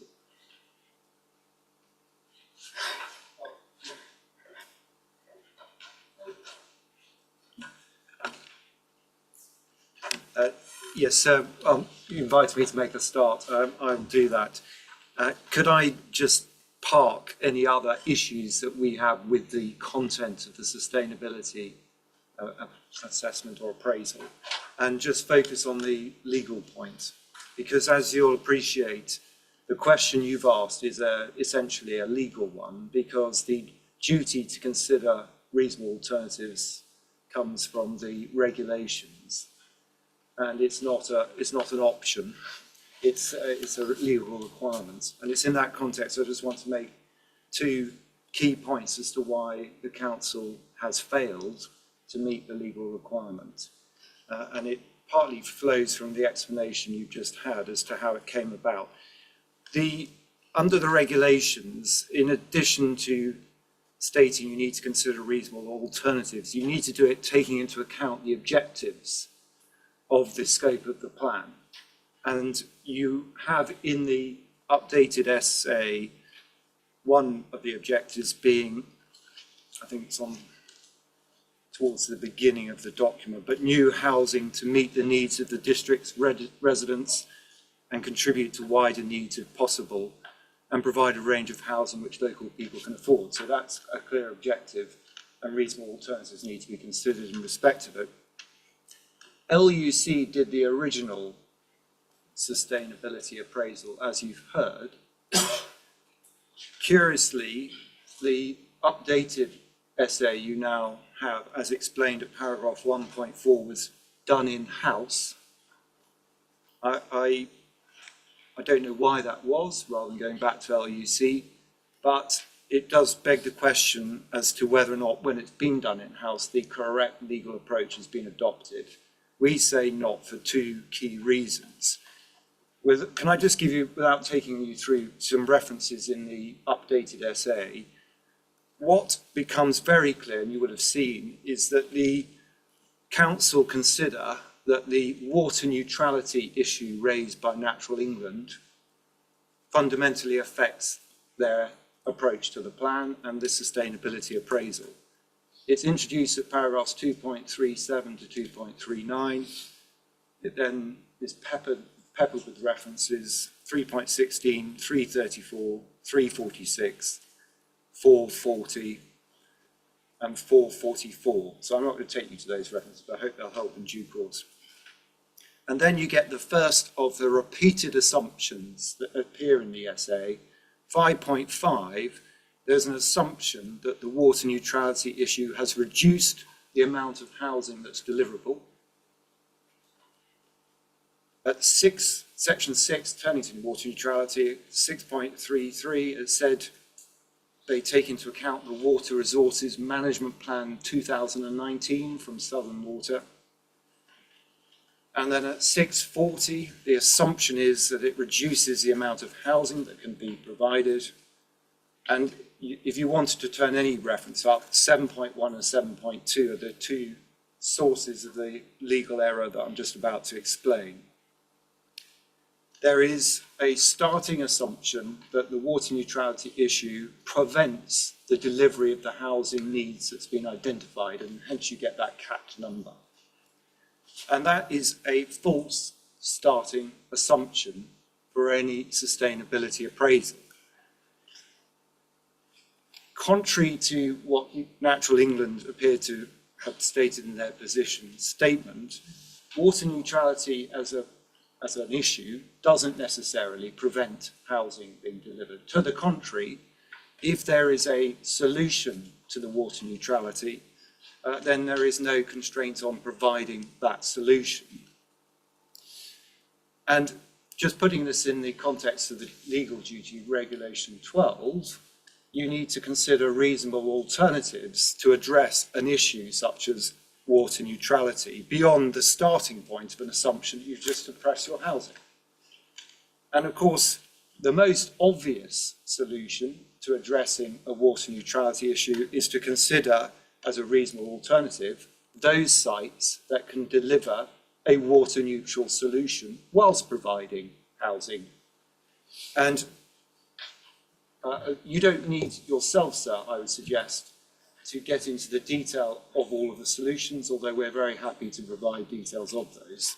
But as a basic starting point for my client's site, which is offering a self-contained solution to the water neutrality issue, as I know other sites are, at the very least, and we say the most obvious solution, but the very least is a reasonable alternative under the SA is to consider allowing housing to meet the district's needs and possibly beyond on sites that can address the water neutrality issue in a self-sufficient way. That's a basic starting point. Under this SA, it's never considered. It's not a reasonable alternative that's addressed, and therefore that's why I say you don't necessarily need to get into the detail of each site, because the legal duty was to actually consider it as a reasonable alternative. And instead, we know one site was omitted altogether. My client's site is not considered as an alternative that could deliver that, even though it's being offered as a solution to the water neutrality issue. And that means Regulation 12 hasn't been satisfied, but it's a little bit more deep-rooted, the problem, in this respect, before I come on to the second floor, because the sites such as my clients offers the ability to deliver 2,800 homes without any effect on the water neutrality issue, say to ensure water neutrality. And that's not just a neutral issue, that's a positive, sustainable benefit of what's on offer. So if you think about a sustainability appraisal which is seeking to rate or rank sites based on principles of wider sustainability, a critical element to take into account is the ability to deliver housing in a positive way which doesn't undermine water neutrality, and it doesn't depend on drawing, for example, on any other mitigation measures or offsetting that might be required for other types of development. So that's why I say it's a more deep-rooted problem than simply not considering a reasonable alternative. In ignoring the benefits of, or at least considering them as benefits of this, they simply fail to address a clear solution. I don't necessarily need to predict the outcome of that, but I'm now looking just simply have they gone through the thought process that's required under Regulation 12. And so we say that it's difficult to think of a more obvious error in the starting point that appears in 7.1 and 7.2 that flows through the sustainability assessment. The second legal error, independent from that, and it runs alongside it, but it's a separate point, is the approach to water itself. The assumption, again, that a water neutrality issue requires the planning authorities to suppress providing for its needs is the tail wagging the dog. Why do I say that? Because there is a statutory obligation on the statutory water undertakers to provide water supply to meet the council's needs. And that's contained in sections 37 and 55 of the Water Industry Act. And of course, in order to do that, they themselves had to produce a water resources management plan under section 37A of the Water Industry Act. And it's now well established that that plan has to comply with the habitats regulations under regulation 63. And there's a recent Court of Appeal decision that confirms that, namely Sizewell C, where the very similar issue cropped up. The Secretary of State granted planning permission for a new nuclear power station at Sizewell C, but it didn't have a potable water supply to it. And the question is, had the Secretary of State erred in law by allowing development to go ahead which didn't have the water supply? Answer from the Court of Appeal, no, because the statutory undertaker has a duty to provide that water supply in due course, and in so doing, they will have to come up with a solution that complies with the habitat regulations assessment because it's their plan. The tail's wagging the dog in this plan because the council simply assumes that they should suppress their own needs, and therefore, rather than the water undertaker produce a water resources management plan that's going to meet the needs of the district in terms of housing, the council is now offering or proposing a suppressed form of housing need, not meeting its own district needs on those for a wider area. And so the statutory undertaker will be looking at a water resources management plan that's only looking to meet whatever's stated in the plan. That's completely the wrong way round. What the local authority should have done is identify and provide for their needs, subject to all the other things that go on in the plan, but identify those needs. It would then be for the statutory undertaker to come forward with a water resources management plan that complies with the habitats regulations. They can either do that by coming up with their own solution, which doesn't have an adverse effect on integrity, or if they think it necessary, they can demonstrate imperative reasons of overriding public importance as to why their particular solution is a derogation. That's up to them. But this plan should clearly set out and provide for the district's needs.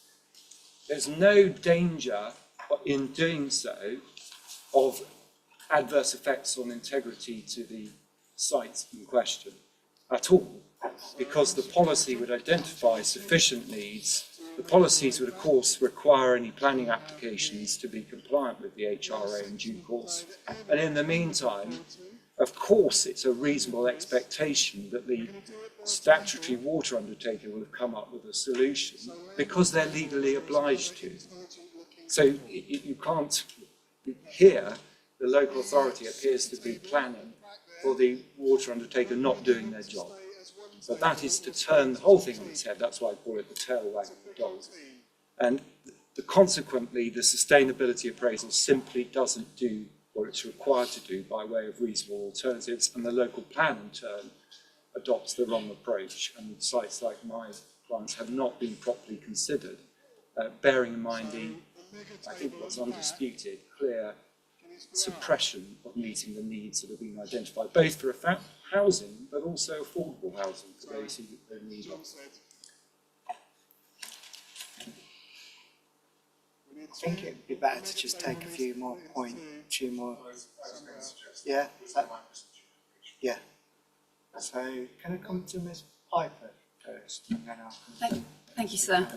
I sort of want to go back to the present and then to the future. Sorry, can you just introduce Sorry, yourself to Jane those Piper, watching online? Lucid Planning. I'm acting on behalf of Taylor Wimpey and Divine Homes.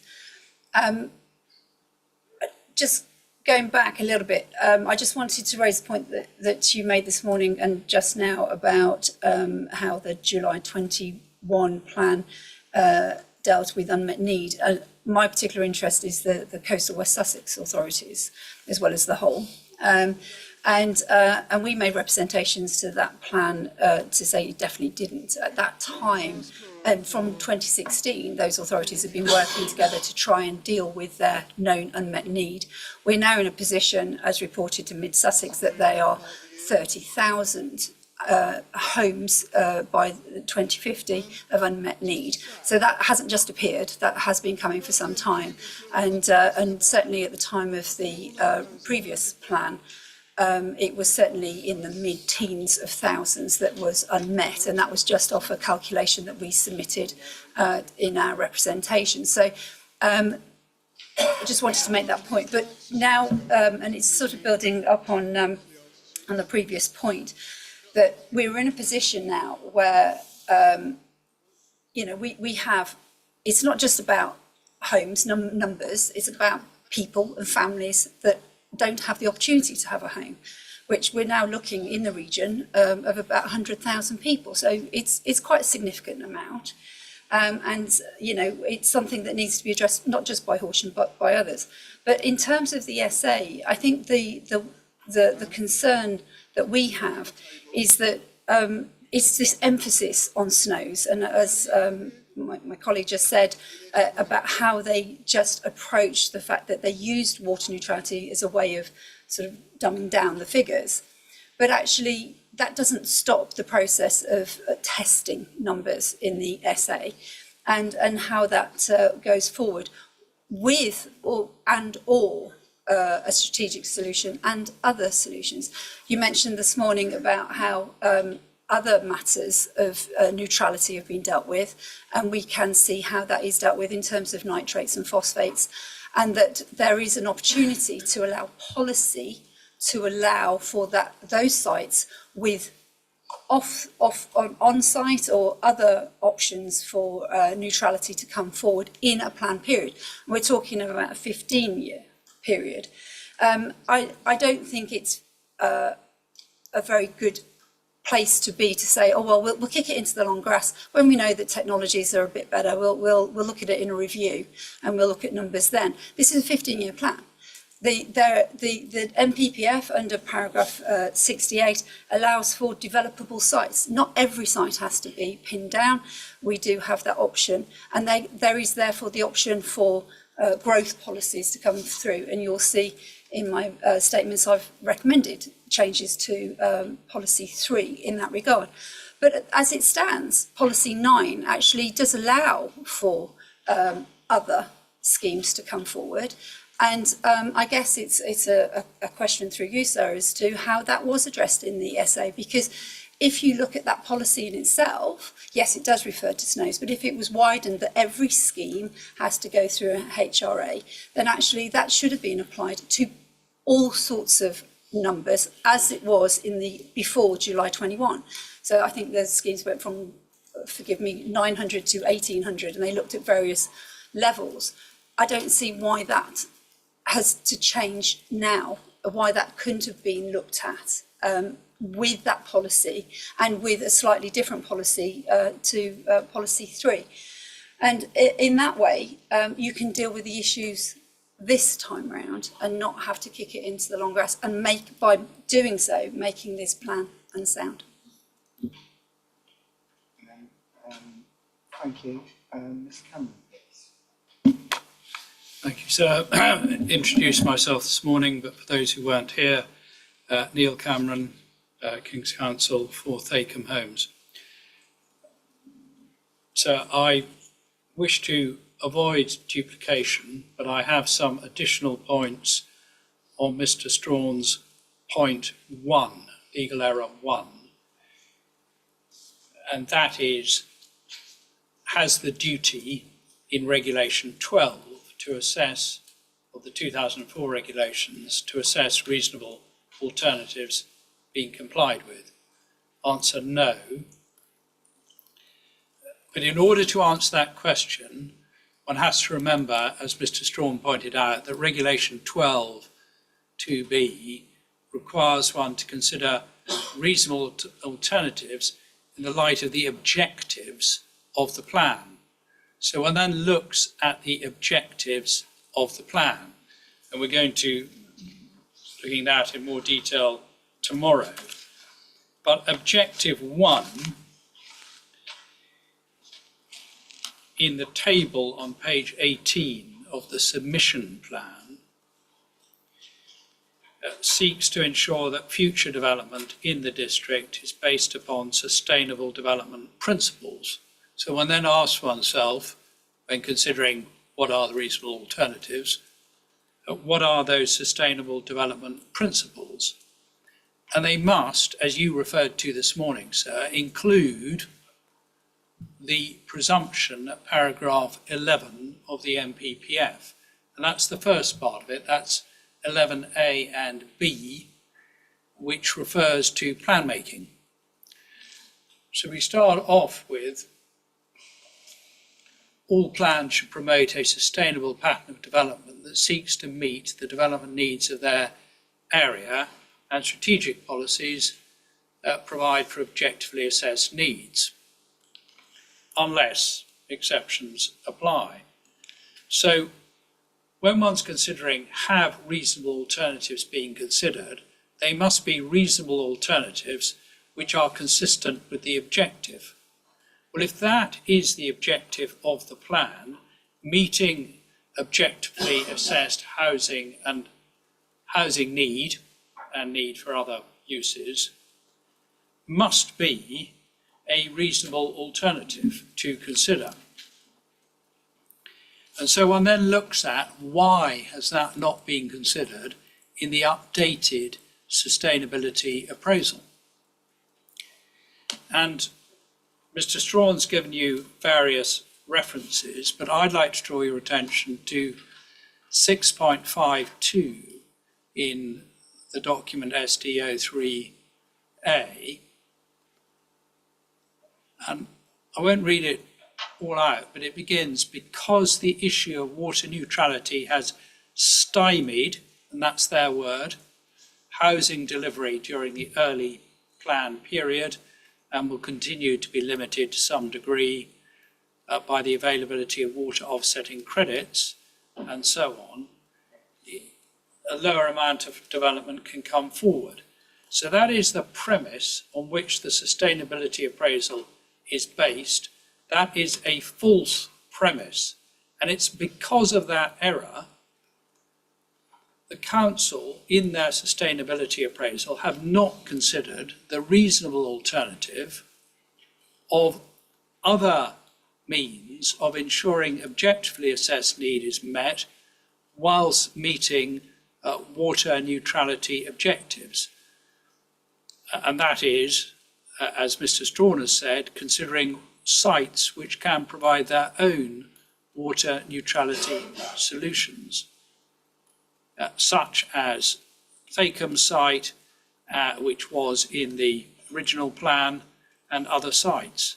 So legal error, have not considered reasonable alternatives, and there is an error of approach, because it becomes might be said, a circular argument. If you start off by saying water neutrality has stymied housing delivery and stop, not circular, it's a partial, it's a false premise. You don't then go on to say, well, are there other solutions which meet the objective of the plan, which are reasonable alternatives? And that's what is wrong with this particular sustainability appraisal.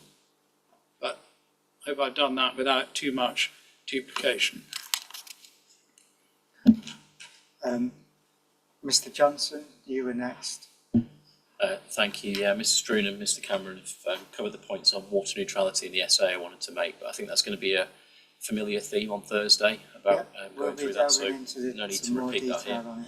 I think just going into a bit more detail, conscious there'll be site-specific issues dealt with under the strategic policies early in the new year. But we've made a number of issues and points in our matter statement on the fundamental flaws and inconsistencies. I do want to pick up a couple of points that I think run to the heart of this and why we feel the SA process and the site assessment process that underpins it is flawed. And I think we'll start with PPG paragraph 18, which we think... Before you do that, is there any more points that people are wanting to make that follow on from where this discussion has just got to? Because that's going to take us in a different direction to some of the detail. Mr. Garvey, I'll come to you next, Mr. Churchill, if that's okay. Thank you very much, sir. My name's Killian Garvey. I'm a barrister from King's Chambers, speaking on behalf of Wayne Estates Limited. Happily, sir, almost all of my points have been made by Mr. Strawn, King's Counsel, Mr. Cameron, King's Counsel. I've got one final point to make, which is that it strikes us, and it seems to be aligned with the submissions of others, that the authority have treated the issue of water neutrality as essentially being an absolute bar to development, and therefore the option of having allocations with their own on-site solution to address the issue of water neutrality has been left out of account as a reasonable alternative.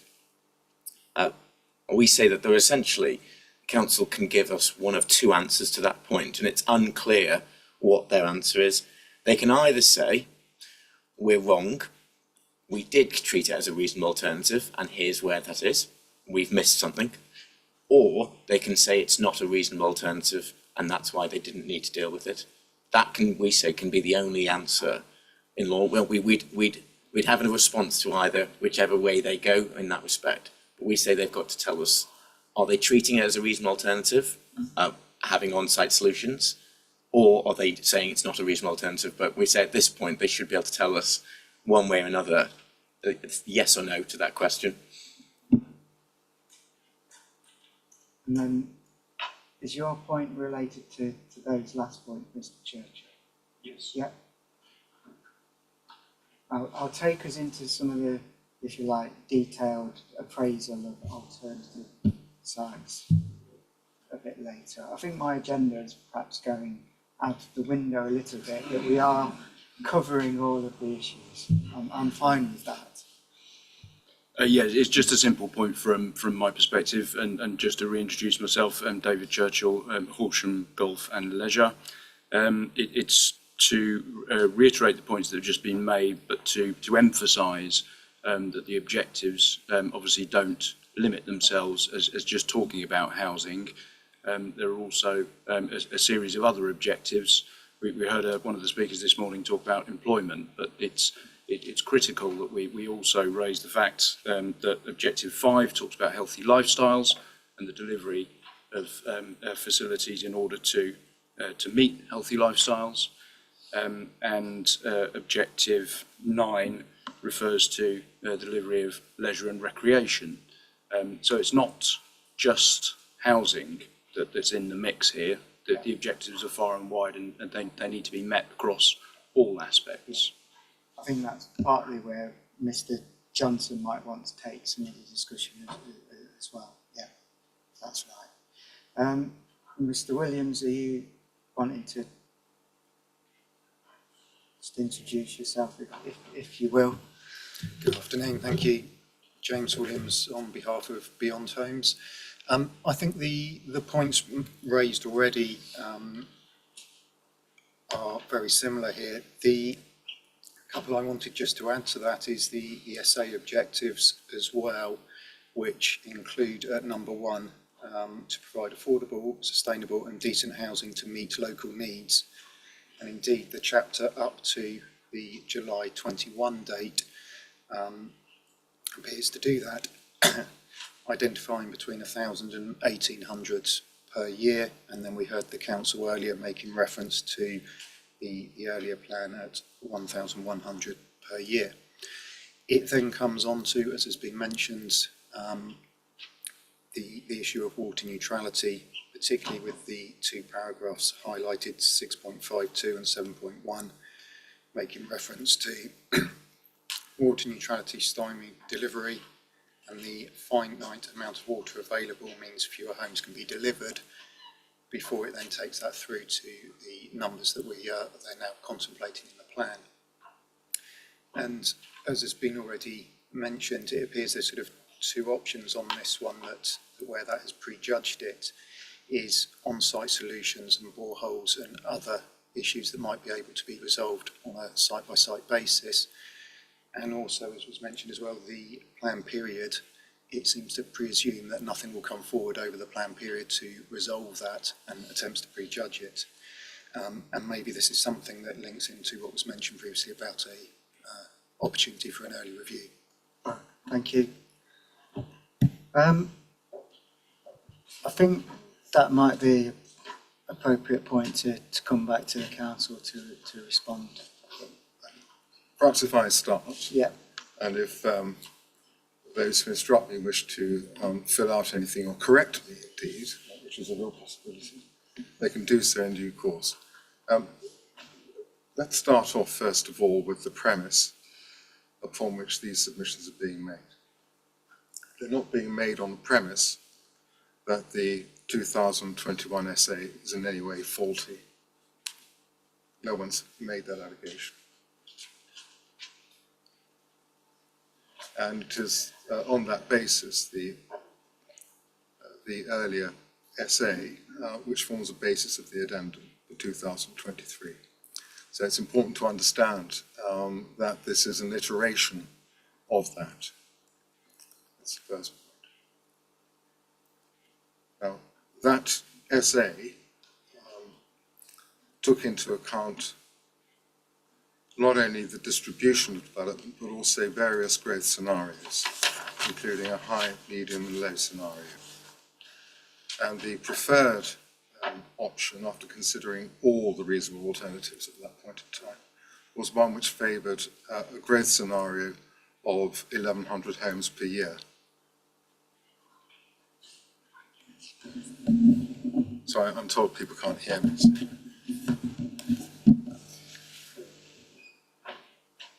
That was before the issue of water neutrality came to the fore. Again, there's been no criticism of that, nor indeed the methodology which was adopted in order to arrive at that particular conclusion. If we then turn to the 2023 addendum, which I said builds upon that work. And I should say at this point that it's convenient for objectors to, as it were, alight on one or two sentences in specific paragraphs in a document like this in order to draw out the points they want to make. But it's important that we consider the document as a whole. The basis, the evidence base upon which the various assessments and judgments are exercised, and to look at it holistically. The part 6 of the addendum clearly sets out what had gone before and what then emerged when this assessment was done as a result of water neutrality becoming a real issue. And it does so, it sets out exactly what's happened. And if one goes to 643 and onwards, it says table 6.7 shows there was a shortfall in capacity of 219 homes in the early local plan periods 22 to 23 to 26, 27. Overall, there is a difference between capacity and planned for supply of 2,487 homes between 2021 and 39. It should, however, be noted that the Horsham housing trajectory has been updated ahead of Regulation 19, and due to the further legal complications surrounding water neutrality for planning applications, there will still be less housing supply in Horsham going forward than previously estimated, an annualised average of 777 per year. So as we discussed this morning, that figure is derived from some very complex and detailed work undertaken by Assini in 2 studies, HO2, HO3. And that was a study which which took into account the issue of water neutrality and its depressing effect on the market and the capacity of the industry to respond.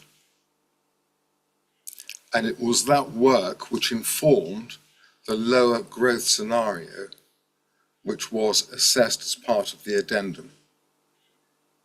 It's a misnomer to suggest that the addendum SA was based upon the principle that water neutrality itself as an issue would suppress growth. It's not. It's a consequence of the impact of that on the capacity of the industry to respond over the life of the plan. Its suppressed effect and depressing effect for the first part of the plan period and the subsequent consequences for delivery over the remainder of that period. It's true to say, as the addendum essay made out, that there was a limited supply of water because we were relying at that point in time upon the WRMP, which had not been updated, and upon a water regime at that point in time that could not accommodate growth without some kind of compensation. The plan recognises, and Strategic Policy 9 recognises, that offsetting schemes are not comprised only and solely of snow.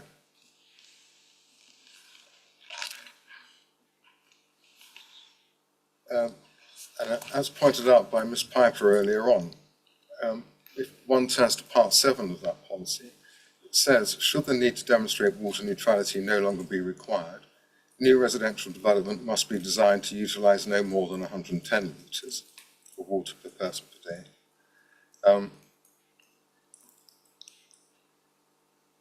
As per the building regulations, optional requirement for tighter water efficiency. Should tighter national standards be introduced during the local plan period, applicable areas of serious water stress, they will be applied. But the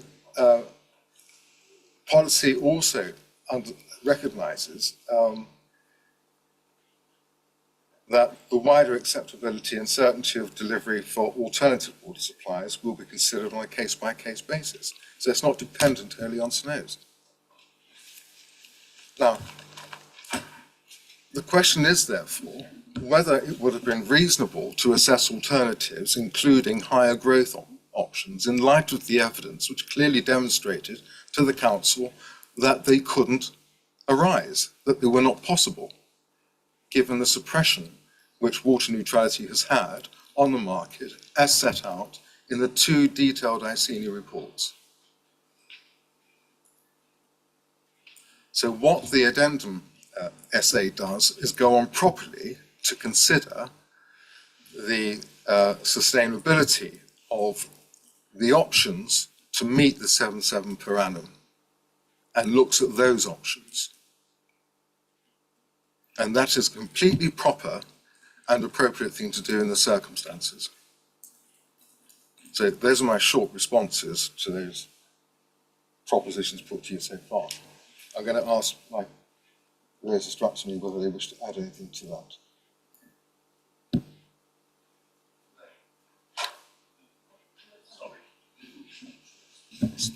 Only briefly. Yeah, bear with me. Mr. Shadorovian mentioned a study, well, 2 studies actually, H02 and H03. So I just wanted to clarify that the figure the update, which is H03, actually references ultimately a figure of some up to, well, we would say up to 870 homes per annum. So obviously I just wanted to clarify that the 777 doesn't come directly from that study, but that study was undertaken in the course of 2023. We've obviously had further data in terms of completions and permissions, which will be discussed at a later session in some detail.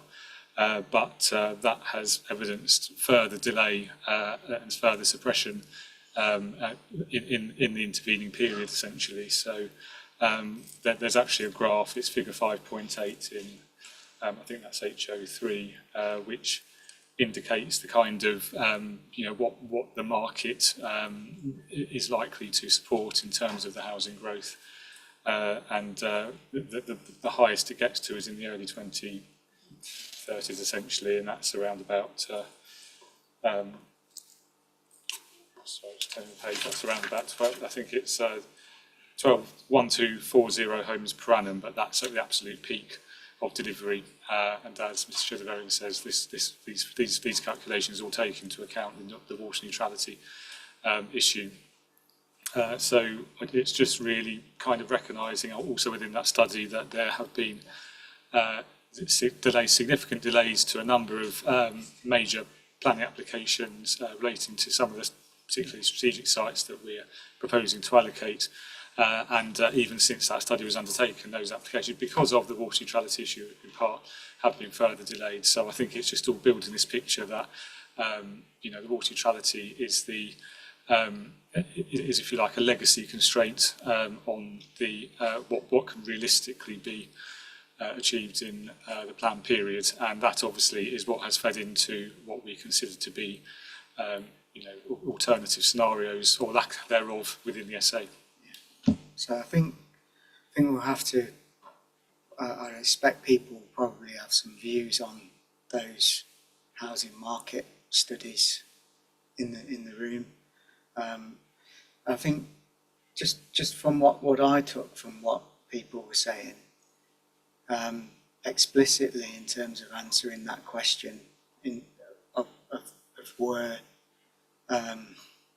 site-specific water neutrality solutions considered or ruled out as part of the essay. I didn't really get that from what I've just heard from the council. No, I think essentially the issue of housing numbers was based upon the detailed work undertaken by ICENI and their conclusions subsequently in HO3. I think the number they came up with as being reasonable in all the circumstances of the impact of water neutrality and the embargo on development was about 880 a year. But as you've heard, that again has been subject to further revision, having regard to the evidence base. Okay, all right. It's 20 to 4. I think would you mind if we have a short? I would be delighted. So 20 to 4, if we have a short comfort break until 4, we'll come back and I'll bring people in to sort of continue this discussion. I need to remind everybody, we've got a lot to get through today. We've not touched upon the HRA yet, but I think the bulk of our discussion will need to be around the essay, which I'm happy with, but I'm going to need you to help me to get through our agenda today. I think the other point, if I may make it, is Please that the substance of some of the allegations being made today will undoubtedly be further examined when we come to consider housing numbers in the round and the evidence base which supports the trajectory. Yeah. And your conclusions in relation to that may well impact upon the issue of due process as well. And the spatial strategy tomorrow and the water neutrality session on Thursday particularly as well. So I think it's going to layer up as we go through, but I sort of remind you what I said right at the start as well, as it does sort of layer up. Okay. Yes, I do. I wanted to come back, but I think you wanted to have a short break. I think if we have a short break. I'm very conscious of what you said. I would just emphasise that this isn't a matter that can be shunted off by the council to another session. This is a matter of compliance with the law. Yeah. All right. Okay. Let's stop there. So.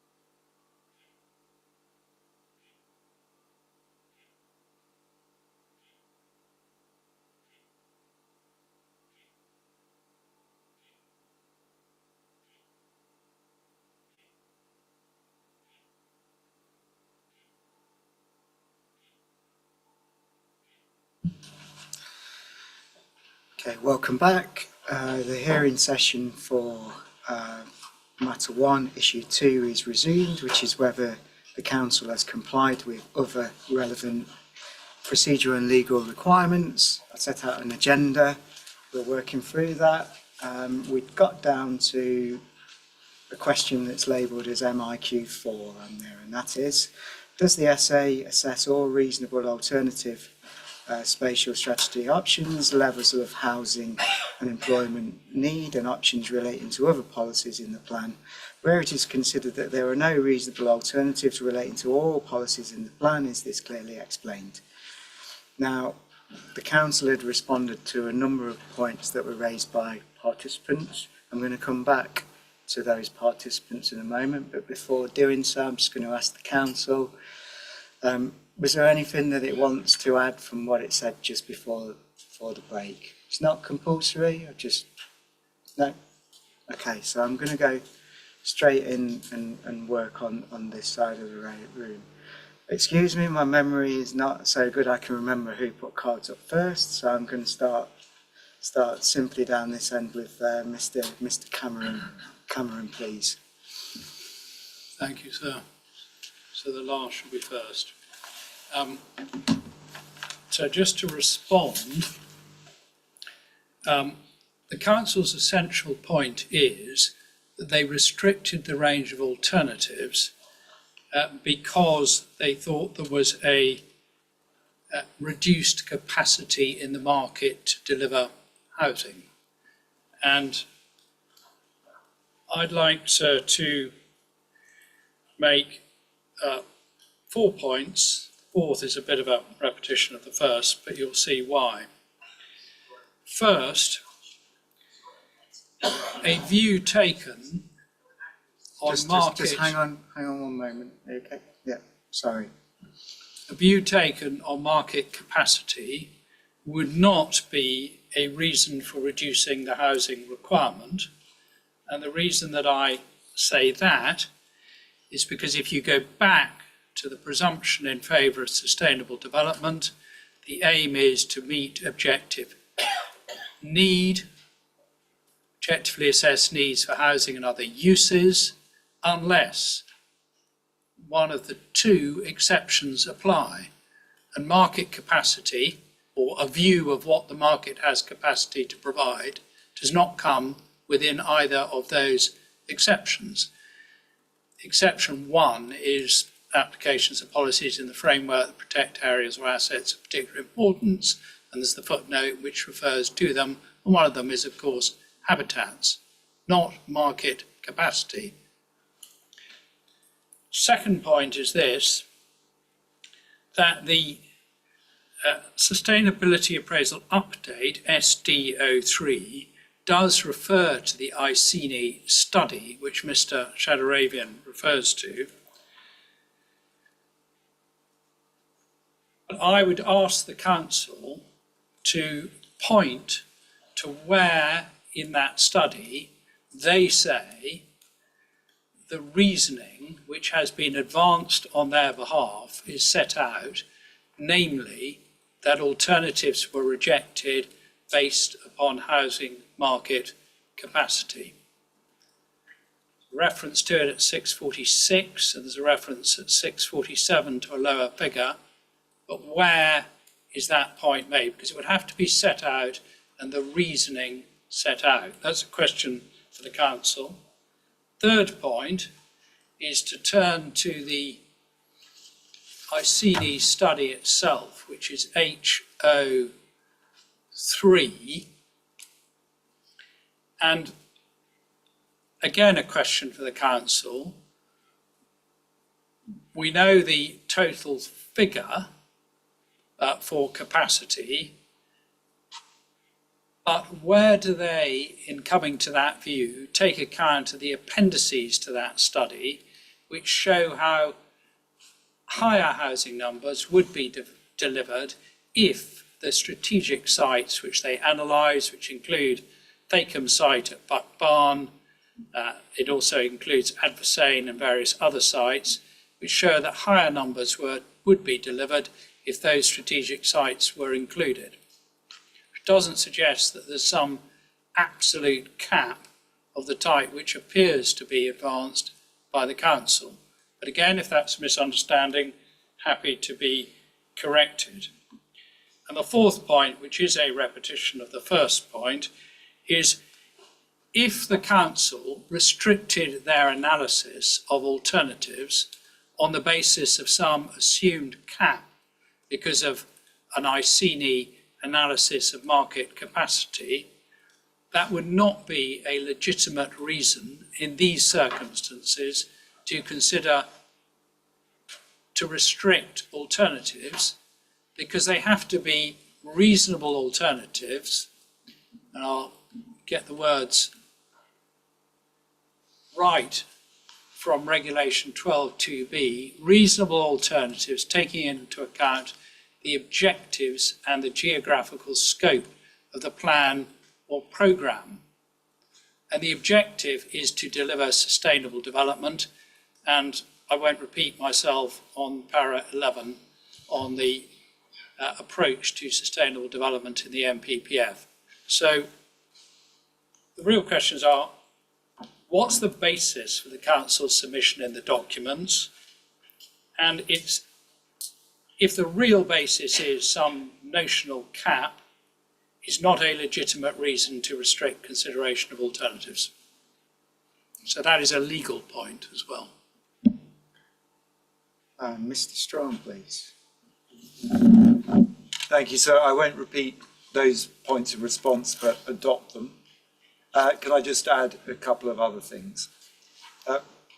It is most frustrating to hear a response from the council that begins with an assertion that the underlying sustainability assessment from LUC is accepted or not criticised. I think I did start my submissions by saying I'm parking my other points about the sustainability assessment and focusing on the question of legal compliance with reasonable alternatives.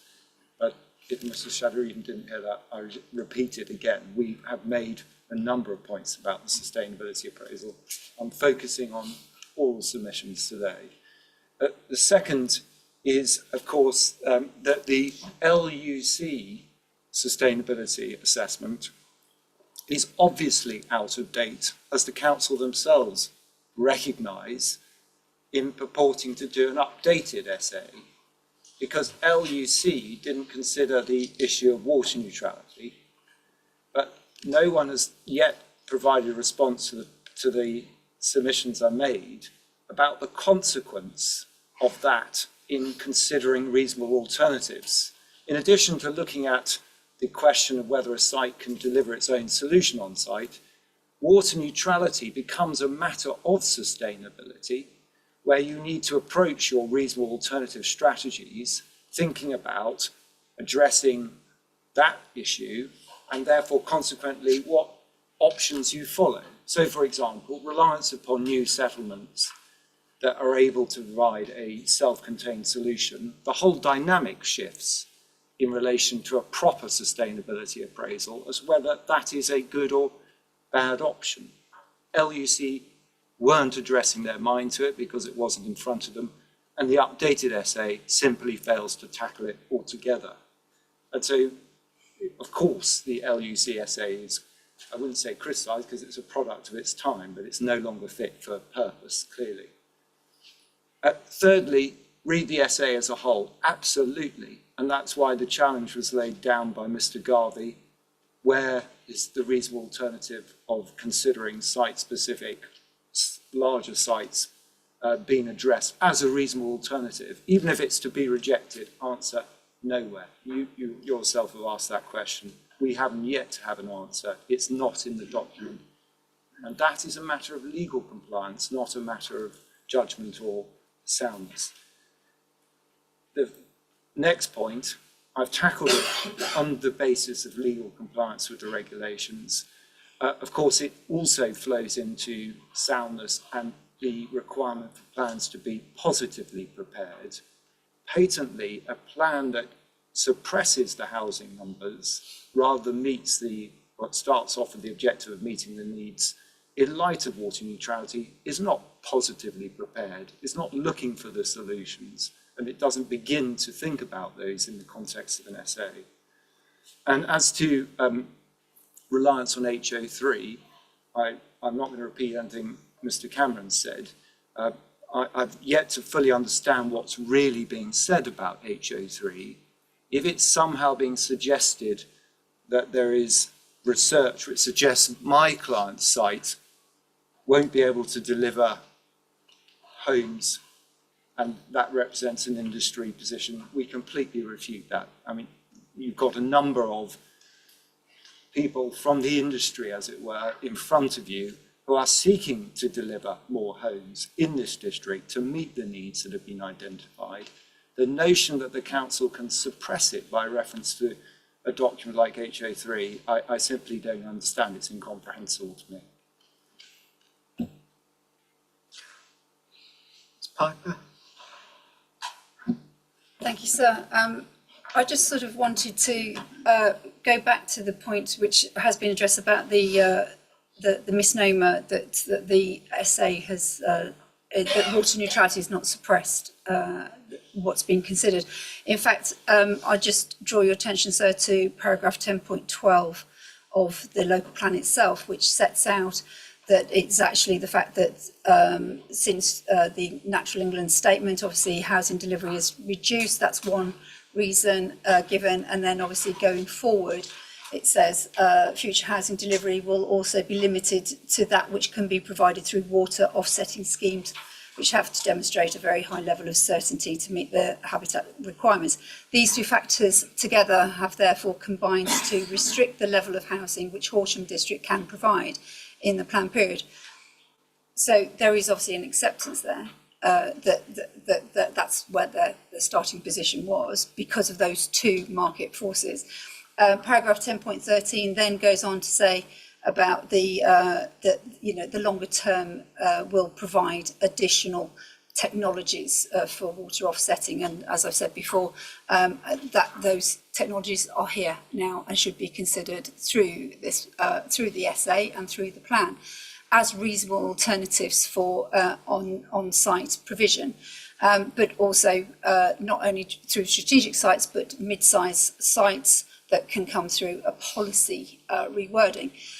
The other point I wanted to make on reasonable alternatives is that Natural England have said that alternative water supplies are currently expected to be delivered between 2030 and 2036 within this local plan period. So I would like to suggest that maybe a reasonable alternative would be to consider what that would mean. Thank you. Mr. Garvey, please. I'm grateful, sir. I can be brief given the points that have been made. As you heard earlier, sir, I made the point. It's the alternative of having on-site solutions through water neutrality either has been addressed or it's been discounted as it's not a reasonable alternative. I take it from the answer that we heard that the council accept it hasn't been addressed, because even reading the essay as a whole, they didn't direct us to anywhere in the document where it does deal with that, which would then leave them in the situation where they'd have to try and argue that an on-site solution to water neutrality for an allocation is not a reasonable alternative. And I'd make two observations. One, they don't set out why that's the case. And secondly, it appeared to be suggested in the answers earlier said that the council saying, well, in the early part of the plan, the absence of a strategic solution to water neutrality is what has inhibited the development industry from bringing forward sites. But that's a completely different alternative, because we're not talking about the council need to come up with some strategic solution, i.e. some sort of credit scheme. We're talking about sites that themselves come up with their own solution, so they're not reliant on any sort of wider infrastructure or strategic solution. They themselves can resolve their own concern. The alternative the council are alluding to is an entirely different alternative to the one that we are talking about, which is sites that don't actually have a water neutrality issue at all, because they've mitigated themselves. And that's the alternative that we say that the SA just hasn't grappled with at all. It's plainly a reasonable alternative, and it's one that hasn't been addressed. So that's why we say the SA is legally deficient.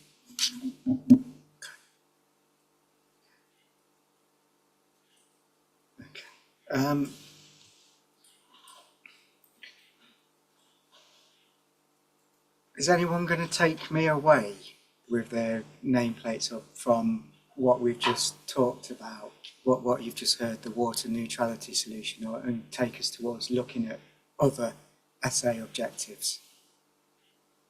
I was going to ask you that, sir. I was going to, on your agenda, you talk about. So I want to just stay focused on water neutrality and get the council to respond to those particular issues that have come along the lines, and then we'll perhaps go into a bit more detail about other SA objectives and how they featured in the assessment. Is that?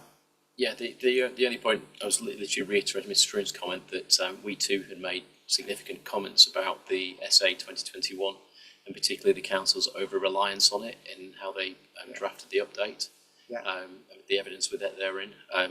And I'll come back to that more detail in January when we do the site-specific sessions. Yeah. So that's fine. Yeah. Councillor Sallows. I've just got two brief points. First one was in relation to the water neutrality. Why was the West of Ifield site adopted with no water neutrality in place at all, whereas other sites that apparently have viable solutions were rejected? So the water neutrality doesn't seem to have been applied reasonably across the strategic sites. And the second one is with regard to sports provision. Again, the West of Ifield, there's no viable mitigation for the loss of a golf course at that site.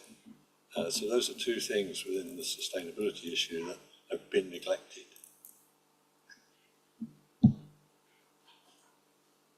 Okay, then I want to come back to the council because there's quite a few points to Mr. Jones, are you wanting to? It's a very brief point. I think the plans are also in terms of Horsham, and that in the case of R1, that it is ignored. Okay. Right. So I'm going to come back to the council and just ask you to respond to the points that have been made, and I hear your response, and if I feel that anything else that I want to get out of it, I'll come back to you. Thank you. Thank you very much. First of all, Mr. Strawn, I apologise. I didn't intend to imply in relation to your other submissions that you weren't making any criticisms of the earlier one. Now, dealing with Mr. Cameron's points first of all, we all know what the MPPF requires in terms of meeting objectively assessed needs, and we understand and we recognise also what alternatives constitute reasonable alternatives in terms of the objectives set out in the MPPF and as set out in the plan. And that objective is to meet or to provide sustainable development and to meet that need. But of course, one has to take into account all material considerations in determining what that need is and then what the requirement should be. And they're two different things. The requirement is an adjusted total, taking into account many material factors that could bear on deliverability over the planned period, as well as making available land to meet the objectively assessed need. If the evidence clearly demonstrates that by allocating far more land than the industry is able to develop, that creates other sorts of tensions which may not actually be sustainable over the life of the plan. So one has to be quite careful about what one is trying to achieve. The ICINI evidence provides a robust basis upon which to assess the extent to which the market can deliver over that period. And it's a matter that obviously should be kept under review, as is the duty of every local authority in reviewing development progress over the planned period.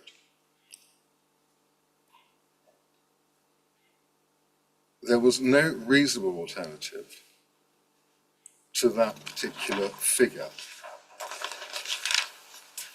of 777, which was derived from an understanding of those market conditions. It would have been pointless, therefore, to have assessed higher or still higher figures in the context of the evidence which suggests that the industry could not deliver over that time. So there's nothing irrational in that whatsoever.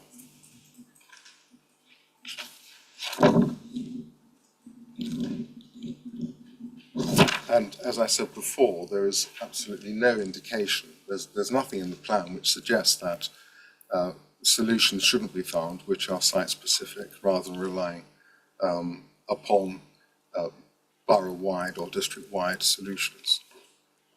Those remain at large. So the question is simply whether or not a higher figure should have been tested, having regard to the potential for sites to produce their own solutions, which the plan does not preclude.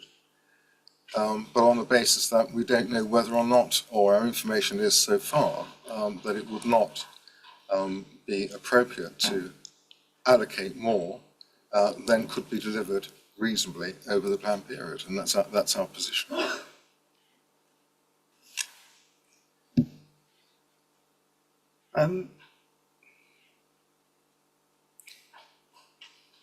Is there a tension with the ICENI work and what that seeks to do with what the MPPF is asking us to do?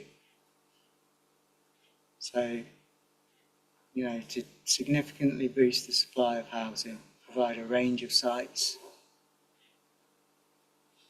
The context of the ICENI work is more about, you know, we recognise as an authority there is a large, this is going outside of SA, that there is a large amount of unmet need across a large area, essentially. There comes a point where, in terms of the MPPF requirements, paragraph 35, to have a plan that's deliverable, what's deliverable in terms of those housing numbers? If you set a trajectory that is, you know, there's no limit, where does that come in? So it was seeking to provide that evidence in terms of actually where does the market fit into this? What can that market deliver within that context? Okay, can I just another point on the ICENI work?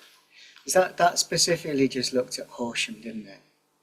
So it doesn't look at the housing market area as that we would consider it in line with the housing market assessments, does it? It doesn't look at that capacity of that market to deliver at all. It's purely Horsham focused. Yeah.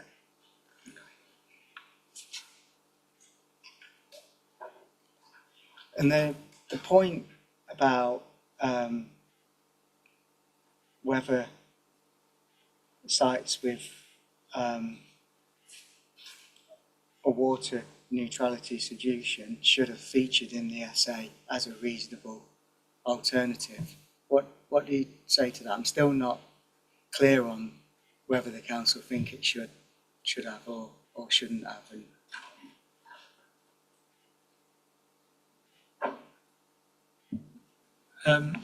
Yes, sorry, if I may start, so others may wish to come in.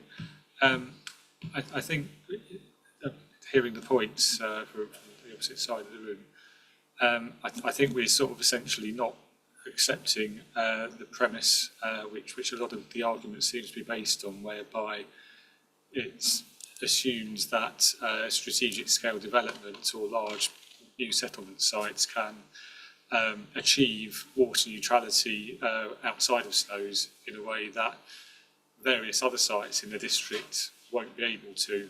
Our experience so far is that there's been a lot of, in some ways it may even be the other way around, because we are actually seeing some smaller sites come forward and delivering offsetting schemes to enable, as you mentioned earlier, there were ground conditions being applied on the basis that they have alternative offsetting schemes, and they're smaller sites.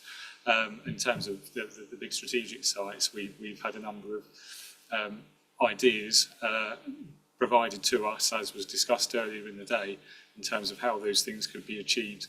But we don't, well, we would argue that we simply don't have the strong or convincing evidence that those schemes can, you know, in fact we think there's very weak evidence that those schemes can be achieved, you know, possibly within the planned period, or certainly if within the planned period it would be sort of quite late in the planned period and therefore would not allow housing to come forward in those sites until much later on. So I think where we've gone with the essay is that we haven't sought to make judgments on whether one site over another site can you know, score better or worse on water neutrality. Would you have had to do that at that particular stage of the essay? Was it as complicated as that, or would you have merely needed to consider that there was an alternative way than to appraise it? So the alternatives were not rejected in that sense. Yeah. There's an issue in relation to how you achieve it. Yeah. What was done was to alight upon a number which could be sustained through a rational trajectory. So the question arises then, if you are going to admit as an alternative, let alone whether it's reasonable, but an alternative which postulates a much higher growth scenario in the planned period, you're going to justify that by reference to evidence of a trajectory. You don't have that. Relying upon the evidence which we do have, which is a rational basis on which to rely on the 777. I think some of this though also goes back to what we were discussing this morning in terms of the timeline of what information was available to us and when, in terms of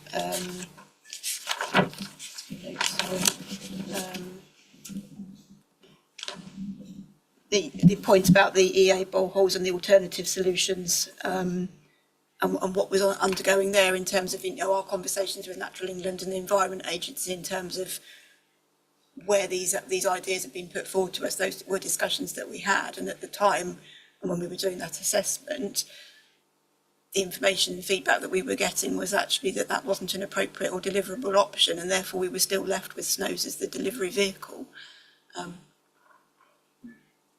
So if I take the overall argument still further in the context of the scheme of the MPPF and housing supply, if one takes an unreasonable number of dwellings and postulates a trajectory that encompasses a higher number of homes and can be reasonably accommodated over that period, it has other consequences too for the way in which, for example, the housing delivery test is applied. So already, if this plan is approved and adopted, we will be in deficit, probably, under 75% of delivery in the first year, maybe two. But as we get deeper into this, we'll be at a housing session and we can debate the idea of step trajectories, we can debate the idea of course. Yeah. What I'm trying to say is there needs to be a realistic assessment of what can be delivered, and that's what's been done here and that's what's been tested. And the realistic assessment is these ICNE reports, is it? Based upon the ICNE reports and such other evidence as led to the sentence. What other evidence exactly? Yeah, that was the HDCO2, but also it was the topic paper. Paper 1, which sort of sets out the impact of water neutrality, where once the position statement was received, then obviously the actual permissions and the number of that went down. So it was that legacy effect that was outlined. Yeah. Okay.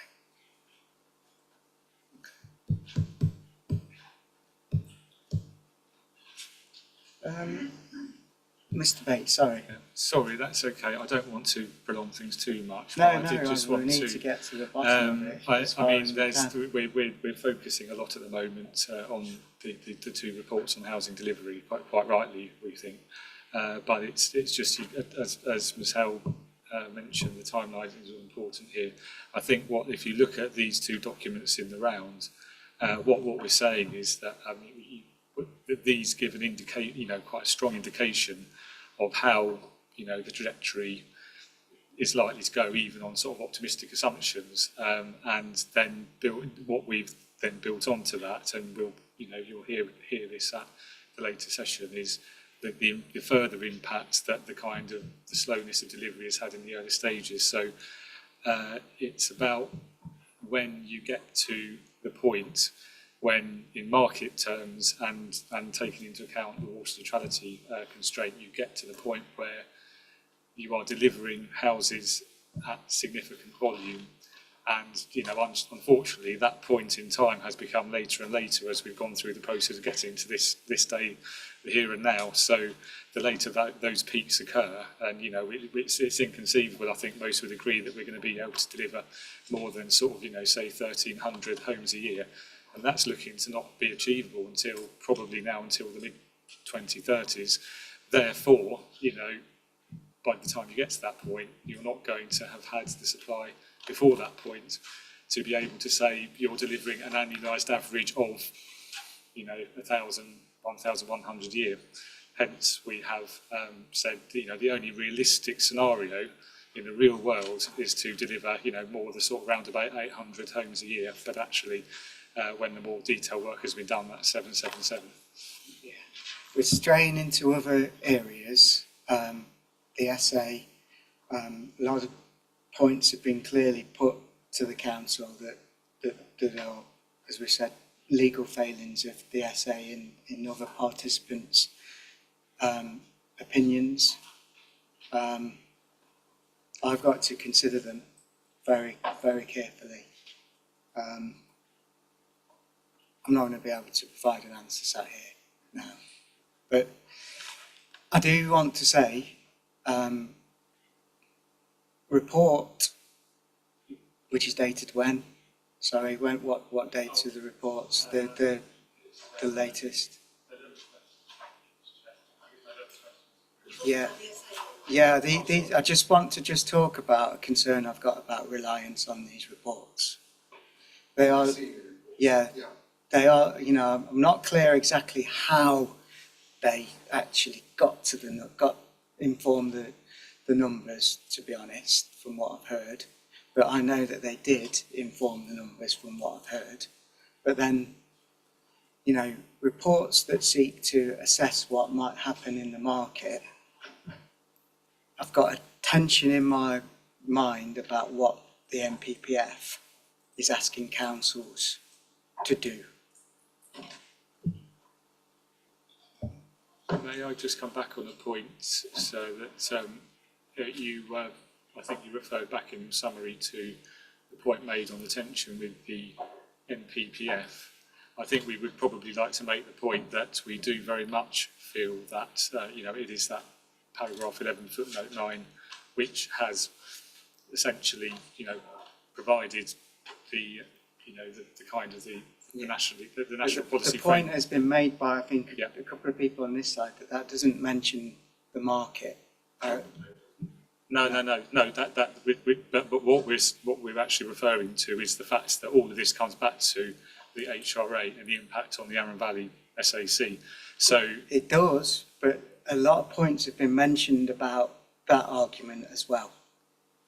I take that on board, but I don't think you can divorce where we are with the local plan. And going back to the earlier discussions, we were all up for submitting a local plan which would have met both our needs and more before the water neutrality came in. So it's not to say the willingness wasn't there, but that is the reality. We have had a massive impact as a result of water neutrality, which has had an ongoing legacy consequence. Come back to timing, doesn't it? Timing, and whether the council should have gone back and done something else. And I totally get that, and it can stop you from moving forward at all.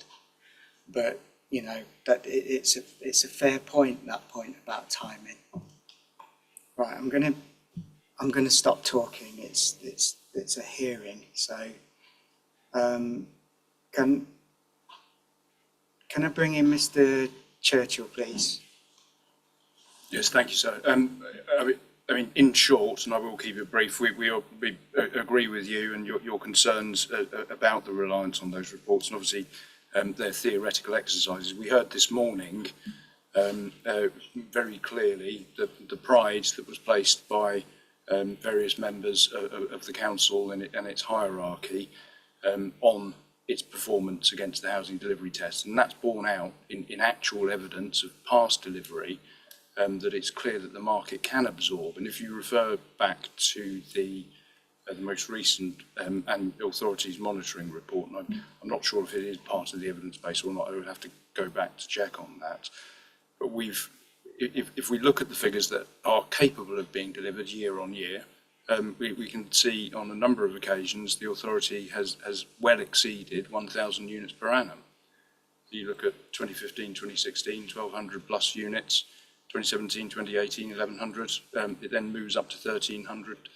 So it is capable, it is a market that can consume that level of delivery. So we would reject the outputs of that ICNE assessment as a theoretical exercise that's not borne out in fact. Okay, thank you. Mr. Strawn, please. Yes, so I'm not going to repeat any of our points, but just two, I hope, helpful references. In the December 2023 as the date of the ICNE report, they explain their approach to water neutrality at section 2.3.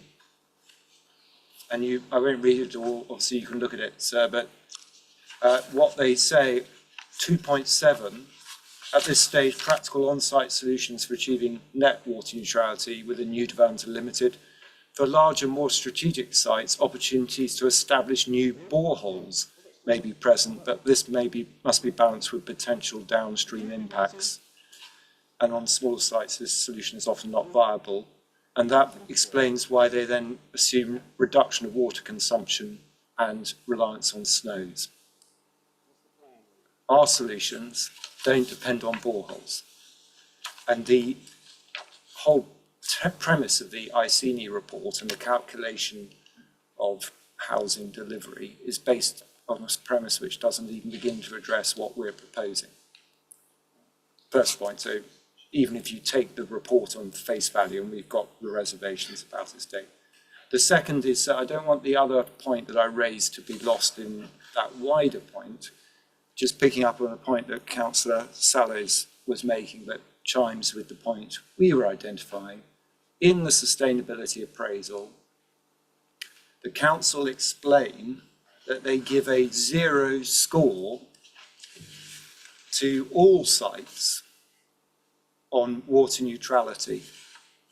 And the explanation they give for that is, and you'll see that there's a column with 0 conspicuously throughout. And they explain that on the basis that if you come up with a water neutrality solution, you're going to have an impact and reliance upon offsetting. And of course, that fundamentally misses the point. Sites like my clients don't depend on that. They should be getting a big double green positive as self-sustaining, sustainable sites in water neutrality, as compared with the sites that will be taken forward by the council, which should be getting a double negative rather than a 0. And that's the point I don't want to have lost, is that the sustainability appraisal required re-examination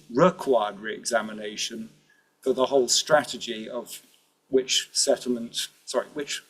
strategy to pursue when it comes to sites that could be self-sustaining in that respect. And that work's never been done. It's just not been there. Piper, please. Thank you. Thank you. Mr. Churchill actually made my point about what the market has actually been able to deliver, but I just wanted to add to that, that the council themselves, by choosing their balanced approach in the 2021 plan, said that 1,100 per year were deliverable. So I'm not quite sure why that, why that wasn't tested again, given the fact that we've all been saying that water neutrality can be dealt with one way or another. The other point I wanted to make about deliverability and in terms of what the council would consider could be achievable. Obviously, they want a deliverable plan, but and in this we will come on to this tomorrow. But there is a missing piece in terms of the size of sites that are being considered. They've gone for very small, under 265, or they've gone for larger sites. There is a piece in the middle, which my clients are in, where they can provide their own water neutrality. They've got all the letters from Natural England and the EA, but they're in that middle piece. And there's a big missing piece there about these size of sites that you could bring forward with their own solution. And again, I would suggest going back to the SA that is another reasonable alternative that should have been considered. Thank you. Mr. Johnson, please.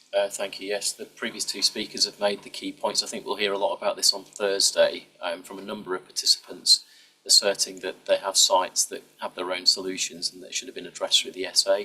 Our client is one of those as well, so rather than repeat the same points, I'd just like to endorse them. Thank you. I want to just have a brief discussion in SA terms about sort of other SA objectives other than water neutrality. But before doing that, I can get the council to come back again. But is there any further points that participants want to make that they've not on the SA and how it's dealt with water neutrality particularly and the housing numbers?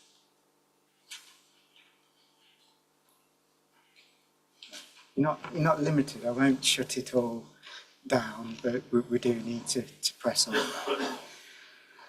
Does council want to say anything else in response to what they've heard? No, sir. In response to Mr. Strawn's observation about scoring, paragraph 7.7 of the 2023 addendum SA deals with the scoring there, just for your future reference. Yeah.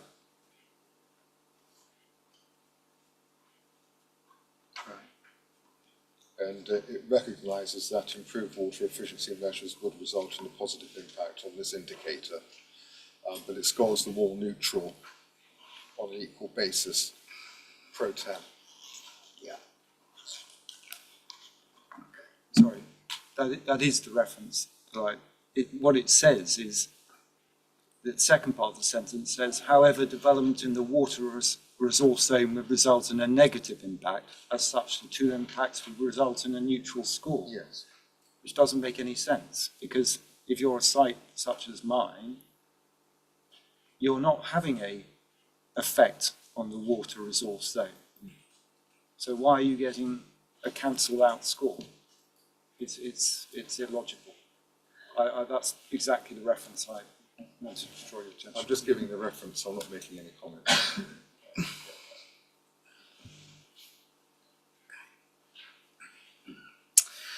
Right. I think it is a legal issue. We're dealing with legal compliance.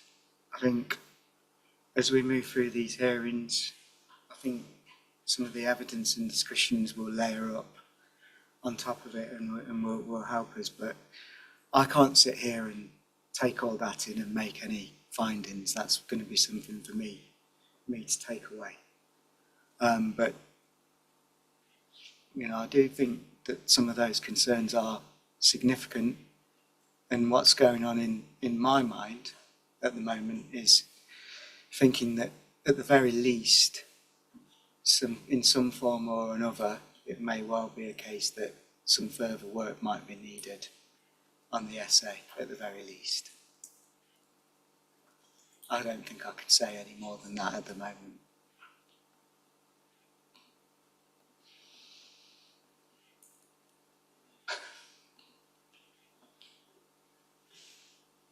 But then there's the obvious risk of, in doing that work, what the findings of the essay might then be.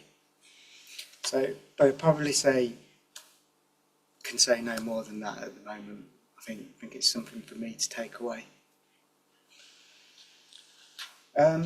Moving on then, the people have mentioned sort of scoring against other objectives, not just sort of how water neutrality informed the big essay, if you like, appraisal and decisions made through the essay process. But I should shut you down, Mr. Johnson, when you started talking about this. So I'm looking at you to sort of pick it up where I shut you down, if that's all right.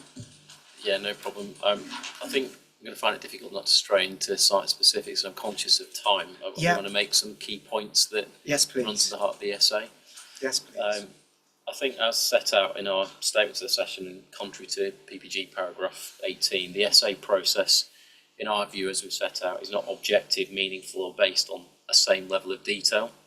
The assessment process doesn't allow you to reach a reasoned justification for selecting the preferred approach in light of alternatives. And we have, and I won't go into in detail this session till January, but we've cited a number of examples where that has occurred in our statement and our Reg 19 representations. However, just to flag, the comparative assessments of education, biodiversity, deliverability and viability in housing alone demonstrate a consistent pattern, one that suggests a predetermined outcome was in mind during the comparative assessment site sifting process, and one that serves to undermine the outcome of the essay process and the soundness of specific policy that we'll come on to in January, which is the HA4 policy. All our client, without putting words in the parish council's mouth, is for a fair and objective assessment to be undertaken of reasonable alternatives, for this to be consulted upon, and for this to inform a final democratic decision on a preferred, justified and effective policy option for the emerging local plan. And as set out in our matter statement, we did urge this work through the essay and essay evidence-based updates be undertaken prior to formal submission. We urged the council to undertake a further round of Reg 19 consultation to avoid this being addressed through the modifications process. We're past that stage, so through you we are suggesting that this is now updated and the essay revisited through the modification stages to address our concerns. And as I say, rather than taking up examination time now, we refer you to our Reg 19 representations, which go into some detail. Thank you. Any other points on the essay other than the water neutrality issues? Thank you very much. I'm going to make some general comments. I've got some detailed specific comments about the West of Ifield, but maybe you'd prefer to take those in the new year. Yeah. Yep, fine. So I'm going to agree with my colleague over there. It's not clear that the analysis has been used to inform decision making or as an input to plan making. Instead, it feels as if it's been something of a tick box exercise with questionable value in terms of really understanding the effects, positive or negative, of the plan. I know West Sussex County Council's comment at Regulation 18 stage that the SA is being retrofitted to fit a plan approach. Hence my So question. I'm just going to say something about tomorrow, because it might help. We're going to be talking about the spatial strategy tomorrow in quite a bit of length, and we're inevitably going to have to come back to some of the things that we've touched upon today. I just don't know if that helps. So the choices about where development is to take place and how the strategy guides that is tomorrow as well. But I don't know if that helps. May I make, so I have a number of, from an analytical point of view, a number of issues with what I see in terms of the scorings. Generic issues, so chronic lack of baseline data, for example, biodiversity based purely on distance from a designated site, too many errors and omissions in the data, flawed or unevidenced assumptions, particularly about modal shift, and a surprising lack of updating and iteration, given issues like water neutrality nearly at the end. The result of those flaws in the process is that there's still much too much uncertainty across the board in terms of the scoring in the whole of the essay. And because we end up with sets of scores with only marginal differences between the different sites and scenarios. There's far too much homogeneity across the sites for various policy areas, and this point was made at Regulation 18 as well. And there's an enormous number of question marks in the scoring, and I looked at the Mid-Sussex essay for comparison. Virtually no question marks at all. The Crawley essay, you know, a much, much smaller proportion of question marks is attached to the scores. It's not inevitable that there has to be this degree of uncertainty in the scoring across the essay. So it doesn't seem to reduce uncertainty about sustainability or add to genuine understanding of the effects of different policies or possible mitigations. Just seems like a tick box exercise to ease through a favoured scenario without actually appraising its sustainability. Thank you. Mr. Strong, please. I expect I'm being oversensitive, that if I don't say something, it may be taken against me. But just to be clear, so we have raised a number of more detailed issues about our site and how it's treated in the essay. I don't think it's going to be helpful if I go through them now, and maybe we'll come back to them. We've also raised points that may be relevant to tomorrow's session and the approach to the settlement strategy. If you're content, I'll come back to those, but noting that in our Regulation 19 response and our statement, we've raised some more specific points, but I don't want to take up your time now. Yep, thank you. Mr. Churchill. By no means is this an attempt on one-upmanship on Mr. Strawn, but we've raised similar issues at both Reg 18 and Reg 19 stage. We have very significant concerns about the accuracy and justification of the decision-making made through that scoring process. The expectation is the SA is an iterative and ongoing process that takes account of information that's in front of the council. And we set out in those representations and our hearing statements what our concerns are, so I won't repeat them.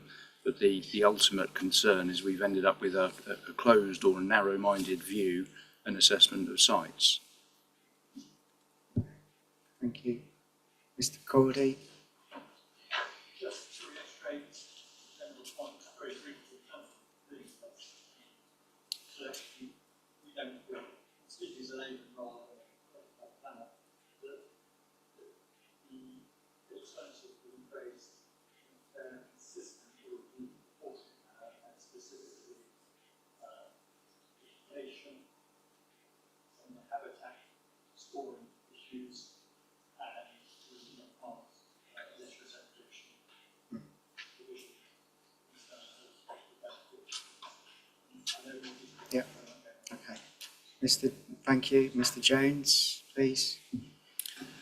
Yeah, I echo a lot of what's been said. We've been hearing for a couple of hours now about water neutrality, but there are more perhaps prosaic issues, which are also criteria. And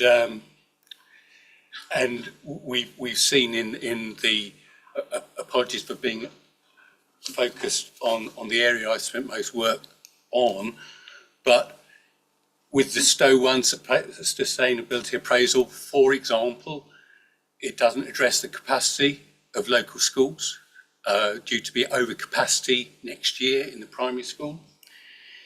It scores housing density of 6.5 properties per hectare. It doesn't score that as red, despite being the lowest in the lowest housing density of any site in the plan. In terms of heritage, as Catherine Howell will know, the statement says that it's 250 metres, the site is 250 metres away from the two listed buildings in East Wantley. Well, actually, that precludes development in 2 of the 3 fields in East Wantley.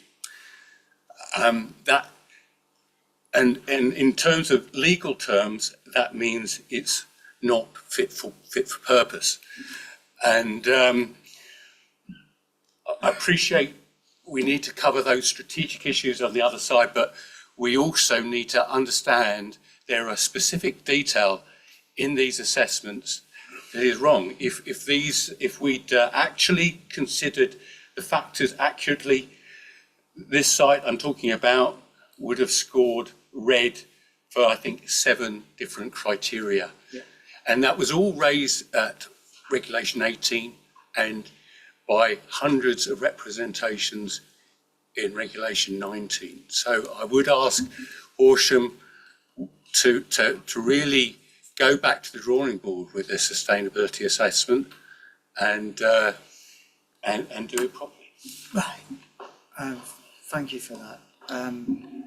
Now, we've got to move on. I've got the detailed reps. Some of the Regulation 19 representations are very detailed on this point, and then got the hearing statements as well. So, you know, it's not going to be able to be possible for the council to go through all of those points in detail here. They've heard them. So I want to move on, if at all possible, to consider the habitat regulations assessment. Okay, your card's up. Sorry, did you want Just very quickly, when I was chairman of the council, repeatedly asked for a cumulative impact assessment on settlements like Storrington that serve as a hub for other villages in terms of housing numbers, schooling, traffic, air quality. In Storrington there's an AQMA. I have never seen such an assessment. When a village serves as a hub for 6 or 7 other parishes, you can't just look at that village in isolation. You have to look at all of those parishes, and I don't believe that has been done. Yeah, I've got some significant concerns that have been put to me. I'm not saying I share all those at the moment, but I'm saying that I'm going to need to take away what I've heard today, okay, and what I'll read again, all right? I do want to move on to the habitats regulation assessment now.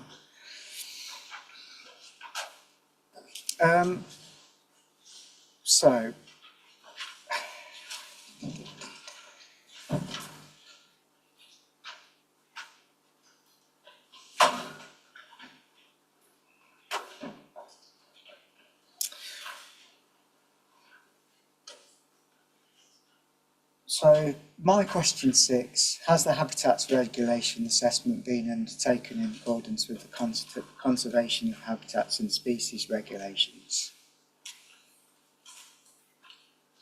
I set out a number of sort of bullet points for the council to consider, for everybody in the hearing to consider.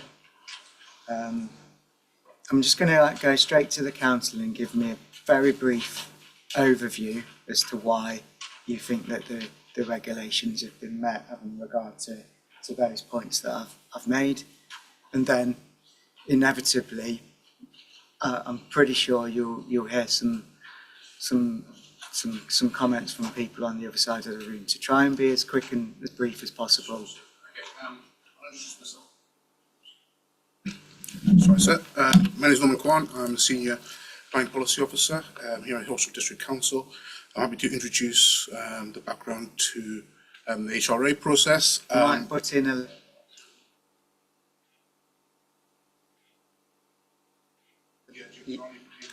who also helped assist the council in producing the HRA.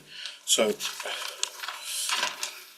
the council considers that the HRA and the local plan strategy has full regards to the habitat regs. ACOM was commissioned to undertake the habitat regs assessment, Reg 19, Horsham District Local Plan, November 2023. That's the reference SD07. As also outlined in the council's hearing, MIQ Matter 1 Issue 2. That's reference M1.01A. Chapter 1 of the HRA outlines the context of the HRA is undertaken in accordance with the habitat regs as amended. Chapter 2 explains the methodology and including 3 essential tasks that form part of the HRA. Task 1 is address the likely significant effects, which ACOM was commissioned to undertake the screening again process. Task 2 was appropriate assessment. task 3 was avoidance and mitigation, and chapter 3 provides detailed background on the impact pathways identified in relation to the local plan and relevant European sites. Chapter 4 undertakes a screening process of likely significant effects of the planned policies, referred to policy B in the screening tables for the planned policies, and appendix C for the screening of the site allocations. Conclusions arising from the screening process are provided in chapter 5. Chapter 6 contains the appropriate assessment, and chapter 7 the conclusions. Yeah, brilliant. Thank you. So that the council say the regulations have been met. I'm literally to move it along. Those that in the room are saying that the council have not complied with the regulations. I want to sort of hear from you your reasons why. Does anybody want to go first, or is anybody?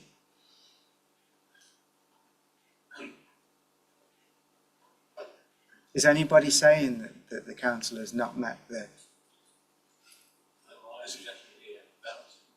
Yeah.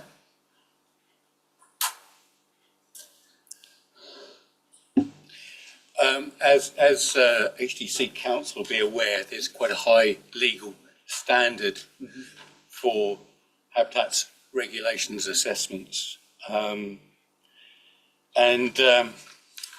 therefore you'd hope that they would do more than simply do it as a paper exercise using satellite imagery. But in the case of Stowe 1, that is exactly what they've done, and even though they've subsequently visited the site, they didn't update the habitats regulation assessment, and we can tell that from the track changes produced from the Freedom of Information Act response.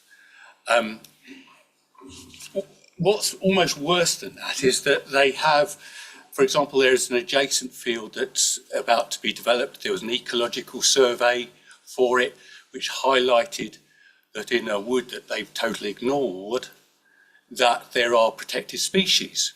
So this is information in Horsham District Council's possession, to be clear, that their case officer will be well aware of.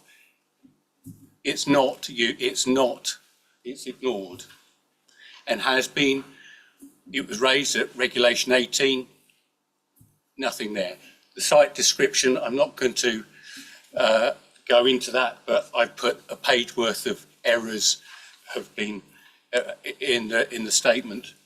But essentially, the point is it does not meet the legal standard, which demands, because of the precautionary principle, that you must have, it must be done to a high scientific standard. And sorry, but it wasn't done in this place, in Stowe 1. Thank you. Thank you. A couple of questions from me then. Natural England's position with the Arun Valley sites is that providing that the plan is water neutral, then the regulations have been met. Is that fair? Specifically for the Arun Valley sites. Dr. James Riley speaking on behalf of the council. With regard to the issue of water neutrality, yes. I mean, the HRA looked at other issues with regard to impacts on Arun Valley, such as impacts on functionally linked habitat for SPA birds, for example, but Natural England had no discussions or points or comments on those elements of the assessment. So their only remaining issue for that was the point about water neutrality. There are measures already built into the recommendations and therefore built into the policy of the plan to deal with things like functionally linked landform.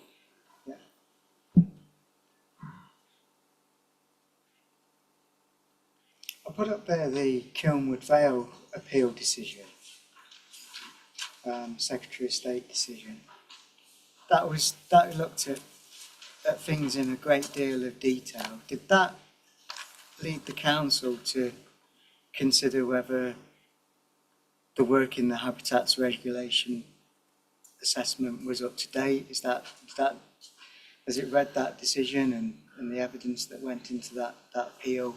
Did that change anything in terms of the council's understanding of what the HRA was saying? It didn't change anything from our point of view, and I've had regard also to the claim bundle, which attacks the decision of the Secretary of State, or the Minister in this case. Right, so it didn't change. It doesn't, no. Right. We will see what the outcome of those proceedings are. Yeah. And that may have some kind of implication. But at the moment, we do not demur from the approach taken by both the Inspector or the Secretary of State. Yeah, good. Thank you. So that's helpful.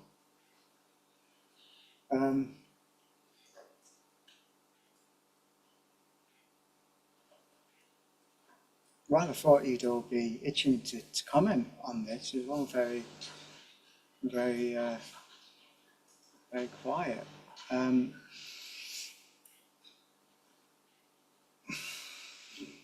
So,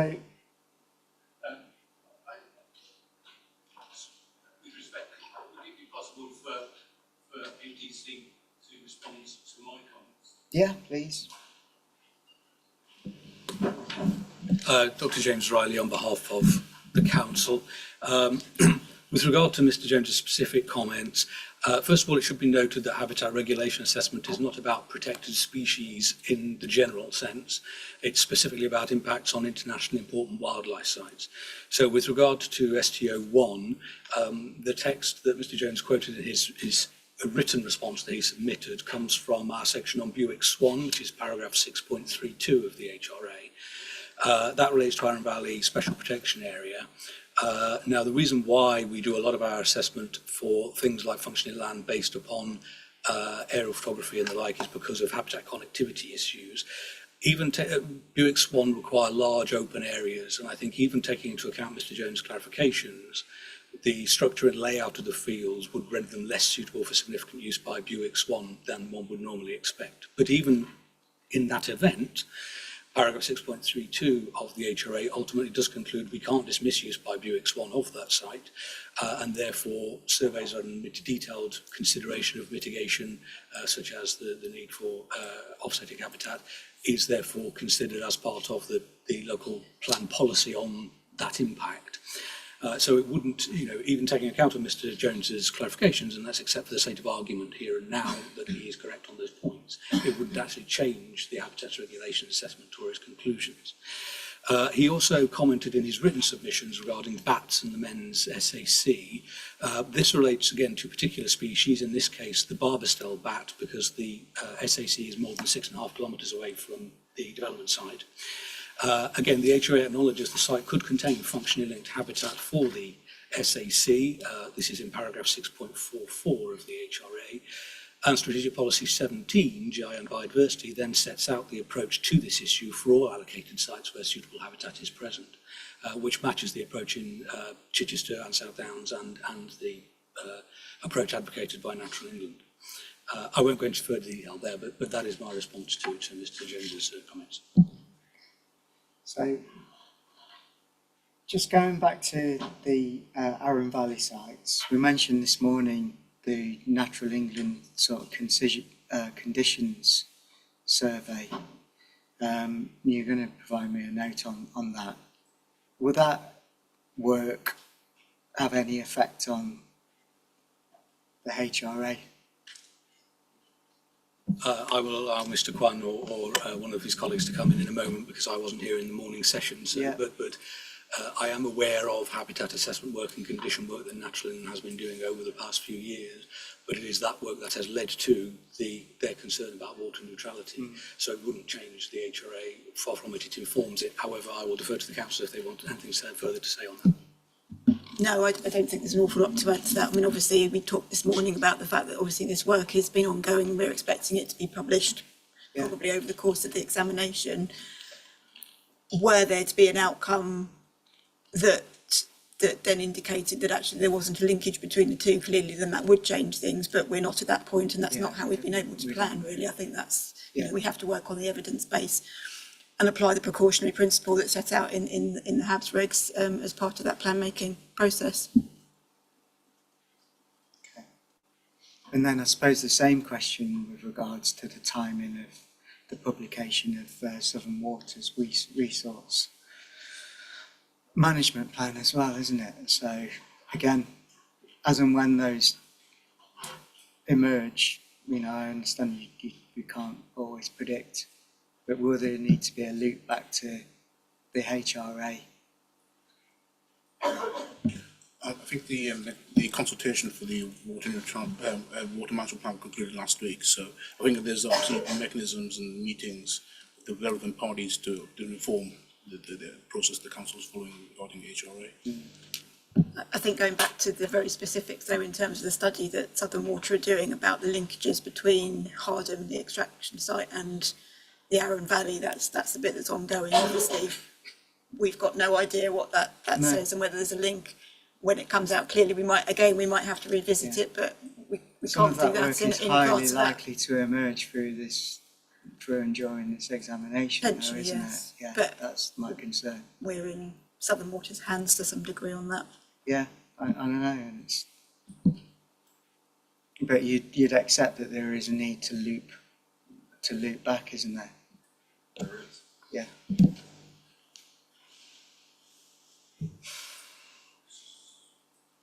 Mr. Jones. Thank you. Could HDC confirm then that protection of protected species outside of those SACs and other areas mentioned is not covered by the HRA, which is the implication of what he just said? That's not what I was getting at. I was just saying that there's. Right. Sorry, I was asking about I can't see the name over there, but he said that the HRA was purely concerned with the impact on things like Ramsar sites and so forth. Yeah. And it wasn't concerned with general protection of protected species. It has to be concerned with the sites that it's required to do so by the law, and then that's the point. Right. Okay. I think just to maybe provide some assistance to Mr. Jones. Yep. James, there's two different legislative regimes in play here. So we've got the HRA, which is the sort of specific issues in front of us in this agenda, but there are obviously things like the Wildlife and Countryside Act, which is a different consideration, which we have gone through, but that's separate to the specific question. Yeah. That's clear, and in my representation, that's the act that I actually used, which I guess is still a legal issue, which should have been on the table today. So I apologise for... No, it's fine. But actually, that was the act that I originally was quoting from. But I think the same things hold, that actually you've got a regulations assessment that actually is wholly inadequate and not fit for purpose. But for the Wildlife and Countryside Act, perhaps, and not the Conservation of Habitats and Species Regulation. So I'd like to make that clear, and as Mr. Strawn has highlighted earlier, these acts are not optional. Yeah. Just going back to my questioning, these things are obviously will need to loop back in. And this is sort of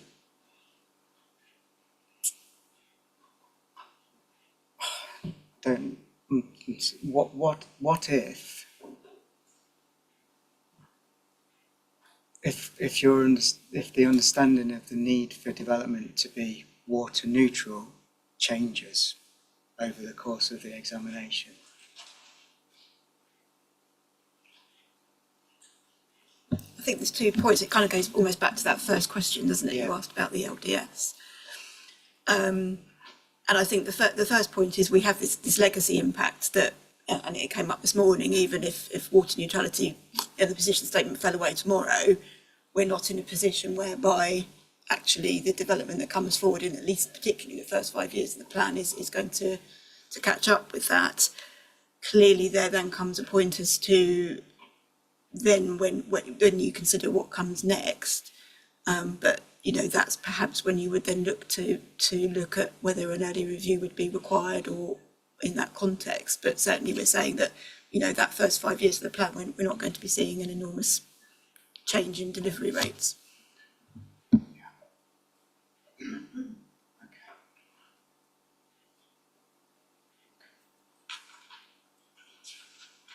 Mr. Strong, please. So just by way of clarification or explanation, we're not saying anything about the HRA because it's assessing a plan which has suppressed ambitions in terms of housing supply and an assumption of water neutrality that's based on it. So in a sense, it's not surprising that it comes out with the result it does. But we would be saying that an HRA would come out with a similar conclusion with the reasonable alternative that we're proposing, because it's not an alternative which is proposing water which is other than water neutral. So it would be the same conclusion in that sense. One thing just to note, the second legal criticism I made of the sustainability appraisal was in respect of the water resources management plan approach. This HRA does recognise in the body of it that that is a duty on the statutory undertaker to address, and I won't repeat our points I've made, but that's the correct approach in this document, not in the SA, because I talked about the tail wagging the dog, but this is the dog wagging the tail in the HRA. Unfortunately, the opposite approach is applied in the SA. But that's just by way of observation. So we're not criticising the HRA, but we are drawing the distinction between what's happened in it versus the SA. Councillor Sallows, please. Yeah. In relation to the mitigation effects of the Arun, I think there's a big flaw in the HRA in the sense of all of the sites seem to have been assessed in the same way in terms of their water neutrality aspects, whereas the West of Ifield site, without mitigation, Thank you. That's welcome. the West of Ifield site, without mitigation, which isn't in plan at the moment, will be drawing water from the Arun, but all the wastewater will be processed into the Thames, so that it is a double whammy. The others, at least, there's a delay, but the water is cycled back through wastewater eventually with some loss into the Arun. But for that West of Ifield site, the effect is far worse because the water's coming out of there and it's exacerbating flooding and sewage processing problems along the Thames. Well, the River Mole, in fact, but it's a subsidiary of the Thames.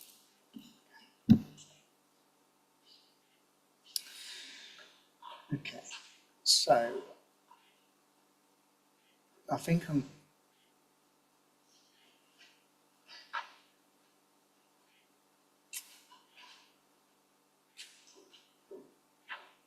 you briefly touched on my question 7 or already with regards to the men's special area of conservation. You've given a response in your statements. Sorry, yeah. So I'm not. Does anybody else want to raise any points on the HRA that we've not talked about here?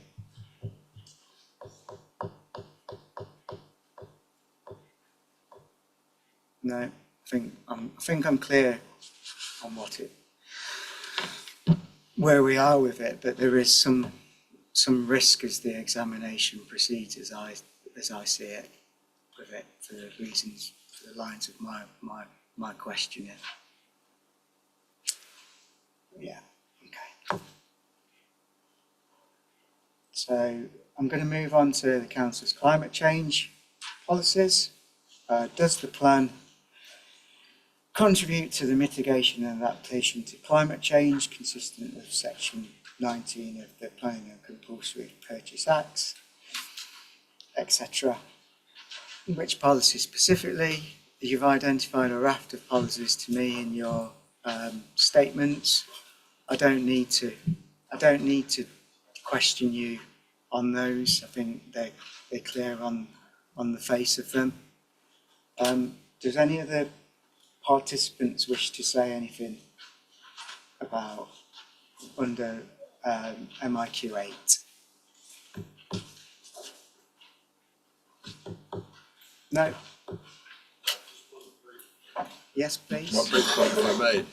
It's in relation to the earlier question as well about the long-term planning, and that there is no strategic overview within the plan that looks at all of the issues for the Horsham district in terms of the 30-year plus plan as required by the new MPPF. So, yeah, the climate is a key one, and there is no. We'll get on to that tomorrow. Yeah, but the climate is a key one in there, and there is no strategic part within the plan that looks at those climate issues in regard to loss of farmland and all the other issues that arise out of the plan as it stands at the moment.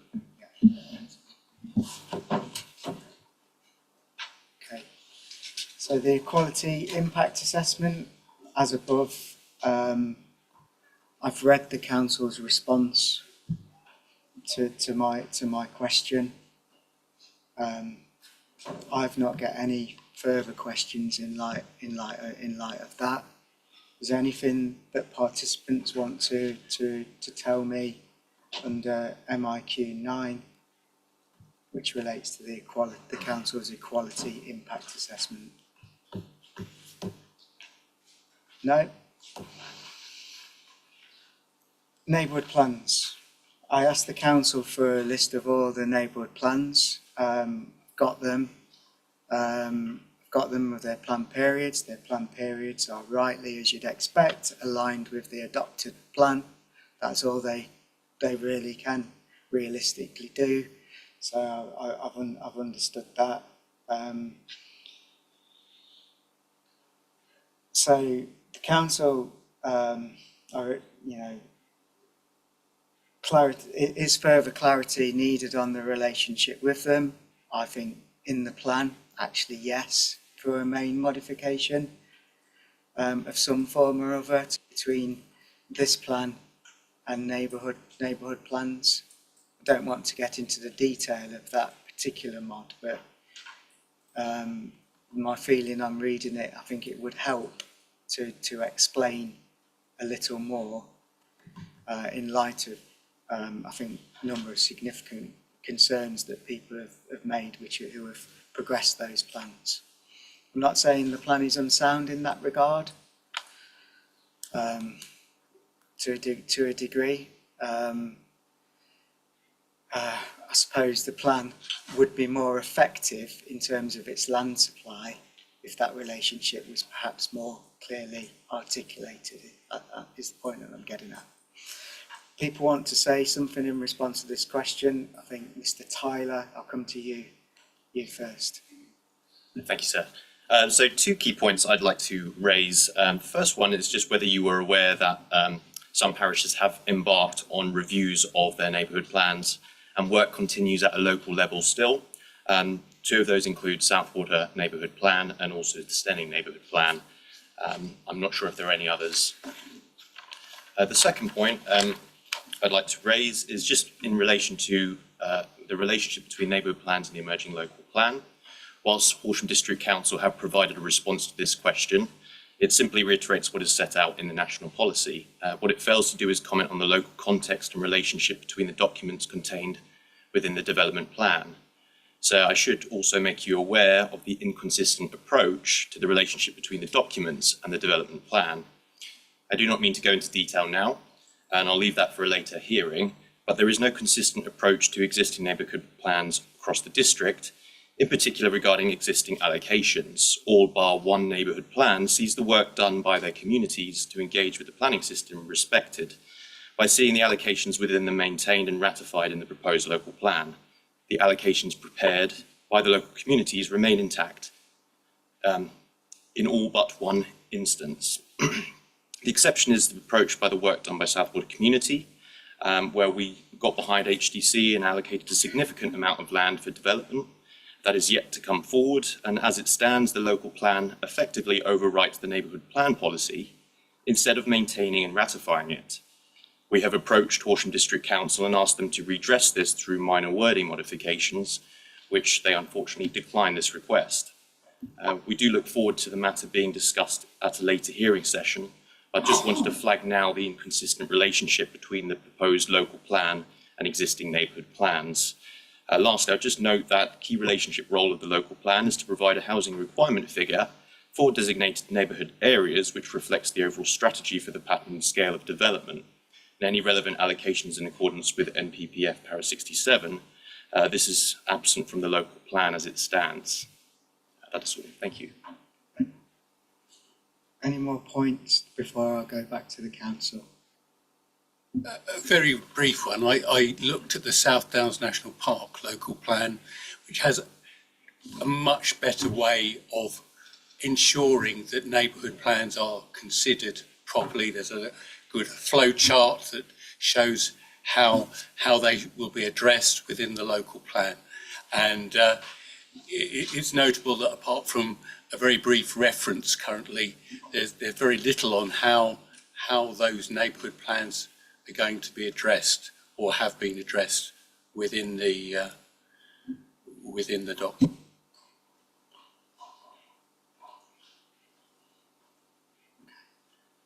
Can I ask the council to come back on those points that have been made? Thank you, sir. I'm also the Senior Neighbour Planning Officer, so I've worked with many of the communities here, present here. I have to say that, yes, the neighbour plans is obviously quite a engaging process here. I mean, there's a significant uptake. We have 29 parishes, 3 neighbourhood councils, so 24 areas do have neighbour plans, so there is quite extensive coverage. So it's over 80% coverage. The 24 neighbour plans, only 63% have allocated development in their plans. Once plans are made, they are part of the development plan. We do consider them as for the decision process. As it stands, a number of neighbour plans or local neighbour plan groups have approached MHDC regarding renewal reviews, the review process. The standard advice from the council is that obviously we're going through examination now. We have many iterations. We have the MPPF coming out. We would not want any community to do any abortive work, which obviously is a major consideration in terms of resource and capacity for some groups. Some of the larger villages can support a significant resource into neighbour plans, whereas some of the smaller groups find it quite difficult to have the specialisms and the skill sets to do the neighbour plan. So the standard advice is that we will engage with the parishes in 2025 on the review process regarding providing them with numbers. We have provided indicative numbers to parishes during the last cycle of neighbour plans, and we will possibly do that. We would like to look to engage with the parishes to do that again with the parishes to make sure that obviously this MPPF compliant. Yeah, I mean, as I said, I think my initial reading of the plan is that very simply for effectiveness in terms of their contribution as part of the housing land supply, and communities should be commended to progress neighbourhood plans which allocate sites that's going to be an essential source of supply to some degree, but I'd get your reasoning as to why it's difficult to do that at the moment. So I can't comment on what the council does outside of this arena. That's for the council. But you know, I'd urge you to make sure that relationship is fostered and built on, because it's going to be helpful, isn't it, to some degree. So yeah. So I can't see your nameplate, and I can't remember everybody's name all the time. That's my problem. I'm not great with that sort of thing. Hannah Worthington. Yeah. When Horsham first started working on this plan back in whenever it was 2019, 2020, when I was chairman of the parish council and the neighbourhood plan steering group. The neighbourhood plan steering group resolved that rather than, because it took us 6 years to produce our plan, rather than spending another 6 years reviewing it, it would be better to try and work with the district council to identify additional sites. When our plan was made, the examiner did say that Horsham should actually give parishes a number of houses that they were expected to come up with. That was never done. At the time, Horsham said, yes, that was a much better approach to work together to identify the sites rather than spending time, money and effort on updating the plan. But that never happened. It never happened. And until the plan was published, the sites that were included in it were kept secret. We weren't told what sites were included. We were told a range of sites that were being considered. We were never told which sites were going forward, even though I knew, because our previous district councillors were very proactive in keeping us informed, but that came from them, not from the council itself. Okay, tomorrow we're going to look at the spatial strategy as well, which is going to look at, if you like, the distribution of development in the district. That might sort of help in terms of understanding sort of figures for specific settlements. And the council have said what they've done. Do you want to just finally respond? I just want to add, I've worked since 2016 with the local groups on neighbourhood plans, and it has been quite hard. Obviously, they have an option of allocating land for development and a housing number. Before we didn't have a housing number in accordance with the HDPF to individual parishes and neighbourhood plan groups. It is hard. Not every neighbourhood plan group can put forward allocations. It is quite a high technical burden for some of the local groups.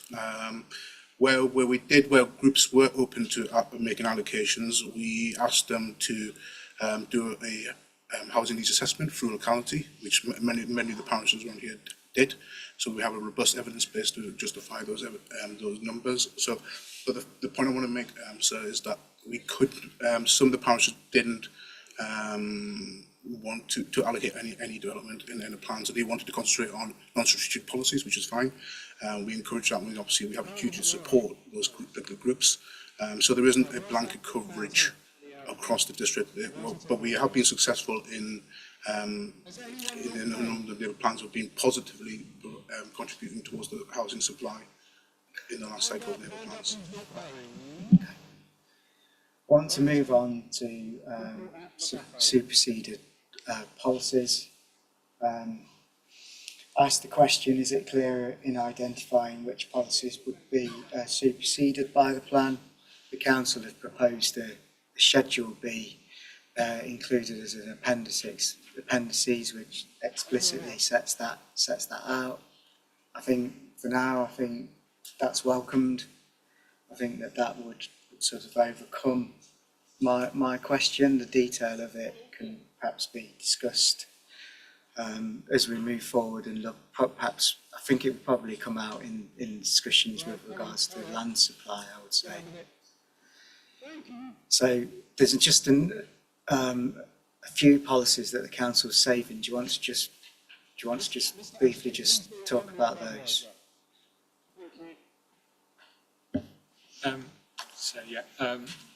So we have now proposed a modification. Sorry, I don't have the schedule to hand. Yeah, it doesn't matter. On the early discussion, but I'm sure you can find that. It's actually, I think it's right at the end of that document, and it sets out a list of both superseded policies, which is most of the current adopted Horsham District Planning Framework, with the exception of some sites which relates to the what we refer to the north of Horsham strategic site developments, and we think they're important to retain as that development progresses, its build out. So could I also mention that one additional set of policies that we should have mentioned also in that modification, and we would respectfully suggest that this is an addition to that list. It's referred to as the Site-Specific Allocations of Land document. It was adopted in 2007. And we are going to seek to save a specific policy in that document. The reason being that there is some land which is due to come forward for employment purposes, and we believe that it's useful to have the SPD that essentially hangs off of that policy. It is useful for us to retain. We can pick that up under It's a the detail economy that you and want to see, under the housing land supply session. But I don't have anything further to add other than that. Yeah, Thanks. all right, that's helpful explanation.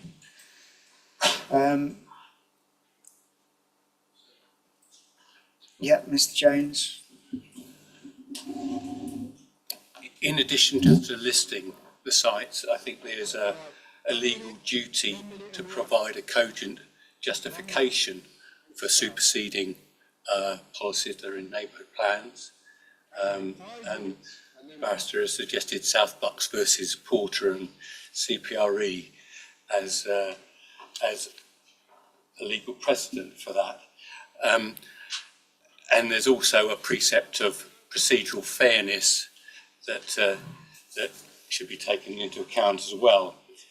The other thing I would say is that, and I did raise it earlier, but we didn't get an answer because we were focusing on water neutrality at the time, was that neighbourhood plans are an alternative spatial strategy, and if we look at the definition of justified within the planning context, that is, and it's an appropriate strategy taking into account reasonable alternatives and based on proportional evidence. There's no evidence where neighbourhood plan policies have been superseded. There has been no evidence provided, I would suggest, at least not for the area I'm aware of any evidence being provided whatsoever about why they're superseding those policies. So I think that's all I needed to say. Thank you. We'll bear that in mind as we look at the detail of any main modifications as we go through the process, but thank you for that. Final point on my agenda, you'll probably be pleased to hear, is other matters, and I just wanted to flag up the council, the Sport England representations, and it probably comes back to where I started this morning. So their objection comments on the, if you like, the evidence base for sport and recreation, doesn't it? Suggesting that it's of some age and should really be updated to inform relevant policies in the plan. So, reason I raise it here is obviously they're a statutory consultee. So, did you have any thoughts on that, and what you might tell me that nothing's changed significantly, but at the minute. The expert on that particular area on leisure and she's not actually in the room at the moment. I can see. Can we come back to you on that point? Well, I think it probably needs a note. Yeah. I think it needs a note. We haven't had any notes this afternoon, so I think we need a note. I think it needs a note to deal with Sport England's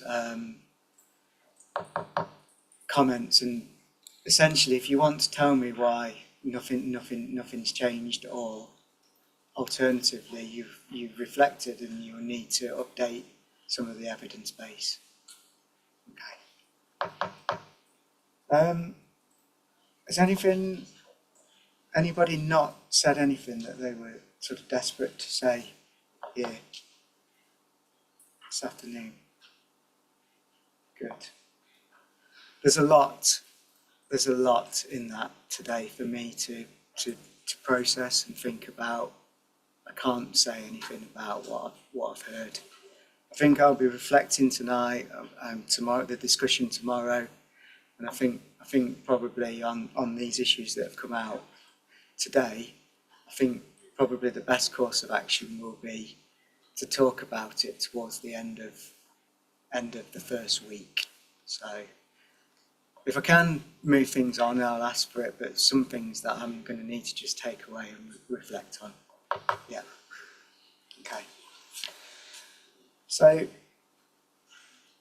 it remains to say thank you for your contributions. It's been incredibly helpful to me. Those that are coming back, I look forward to hearing from you again over the duration of the hearings. And yeah, thank you for the manner in which you've engaged with each other in this process, because it's been very helpful. But at 5:40, I'll close the hearing for matter 1, issue 2. So we'll be back again tomorrow at 9:30. Okay.